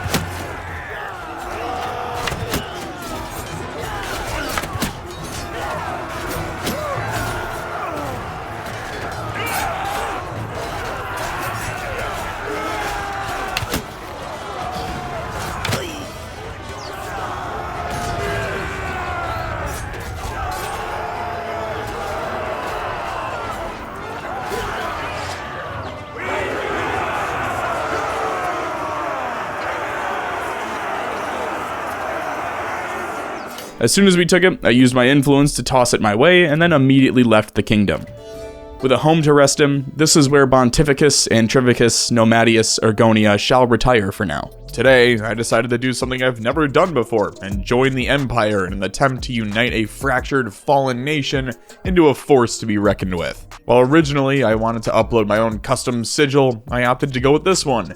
It's less of a "don't tread on me" flag and more of a "oh god please tread on me daddy" vibe, which I think fits just as well, albeit lacking the irony, but whatever.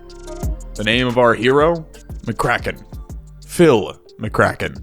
And where could one find Sir Phil McCracken on a day such as today? Well, in the Empire, of course. Weren't you paying attention? Specifically, the Southern Empire. So, my plan here is very simple. Get my renown up as quick as possible. We'll call that Phase 1. There's a lot of work to be done, and only like an infinite amount of time to complete it, so let's just skip pleasantries and get to work. For starters, we need bodies to hurl at our enemies. Peasants will do for now, since they're cheap and I don't really care for them. If nothing else, we'll be raising the property value of the shitty towns surrounding the cities without these bums idling around waiting for waitresses to show their ankle. Now, I know the best way to gain renown is to just farm tournaments, and while I will be doing that in some capacity, I find it incredibly boring and monotonous. It's much more exciting to me if I spend my free time impaling bandits with a dull sword, so that's what I prefer to do.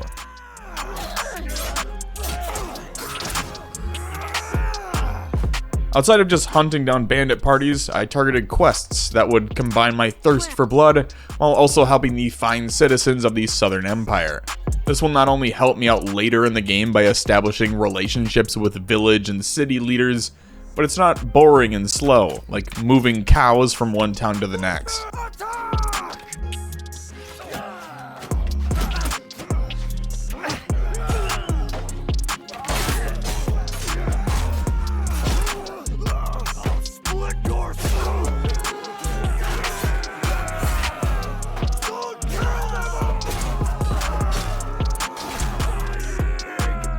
On top of that, any prisoners I capture throughout my battles can be handed over to the villages for some cheap labor. Now, that being said, I still took the time to participate in any tournaments that I happened to pass by, which obviously helped skyrocket my renown, with the trade-off of earning less gold than completing quests and killing bandits.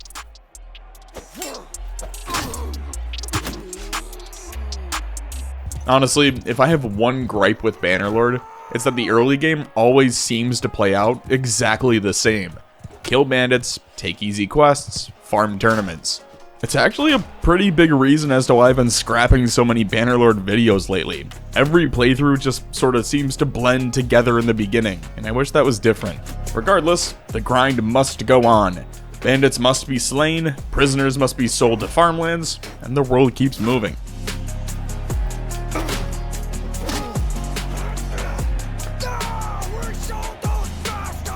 At least it's making the Empire just a bit safer to traverse without less bandits around, and it gives me an excuse to pick up a new hobby: throwing things. In between winning tournaments and ravaging bandit camps, of course.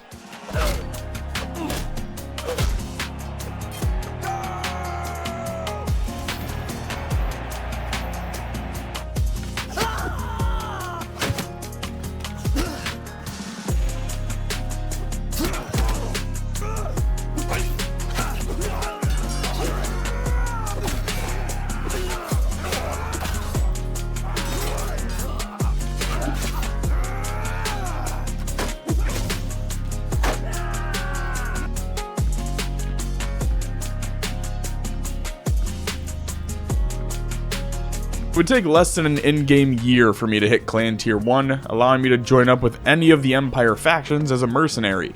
After taking a quick look at the leaders of their respective Empire fractures, I settled on the Northern Empire, as Lucan is 63 years old and will die sooner than the other two, who are both in their 40s.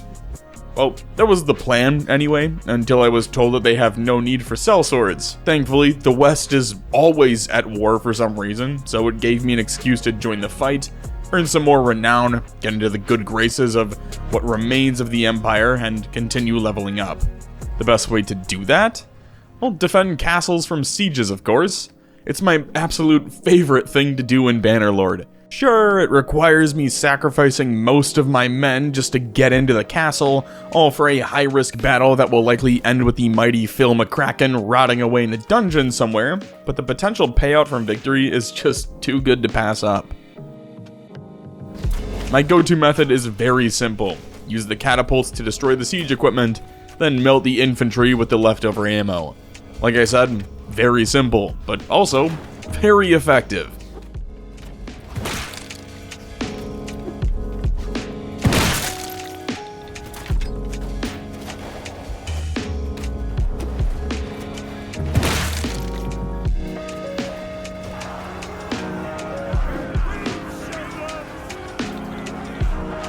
The big key to success with my end goal comes from simply releasing the captains at the end of the battle, instead of taking them prisoner. Sure, taking them prisoner will help end a war quicker, and I'll be doing that for enemies to the Empire. But when the goal is to unite the Empire, imprisoning the leaders that I plan on recruiting will only damage that relationship between Phil and them, making my life much more difficult later on. Regardless, just look at that haul. That's tens of thousands of dinars in loot right there, not to mention the gold plunder from simply winning the battle.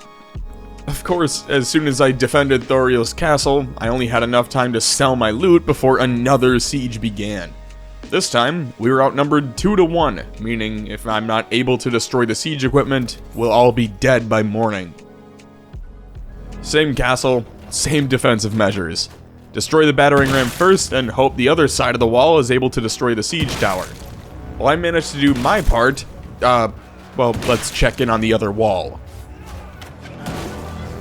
Great, so the siege tower got through, meaning there's still two fronts for the attackers to hit from. While initially, I just hoped the other side would hold while we repelled the men on the ladders, I quickly came to the realization that, that's just not gonna fucking happen. Now, the siege tower was severely damaged, but still standing, and as long as it's standing, the enemy can continue dumping men into our weakened lines. Luckily for me, not all the stones had been thrown or dropped, so I was able to just yeet a few pebbles at the tower until it collapsed, stranding the attacking soldiers inside of the castle walls. With all of their equipment destroyed, the North was left with one method of breaching the walls: ladders. 2, to be exact.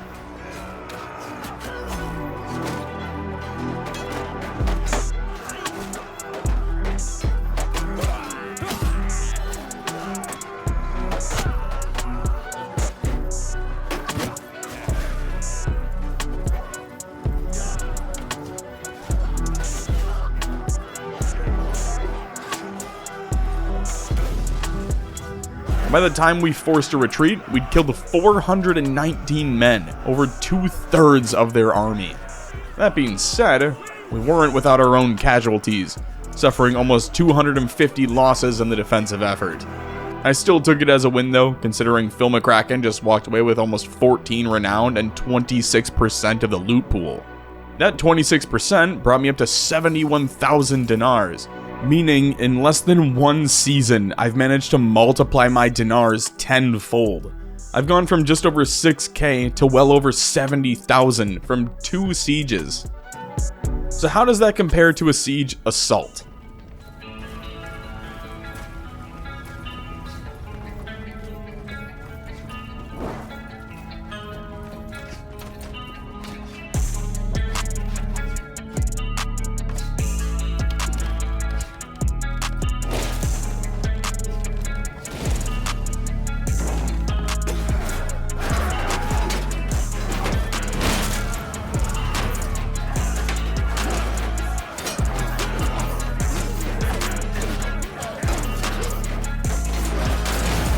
Well, yeah.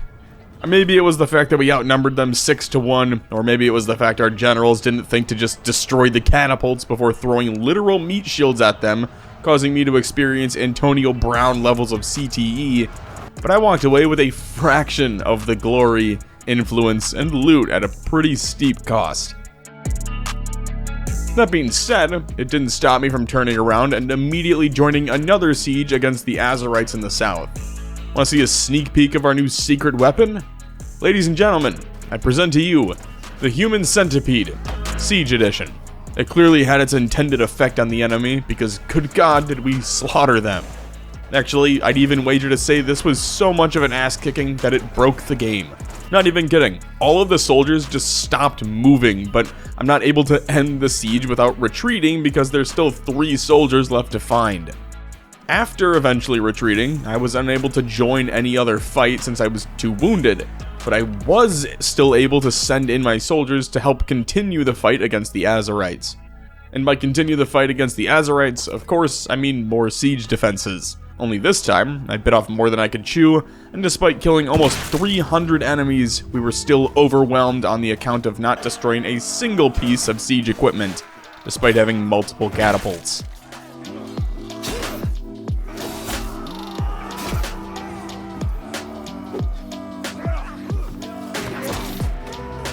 Thankfully, Phil was able to escape after just a few days of captivity and make his way to a nearby city to wait out the Azerite armies moving past him. As soon as I was able to, I sent Phil back to a familiar location to secure a much easier victory. How many times do we have to teach you this lesson, old man? To follow that defense up, Sir Phil McCracken would assist in a major land battle, where despite being outnumbered by almost 200 soldiers, we still managed to squeak out a victory. Now, if you're a bit upset that I just auto-resolved it, don't worry, because we got round 2, baby! Which brings me to another bitching moment. Why are generals in Bannerlord so brain dead? After 10 minutes of letting the cavalry do literally all of the work, we have the advantage. Their archers and javelin throwers are left out in the open. Send in the infantry and we could just rout them. That's what should have happened. Instead, we just sit in a shield defensive circle, allowing the infantry to slowly be picked off while our cavalry does fuck all. And on top of that, cavalry shouldn't be just fighting by itself. It's used for flanking maneuvers. They should be hanging back while the infantry moves in, only to loop around behind the enemy, effectively boxing them in. See? That's how you use cavalry.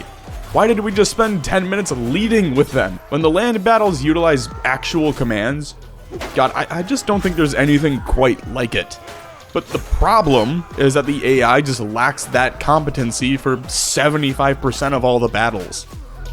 Hell, even if it was just 2 armies all out charging each other, I'd prefer that than just sit here for 10 minutes and wait while we dump cavalry into the enemy with no real strategy. Again, on those occasions where the battles actually work and you have competent generals, I really don't think there's any other game that does it as well as Bannerlord. But holy shit, is it few and far in between. Anyway, my main goal is now centered around siege defenses. I don't really have an interest in assaulting castles right now. It's way more beneficial for me to just sit back and defend. I get way more loot, I can release prisoners to boost my relationship with them, and continue stacking renown. Especially considering that most of these sieges can be won by simply destroying the enemy equipment.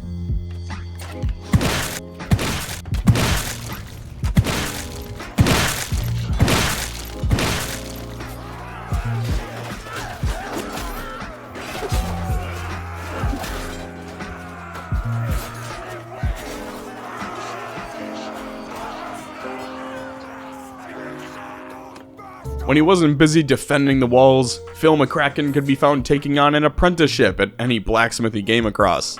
Listen, I know smithing weapons is insanely OP when it comes to becoming a millionaire, but that's not really the goal here. I just wanted to make a sick-ass two-handed axe to run around with. This would go on for a few months while I waited for other wars to kick off. By the midpoint of winter 1085, I was able to significantly upgrade my weapon, just in time for another war with the Southern Empire. And before heading back out for more carnage though, I figured I should probably upgrade my party, starting with companions. First, Pyrios the Surgeon. Surgeons are vital for war parties, since their mid-tier badges do things like provide a 50% chance to prevent soldiers from being killed during siege bombardments, or a 30% chance to recover from lethal wounds. All of that on top of the increased recovery rates. All around, one of the most important skills in the game, but one that I never really tend to focus on, opting instead to delegate that specific skill to a companion. Like I mentioned previously, I normally wouldn't engage in siege assaults, but given that I was so close to hitting clan tier 2, one successful siege could get me over the hump and allow me to choose a kingdom to officially join up with. It also gave me the excuse to try out my new axe.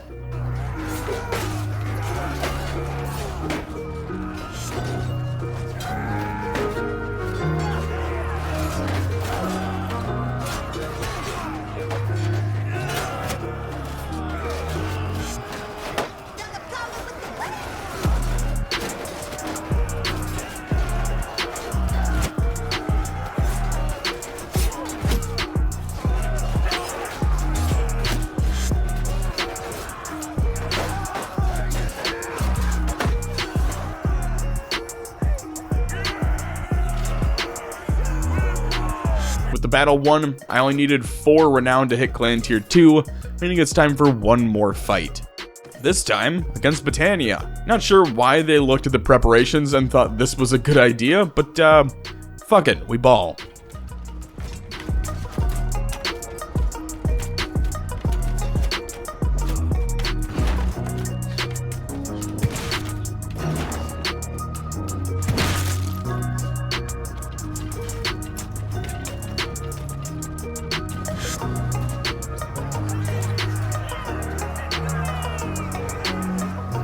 On top of hitting clan tier 2, I ended up raking in over 40,000 dinars in earnings after selling all of the gear I'd collected. Now, it's time to choose a side. During my time as a mercenary for the Western Empire, Phil McCracken played a crucial role in expanding the kingdom to over 9 cities, while both the Northern and Southern Empire were left with 6 and 7 respectively. Before I chose my next kingdom though, I took a moment to add a spice vendor to my party. She's got 90 in steward and a decent trade level, so I'll get more cash from selling loot and can significantly increase my party size. That being said, it's time to choose a kingdom. Normally, I would have gone with the South because, boobs. But this time, I chose to set my 2 cents aside in lieu of a more logical plan. The Northern Empire is under the leadership of dipshit Lucan. While he may be the mortal enemy of Hugh of House Janus, this geriatric fuck is also in his mid-60s, which means he's one Helden sneeze away from meeting God. Because of that, the Northern Empire is a prime candidate for a new leader. So, on the 21st day of summer, 1086, the mighty Phil McCracken joined forces with the Northern Empire. Meaning, we're officially out of Phase 1, and Phase 2 is set to begin. To start, it's time to get married. While the normal method of courtship in Calradia essentially comes down to whoever shows ankle the most, that doesn't align with our political goal. It's been a while. I don't like what this implies. Now, funny enough, despite the Empress believing this to be another booty call, that's not why I'm here. I'm actually here for her daughter. So at the start of autumn, I took Ira's hand in marriage, cementing my family ties into the Southern Empire, while simultaneously fighting for the Northern Empire. Now, it's time to begin stacking influence. Remember, we're playing the long game here. I don't need to become king tomorrow. I just need to make sure everyone in the north loves Phil, so that when the time comes, there's only one real choice as to who the next king will be. Obviously, the best way to make a name for himself is to repeat the exact same process that got me here in the first place. Siege defenses. This time though, on a much larger scale. We're not fighting forces of 300-400 men. No, this time we're fighting armies of 1,000 plus men.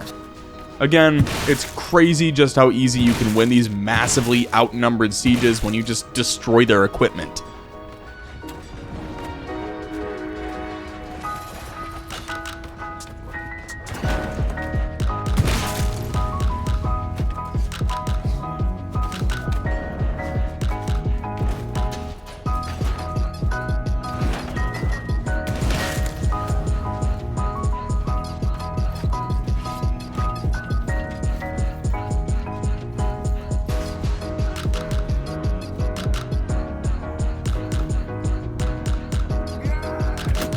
Since this isn't a war between Empire kingdoms, I took everyone prisoner with plans to donate them to the dungeon in order to further increase my influence. Even after giving my companions the best gear from the loot haul, I still managed to turn a 32k profit. Donating the prisoners to a nearby castle brought me up to over 100 influence, but I wasn't done quite yet. See, there were still over 400 soldiers remaining from that army that we just thrown back, and instead of retreating, they decided it'd be a fantastic idea to take what remained of their forces and assault a nearby castle, so I popped in to help repel the Battanians once again. Funny enough, this was my first siege defense ever in my hundreds of hours of playing that I lucked into winning without having to drop a single kill. I posted the Tony Snell stat line and walked away with 90% of the loot share. Again, the best armor went to Phil McCracken's companions, further boosting their armor, which is what I was most concerned with at this point. With some new gear, I pressed my luck and simmed a massive land battle, walking away with another victory under my belt, and earning Phil the good graces of some more Northern Empire nobles. After which, we signed a peace treaty with the Battanians, earning us over 800 dinars per day in reparations. Outside of that though, the winter passed quietly. I spent my free time resetting my smithing perks, and focused on unlocking some higher quality pieces for javelins. By the time I'd finished with that grind, my javelins had doubled from their base stats. Just in time too, because we're going to war with the West. Look at this absolute juggernaut of an army. While in this gigantic army, we steamrolled through the West, taking castle after castle, decimating anyone in our path. Whenever a castle was won, I'd simply vote for whoever was favored to win it, which would boost my relations with that noble and allow me to continue climbing the totem pole of power in the north. It was truly a sight to behold. Seriously. If you haven't gotten to experience the glory of an open field battle with over 1,000 soldiers where spears are shaken, shields are splintered, then I don't know what to tell you. You're missing out big time.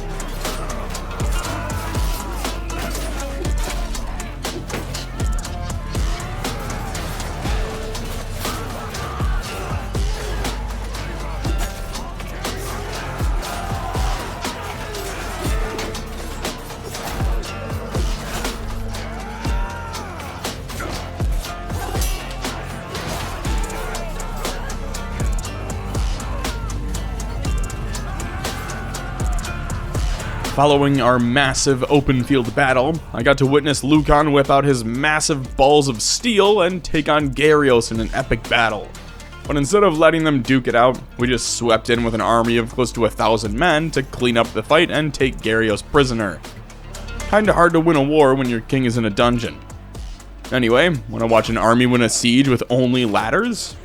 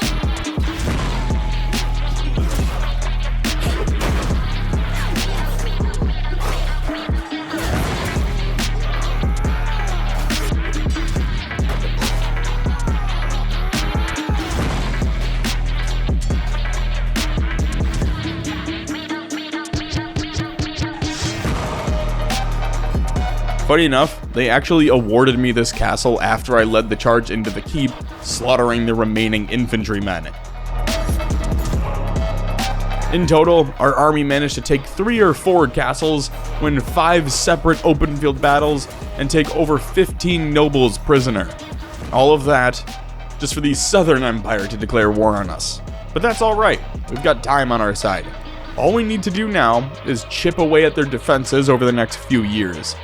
That being said, Phil was the deciding vote in a decision that would keep us in the war against the West. Probably not the best idea at the time, since it kept us fighting a war on 2 fronts, but it wouldn't be the end of the world. But for now, my focus shifted to the Southern Empire, mainly because they were attacking one of our cities, which brought me to the second city defense of the playthrough. Couldn't have popped in at a better time, too. Hell, they had 30 men left to defend a damn city.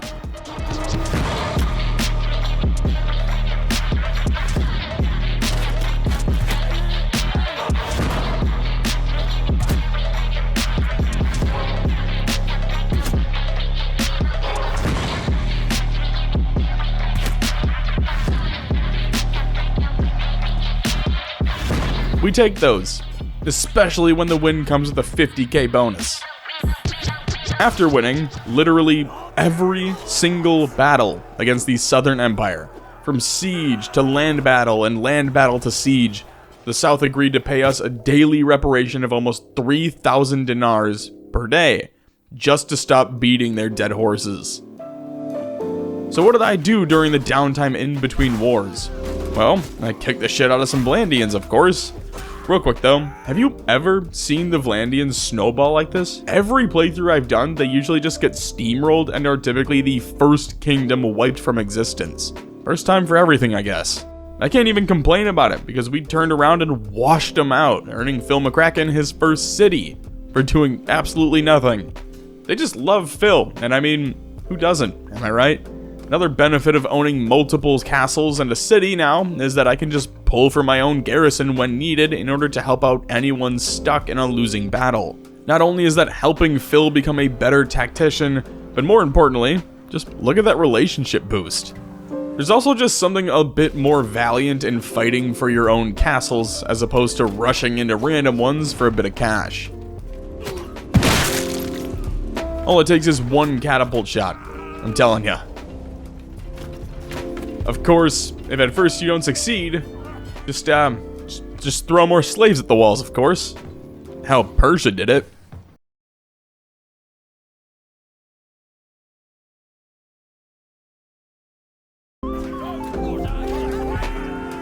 Look at all those nobles. It'd be a damn shame if they had to rot for a few months while we won a war. At this point, the video might as well just be I survived 100 castle siege defenses, because goddamn, they just do not quit.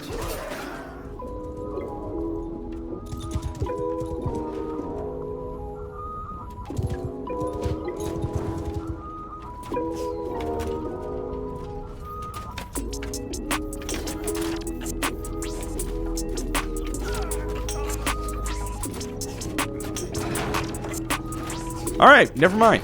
All it took was killing 10% of their attacking force, apparently.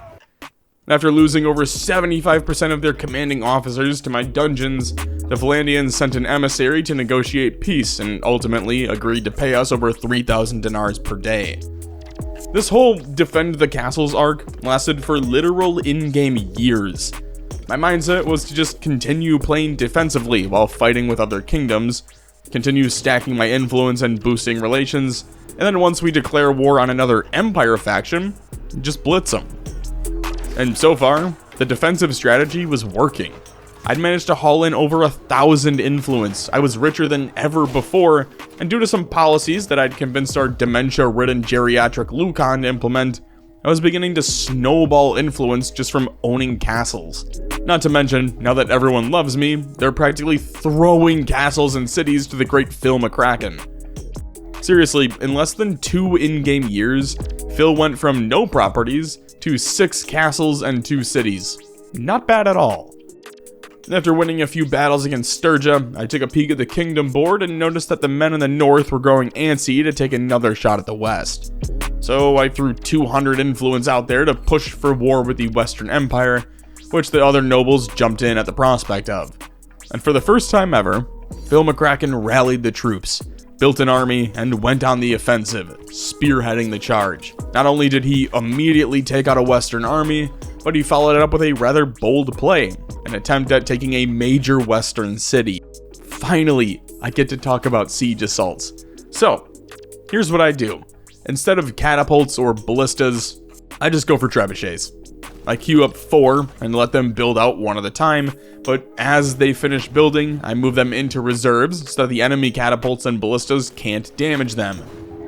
Once all 4 have been built, I slap them down at the same time and watch all 4 trebuchets completely obliterate any and all defenses. It also allows me to forego any siege towers, since there's no need for them considering the walls have been reduced to piles of rocks lying on the floor.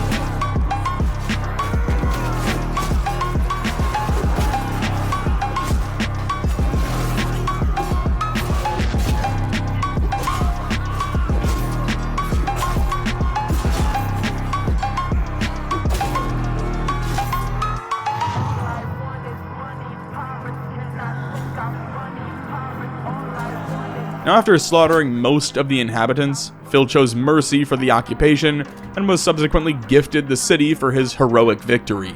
And here's where Phase 3 begins. We have enough influence to offset the cohesion loss of our armies. We can declare war on practically anyone at any time due to our relationships with the other nobles. We can recruit practically anyone to our army at an insanely cheap cost, some bringing over 100 men for 10 to 15 influence. And with those armies, we can use our engineering expertise to crush any city, no matter their defenses.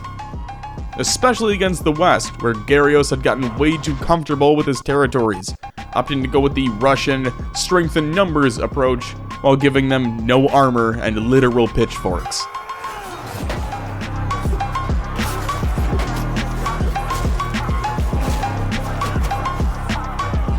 Precisely because of their incompetence that I don't give a shit about the amount of men defending the city.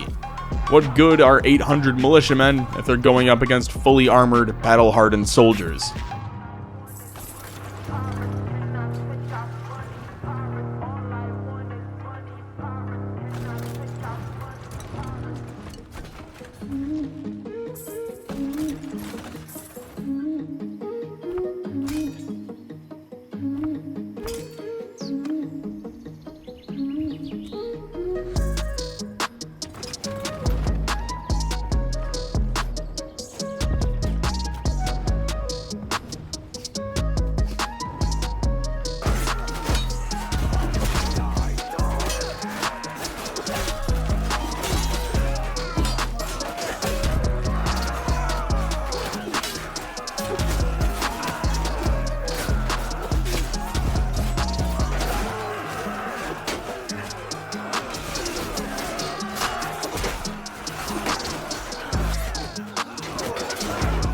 Phase 3 isn't just raiding cities though, no. It also comes with a healthy dose of convincing enemy nobles to defect to the north. Sure, it comes at a cost of over 200,000 dinars, but there's nothing quite like convincing some of the best commanders in a kingdom to join your side, bringing their entire clan and all of their properties with them. And to top it all off, what better time than now to introduce some chaos into the mix?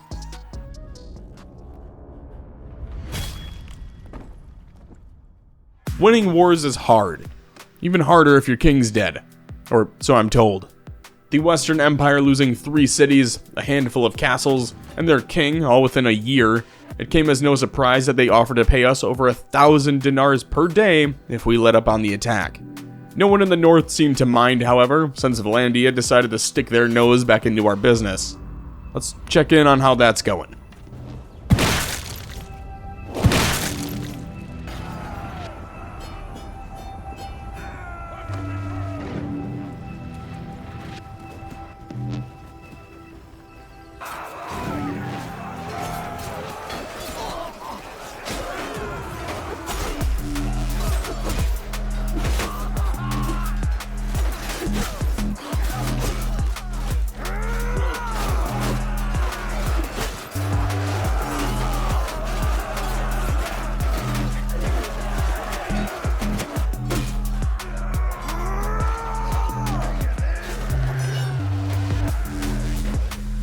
Everyone, charge!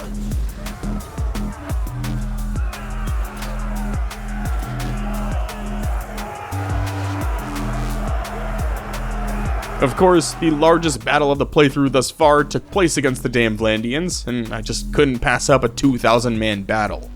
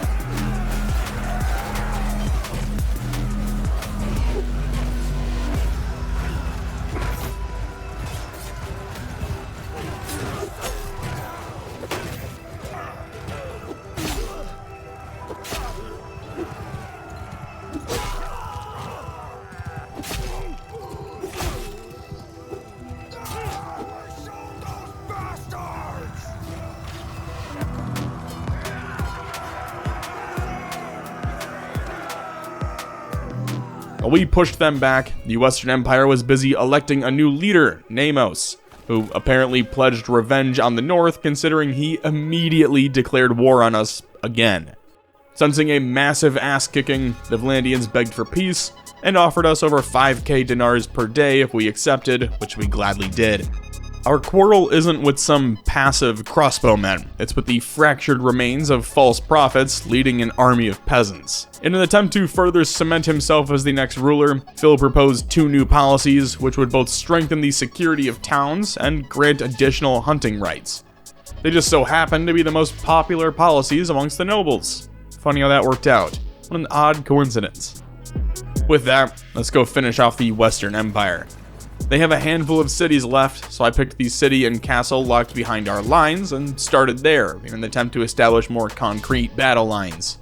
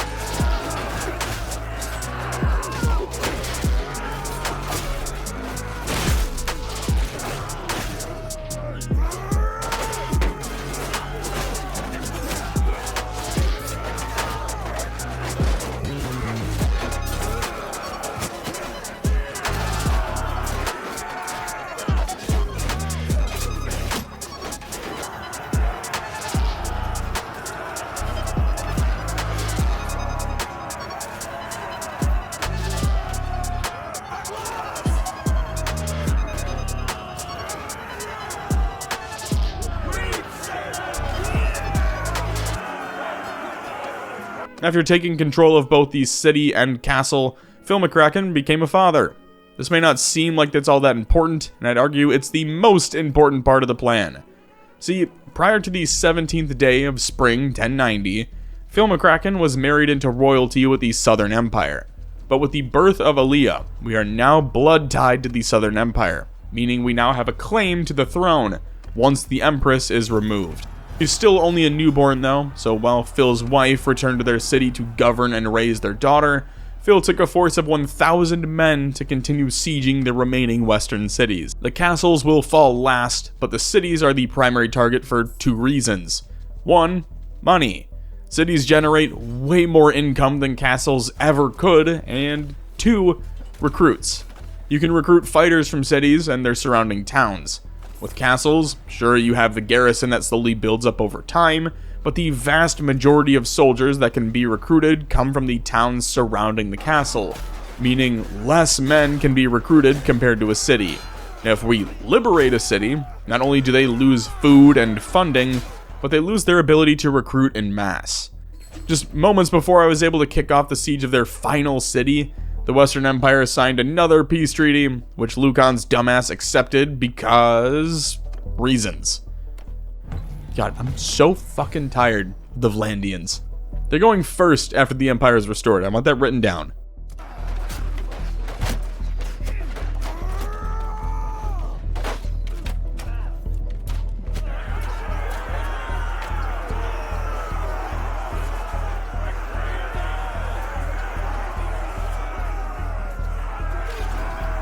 Want to see just how OP leveling tactics is? You just, you don't fucking lose simulated battles anymore. That's it. You just don't lose. And using that skill tree, Phil was finally able to become a millionaire. Anyway, during the winter defensive campaign, the Sturgeons thought it'd be a good idea to try and throw themselves into the mix. The only problem with that is that the Sturgeons are down to just 3 cities after being completely decimated by the Khazaits. Since we're still waiting for Lucan to remember what he's supposed to be fighting for, I guess it's over to the Sturgeons to finish what the Khuzaits couldn't. Of course, Phil travels literally across the map, only for the Southern Empire to declare war on the North for the first time in almost a decade. I guess they'll have to wait for a moment, because I'm tired of Sturgia constantly butting in. Now, they weren't good for much anyway, aside from their infantry, but they're no match for an army of highly trained true Empire soldiers.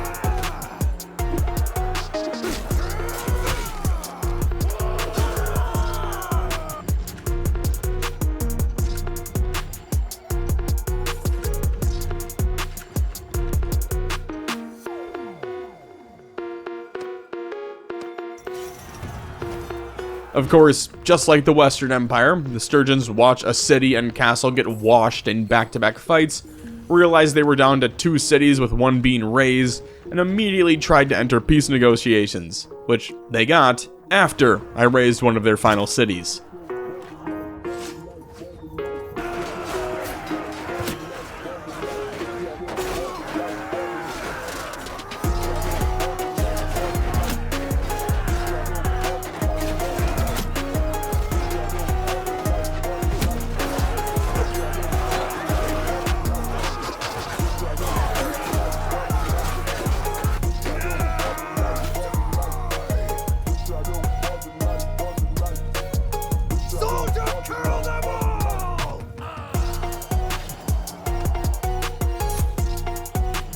Alright, time for the Southern Empire. For 2 whole battles until they attempted to make peace with the North. Even if I dumped the maximum allowed influence into rejecting the peace deal, it wouldn't have made a difference. So Phil McCracken swallowed his pride and sided with Lucan, bringing peace between the North and the South once again. Speaking of Lucan, nice. Can he fucking die now? He's 69 years old and only really seems to continue fumbling over his own 2 feet, leaving Phil McCracken to continue having to win these seemingly impossible battles just to keep busy while he waits to enact his master plan. Also, shout out the surgeon for saving 170 men from death. Well, it's been a few years. I think it's time for a few more companions. How about the medieval times version of a furry, Ayla the she-wolf? Funny enough, she'll be incredibly important to the final phase. Why, you might ask? She may be a bit of a fixer-upper, but she does come with level 45 tactics, including several solid combat skills, making her both a skilled fighter and at least a somewhat competent tactician. It also allows me to give her 100 troops to summon to my army at any given time. Now to go grab a few more just like her. Well, at least he's not maidenless. Speaking of fathers, it's time to give Aaliyah her buffs.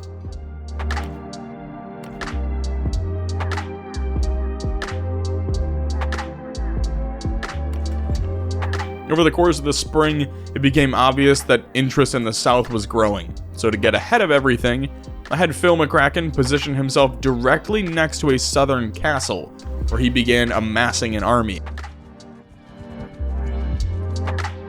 With most of the army in the war party, Phil used a small chunk of 200 influence to declare war on the South, and then an additional 100 influence to set it in stone. With war officially declared, Phil moved a whole 5 feet on over to the Southern Empire castle that they'd been camping out next to, and immediately began sieging it, before the South even had a thought as to what was happening.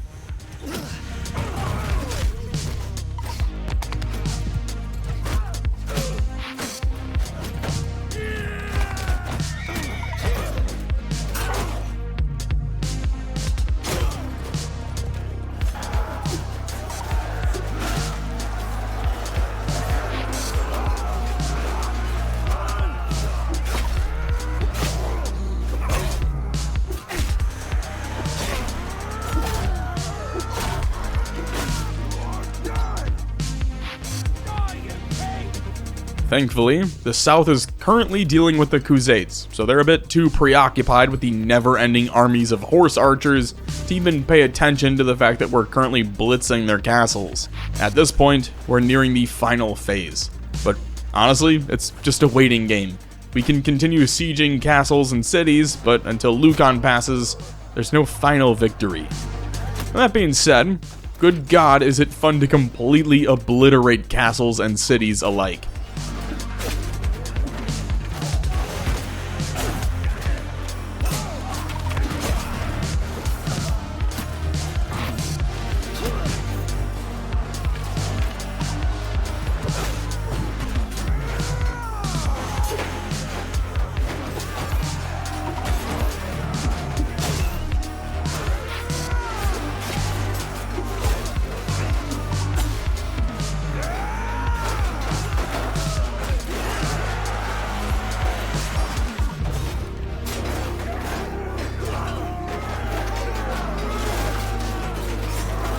So, 2 cities and 2 castles later, here's the state of Calradia. I know it's a bit chaotic, but I'll break it down. Starting in the mountains, the Sturgeons are down to 1 final city. They do have 2 castles left, but it's only a matter of time before they fall, having been effectively sandwiched between the Northern Empire and the Khuzaits. Speaking of the Khuzaits, they're doing what they normally do, and are kinda just snowballing through Sturgia in the south. They're up to 11 cities, and God knows how many castles. Fucking horse archers, tell ya. Down in the deserts, you have the Azerites, who have been a non-factor for the past decade. They own every city and castle that they originally held, and while we are at war with them currently and have been in the past, I have yet to see a single Azerite attack force cross into the plains. Over near the ocean, the Western Empire is down to 2 cities and a handful of castles. They're missing Garios, with Namos in full control of the de facto kingdom, though it's only a matter of time before we finish them off for good. Moving up to the Battanians, these guys just kinda got stuck in a bad situation due to poor timing. And by that, I mean I've never seen the Vlandians do what they've done and expand deep into Battanian territory. Currently, the Battanians are with the Crusades as the only factions that we haven't gone to war with. And I doubt we will, given the aggressiveness of the Vlandians. And then you've got us. We're a bit preoccupied at the moment, but, you know, soon enough.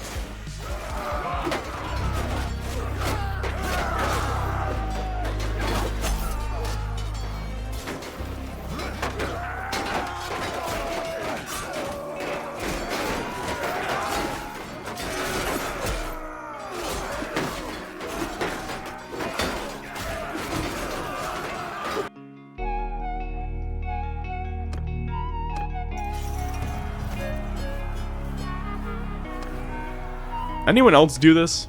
Nothing like a little joyride through a battlefield on a wooden chariot.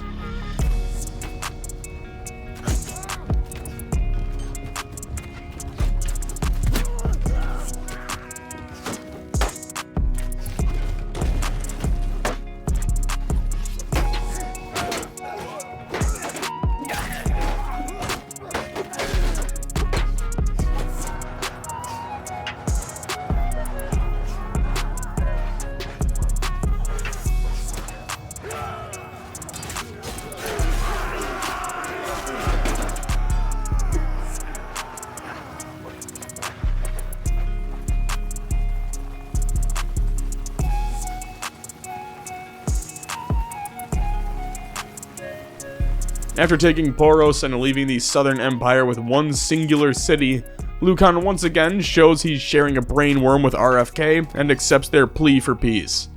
But funny enough, it's now the Southern Empire that lies waiting for certain death. The Western Empire has been busy recovering and taking control of 2 additional cities and a few more castles. So what does Phil do during his downtime? Well, he kicked the shit out of Vlandia again, of course. What else would he do? These fucks declare war on the North every other season.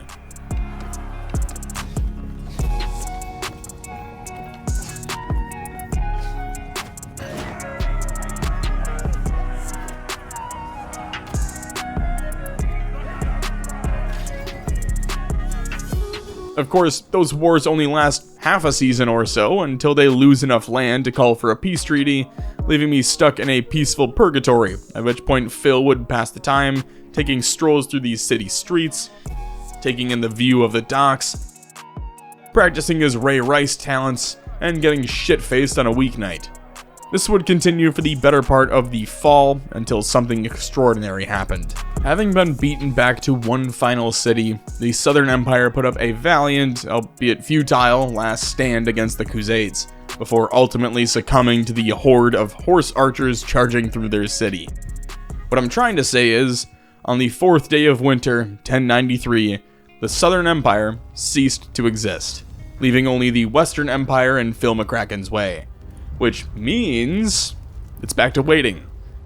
The problem with waiting is that there isn't much to be working on. We're literally just waiting around until enough animosity builds up so that Phil can pitch another declaration of war. So to pass the time, I had him move most of his high-tier soldiers into his own town garrisons, and then recruit a ton of tier 1 through 3 troops to work on upgrading them so that when the time comes, he can just gift his companions full war parties of top-tier soldiers. Want to see a fantastic reason as to why Lucan needs to go? Why are we at war with 3 separate factions right now? It's not even a situation where they declared war on us. We chose to attack Battania and the Aserai, only for Vlandia to see the North fighting on multiple fronts and dive in to bite a chunk of land out from under us. Luckily for Lucan, he's got Phil McCracken to throw at his enemies, which typically means that most of these wars only last a season or 2 at most. Hell, in the case of the Azerites, we go to war and settle on peace negotiations, all without engaging in a single battle.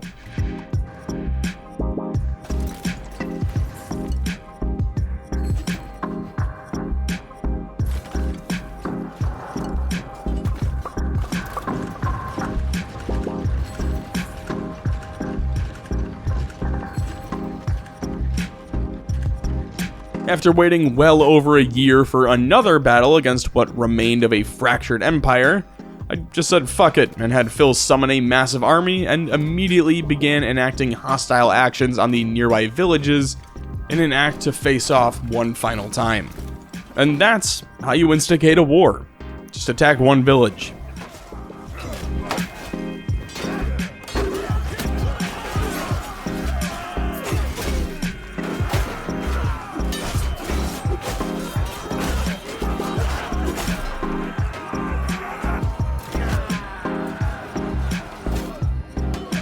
That being said, these battles were by no means easy. The West has held onto these cities for several years by this point, and when you're confined to just a few locations, you tend to congregate all of your resources around them, which leads to these massive 2,000-man siege assaults.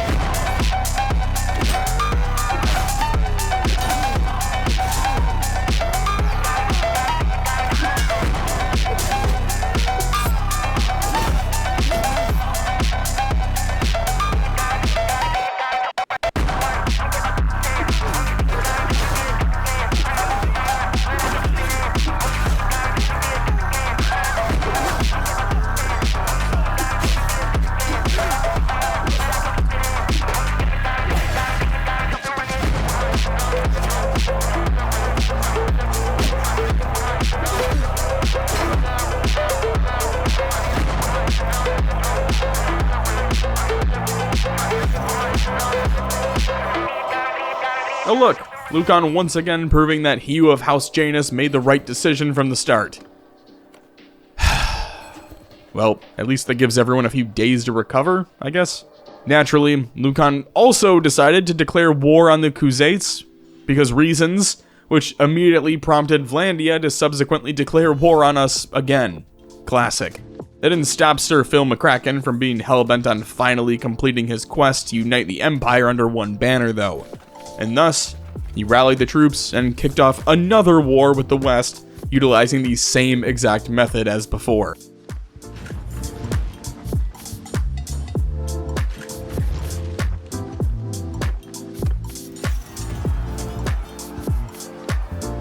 Oh look, another Lucan blunder. No worries, Phil McCracken can fix this. See? Alright, back to knocking out the city.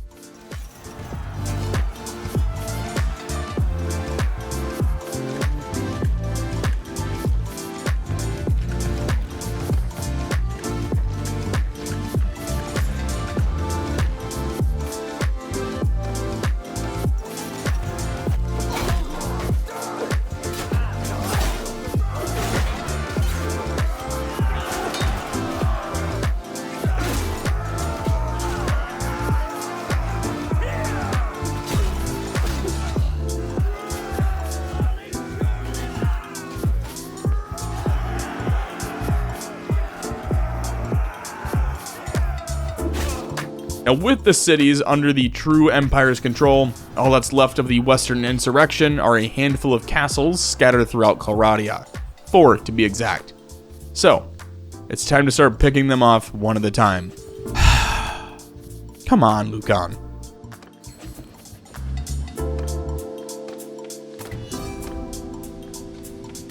Okay, home stretch. Let's wrap this up.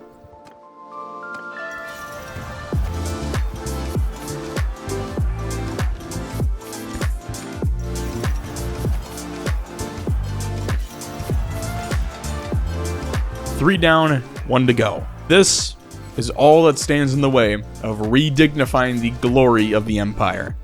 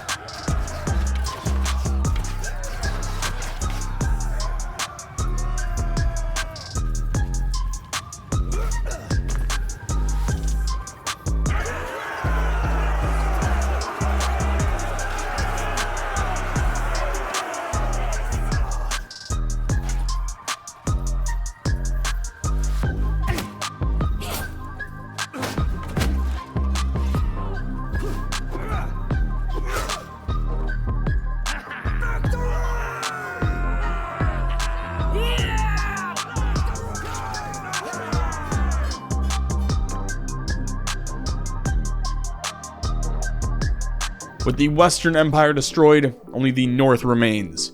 Our true empire has been restored, having united both splits in the South and the West, all thanks to the legendary Phil McCracken.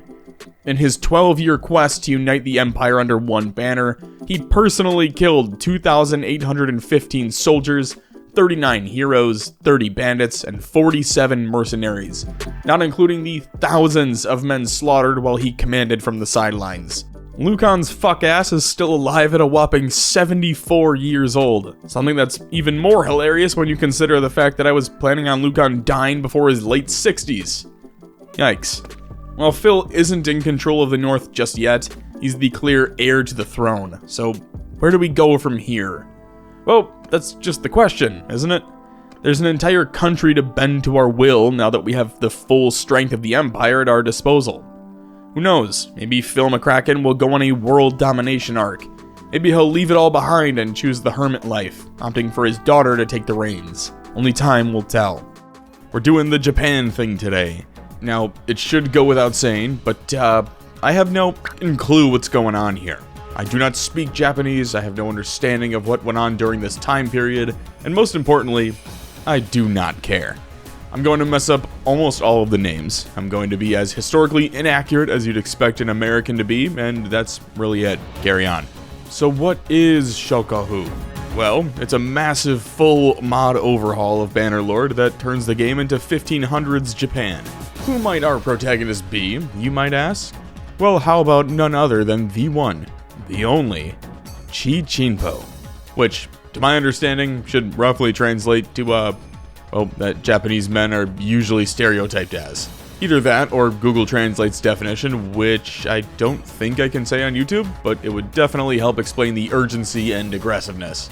So the first thing I noticed is that instead of crossbows, you can use guns and throwing stars. So, I think I'm gonna go that route.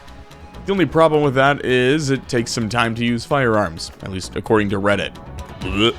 Apparently, the best way to get firearms is to purchase a workshop and just spam feed it supplies, so we'll add that to the to-do list. Here's the banner we're rocking. I figured this way, whenever we go into battle, we'll surely be mistaken for the 1500s equivalent of the Peace Corps and can ambush our enemies with ease. So first things first, I'm a little conflicted on how I want to go about this. As much as I love guns, I do want to check out some crazy armor. So what I think I'm going to do is focus on guns and other cool shit like that, but to compensate, I'll spec into some polearm builds so that I can show that cool armor off for some sieges. Let's set the stage though. This guy, with the help of the Oda clan, has declared themselves the rightful shogun of Japan. The Oda clan has sent their armies to march on Kyoto. If the Oda clan reaches Kyoto, Yoshiaki will become the new shogun of Japan. Before we get involved in any of that, though, we've got to make a name for ourselves. So, let's get started.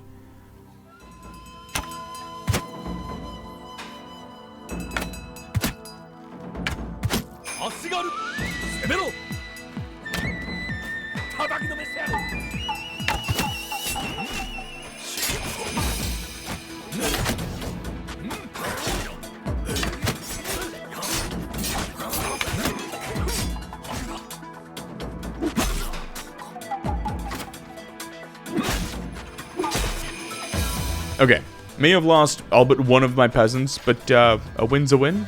Let's try that again.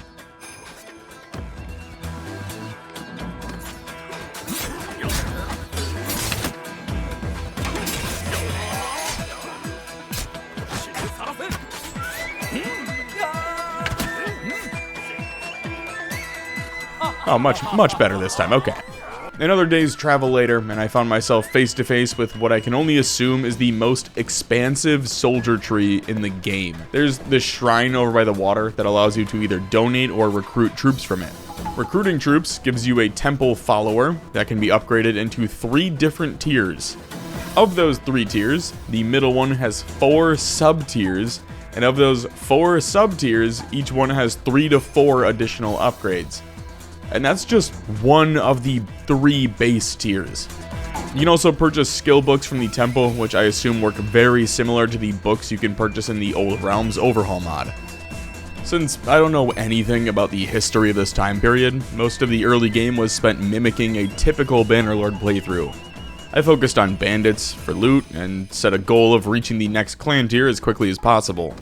It was during my hunt for more looters that I happened across a completely unique mechanic to the Shokaho mod, Battlefield Remains.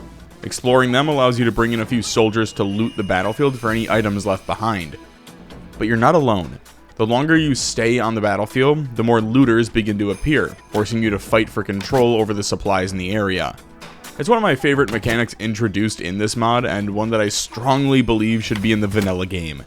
It's worth mentioning that there isn't a loot haul screen showing that you've grabbed everything from the battlefield, but once you retreat, you can go into your inventory and see for yourself.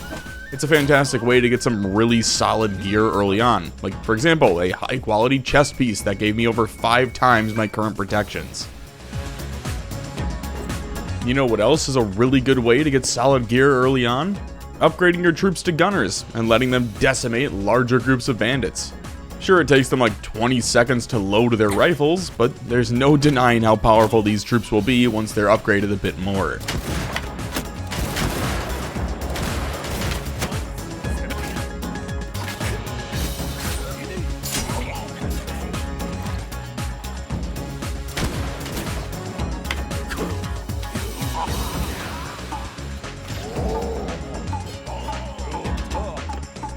As a test of strength, I pushed for a battle between my men and a group of samurai manhunters.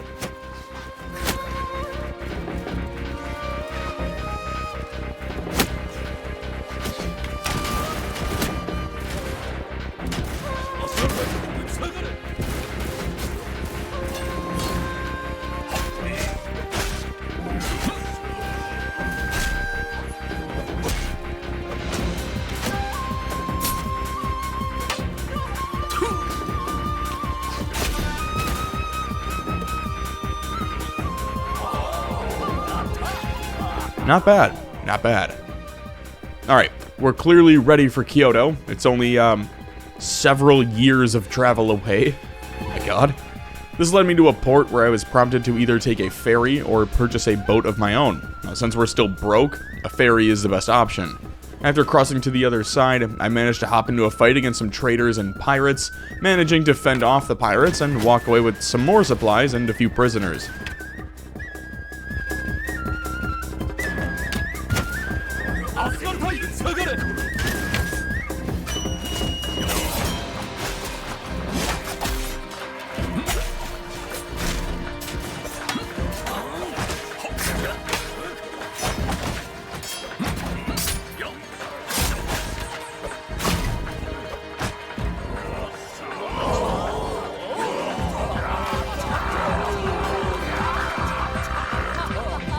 Immediately after this fight, I found remnants of another battle, and set off to loot the dead.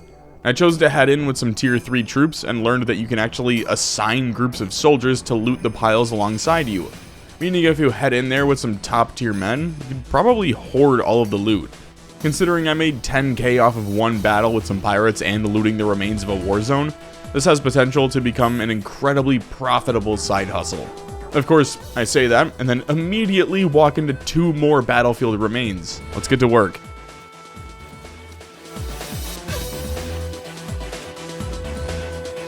While I managed to loot the entire battlefield on the first set of remains, I actually won the battle against the bandits on the second set of remains, which ended the looting session and gave me everything on the battlefield by default. The loot from both battlefields brought Chinchipo up to over 30k. But there isn't really any time to focus on that right now. See, Oda Nobunaga just successfully marched on Kyoto and installed Ashikaga Yoshiaki as the new shogun, unaware that he's simply another puppet. Oh, we've all been there. Chinchipo is still considered a no-name, so his clan tier is still sitting at 0, which means there isn't much that can be done about this at the moment. Naturally, I did the only American thing I could think to do in a time of uncertainty, and bought a gun. Perfect timing on that as well, considering the Chubu region is now in ruin. Now, originally, I was gonna join in on the war, but then I discovered Kyoto. This town is gorgeous. The mod authors did a phenomenal job here. All of the towns feel completely different than the vanilla game, and while I can't comment on any historical accuracies, I do genuinely love everything about this. Now, there is a gunsmith shop here as well, but it costs nearly 30k to purchase, and while I do have 30k in the bank, I don't have enough to purchase supplies for the workshop or any of my war party's paychecks. So to round up some more cash, I began hitting up outposts and hideouts for local pirates, which gave me an excuse to start earning experience with my new gun.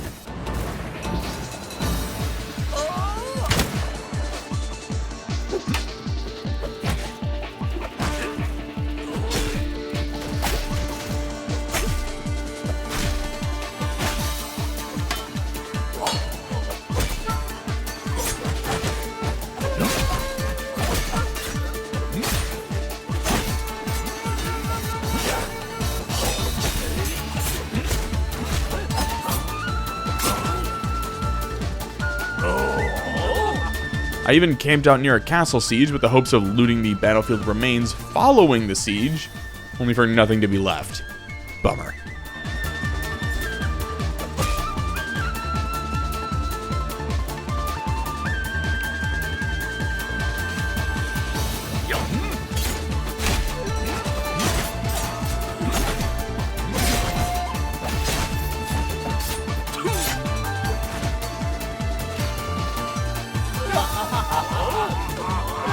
After taking out 2 bandit camps, I returned to Kyoto and successfully purchased the gunsmith shop for 27k. The gunsmith takes wood, iron, and sulfur to produce weapons, so with my remaining 3k, I still have to locate a few nearby villages selling what I needed. With iron, hardwood, and sulfur all stocked in the warehouse, Chinchipo set out to continue farming bandits and looters. Not only did this kill some time, but it also helped boost our tactics, while earning us renown, which was needed to hit clan tier 1.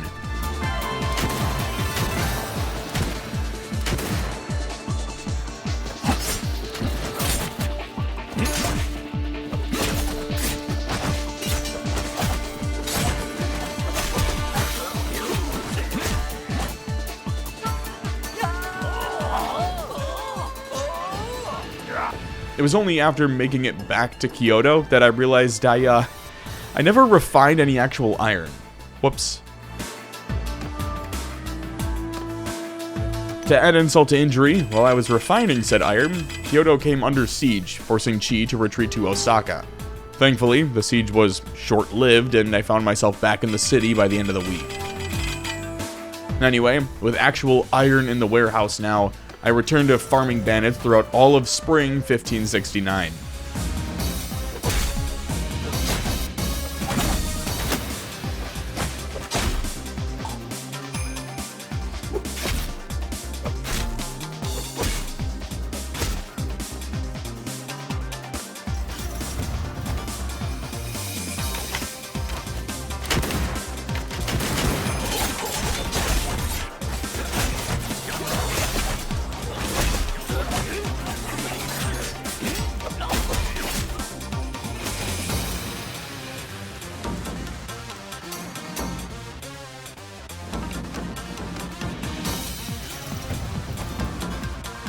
Towards the end of the spring, I popped back into Kyoto to find a masterwork rifle waiting for me. So I scooped that up and got back to grinding.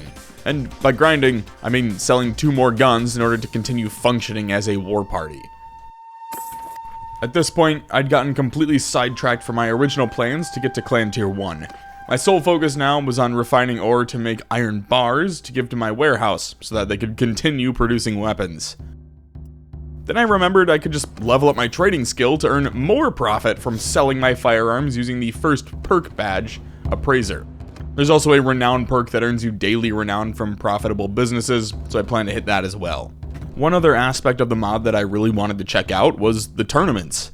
So when that came to Kyoto, I hopped in to see what all the changes were, and I gotta say, pretty cool.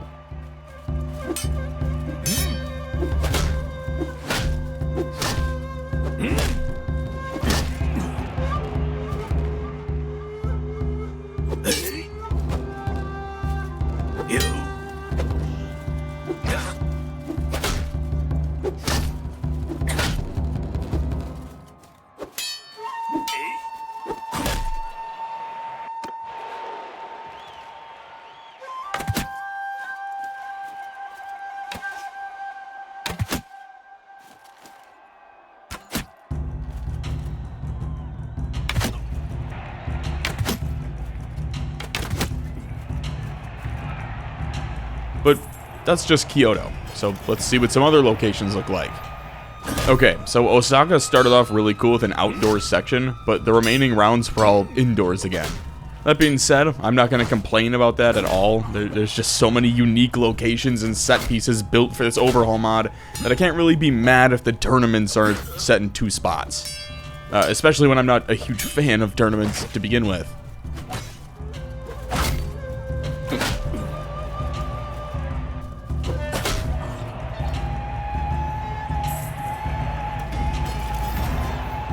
On the bright side, I managed to hit Clan Tier 1 after winning the second tournament, which not only doubled my party size, but allowed me to join up with a random faction that sent a courier to reach me. They're not at war with anyone though, so I chose to just stay at Kyoto and continue farming resources for my workshop. Alright, this is gonna start snowballing, so as my final parting gift, I went ahead and stocked up the warehouse on a ton of wood, iron, and sulfur, and then began my journey back to my new potential home. I don't think I'm doing a fantastic job showcasing just how massive this map is, so let me try to distill it down. I took a ferry to the furthest port that I could, which saved several days of travel by foot, and still had to spend 4 days just to make it to the next port to sail across the opening, just to run for like 5 more days to make it to friendly lines. Practically half a season of travel just to make it halfway across the map. So how many kingdoms are there? Well, currently there are 37 left. I say left because at least 2 kingdoms have been destroyed by this point, with a few rebel factions popping up here and there. Anyway, in preparation of participating in my first war, I began recruiting companions to the war party, starting with Mohei the Fatherless. He's got a good steward level, which will increase Chichinpo's party size. Along with Mohei, I added Shokichi the Surgeon to the party. It goes without saying, but obviously having a medic on the team will be a literal lifesaver. The problem with recruiting these two was that it cost me almost all of my remaining funds and forced me to take on a caravan ambush job just to make ends meet. Only for my ferry to completely fucking bypass the caravan as it was attacked, leaving me even more broke and now jobless.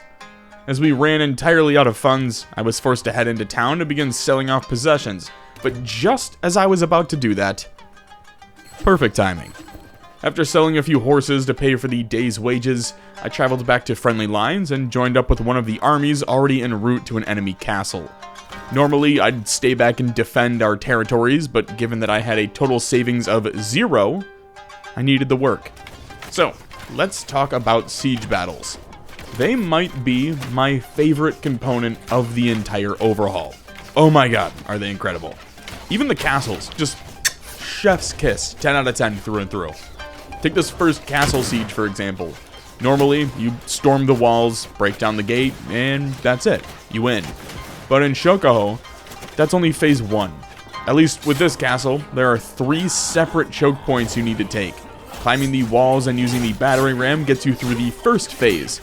Then you've got this forward operating base camp as the in-between point, before finally hitting their garrisoned last stand on top of the hill. This is one of those fights where I'm not even mad I got knocked out. It almost was a positive for me because I got to show and watch this giant line of ants march up the hill to face certain death, before eventually overwhelming their enemies and forcing them to retreat back to the keep.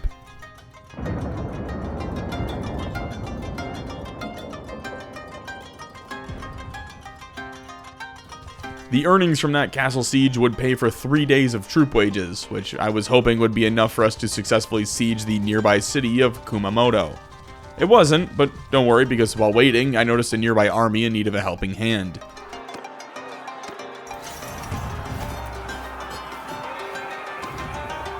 Simming that battle gave us 4 days to work with, just from the cash reward, but obviously once I sold the loot, we'd be sitting pretty good. Back to the siege. I assume we're trying to starve them out, which is smart and the logical choice, but I don't really have the time to waste to do that. At the moment, it actually led to me leaving again, selling all of my extra supplies, and even raiding a nearby town just to continue funding my party.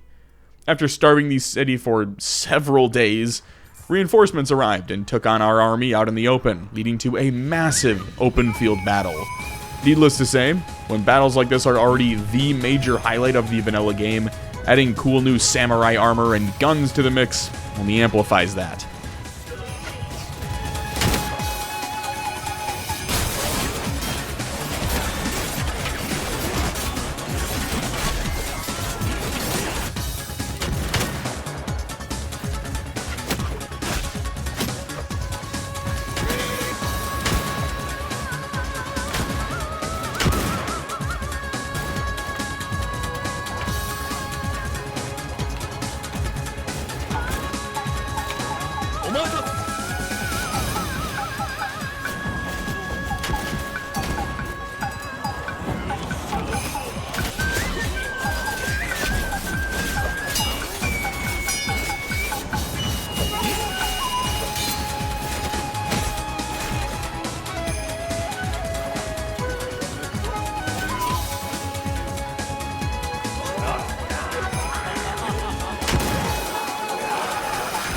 After selling most of the supplies, I found myself rejoining another army sieging the city of Kumamoto. While sieging, we entered another war, which, if I was a part of the kingdom, would have concerned me a bit. But considering that more war means more opportunities for profit for me, I was hyped. Until my game fucking crashed. Luckily, I'd saved right before rejoining the siege, so I was able to recover relatively quickly. If anything, this might have had a positive impact on the war, since I was able to join in on another land battle, which saw us not only winning handedly, but also walking away with a ton of loot and a noble as my prisoner. By this point, we were winning the war pretty decisively against the Ryogoku, at least according to the war report. So here's how the war report works real quick, because I just realized I'd never talked about that before. War exhaustion is something that builds up the longer a war between another faction goes on. Things like casualties, raids, lost castles and towns, imprisoned nobles, and nobles killed in action all impact war exhaustion. It's one of those instances where the higher the number is, the worse the exhaustion, which is a bad thing. Ultimately, the goal is to get the enemy up to 100% first, at which point they'll begin talks for peace negotiations. And to push these guys over the edge, we finally, after multiple weeks of starving them out, assaulted the city of Kumamoto. And I gotta say, the mod authors went so far above and beyond with these sieges. Holy shit. With Kumamoto, the defenders give up the town square, but dig in a small moat around their defensive position, and then build up a high cover wall around the perimeter. So to get the battering ram through, you need to engage the enemy out in the open with no cover. Well, they have almost full cover and the high ground. And if I've learned anything from Star Wars, it's that apparently any Mary Sue can be a Skywalker, and the high ground always wins. After successfully breaking through their first line of defense and slaughtering the enemy soldiers, we are now forced to hike uphill in serpentine fashion, while the enemy rains down arrows and bullets from their towers and defensive positions. Thankfully for us, the strategists of Kumamoto went to the Game of Thrones school of expert tacticians and continuously sent their foot soldiers out to meet us in the open, instead of, I don't know, sitting behind the gates and waiting for us.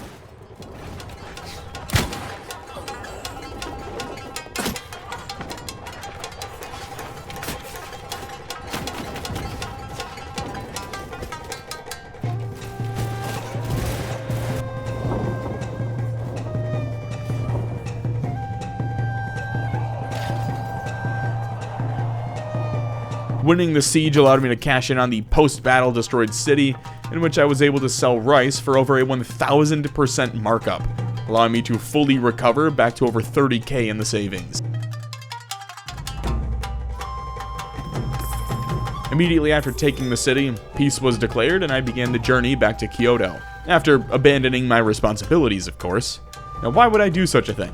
Well, I don't know about you, but there's just something about cosplaying as Nicolas Cage and becoming the 1500s Japan's biggest arms dealer, all in the quest for hundreds of thousands of dollars in profits.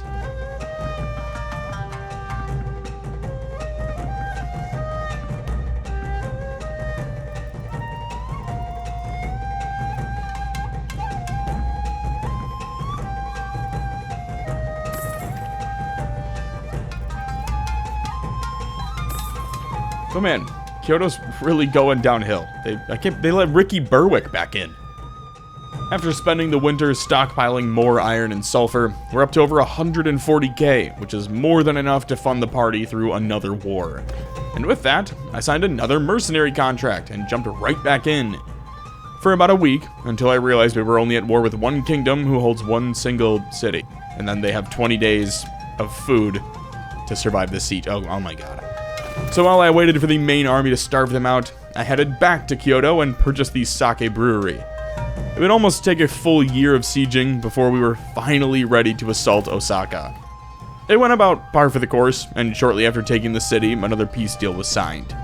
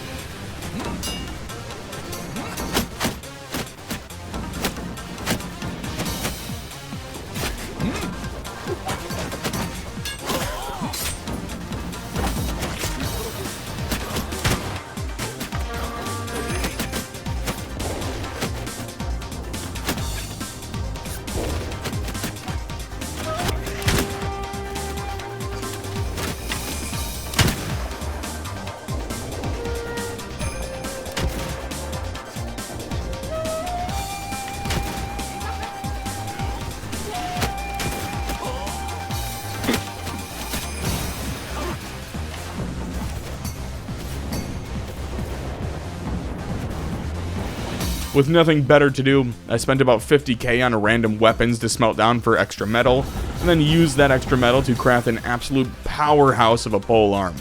I also spent about 30k on some brand new armor. So, I've got a new pole arm, I'm dripped out, now what?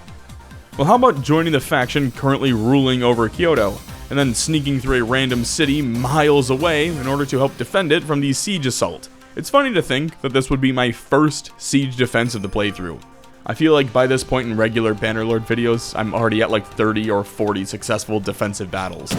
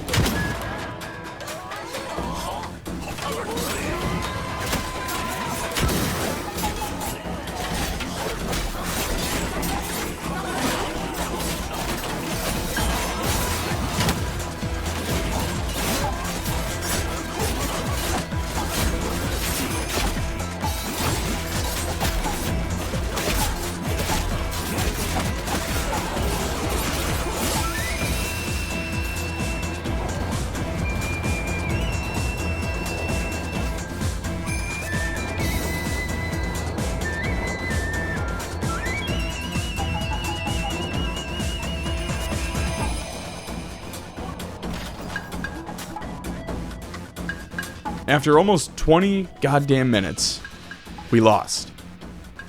Honestly, at this point, I was kinda over it. Listen, the mod is incredible. The character designs are really cool. The cities and towns are beautiful. The sieges are fun. There's fucking voice acting in it. But I just don't care about 1500s historical Japan. Honestly, I had the same exact issue with Total War Shogun 2 as well. If you are into historical Japan, and you have to play this mod, it's just that simple. Everything about it just hits. Hell, it even got someone like me to play it for 10 hours straight. Thank you all so much for watching. Back to your regularly scheduled programming next week. With that, we're in the process of selling our current house and moving into a forever home, so I'm gonna disappear for a while. I've got videos scheduled through most of July, so if I did this right, you shouldn't even notice that I'm gone. With that though, I'm gonna get out of here. I appreciate you all. Go call a loved one. And thanks for stopping by.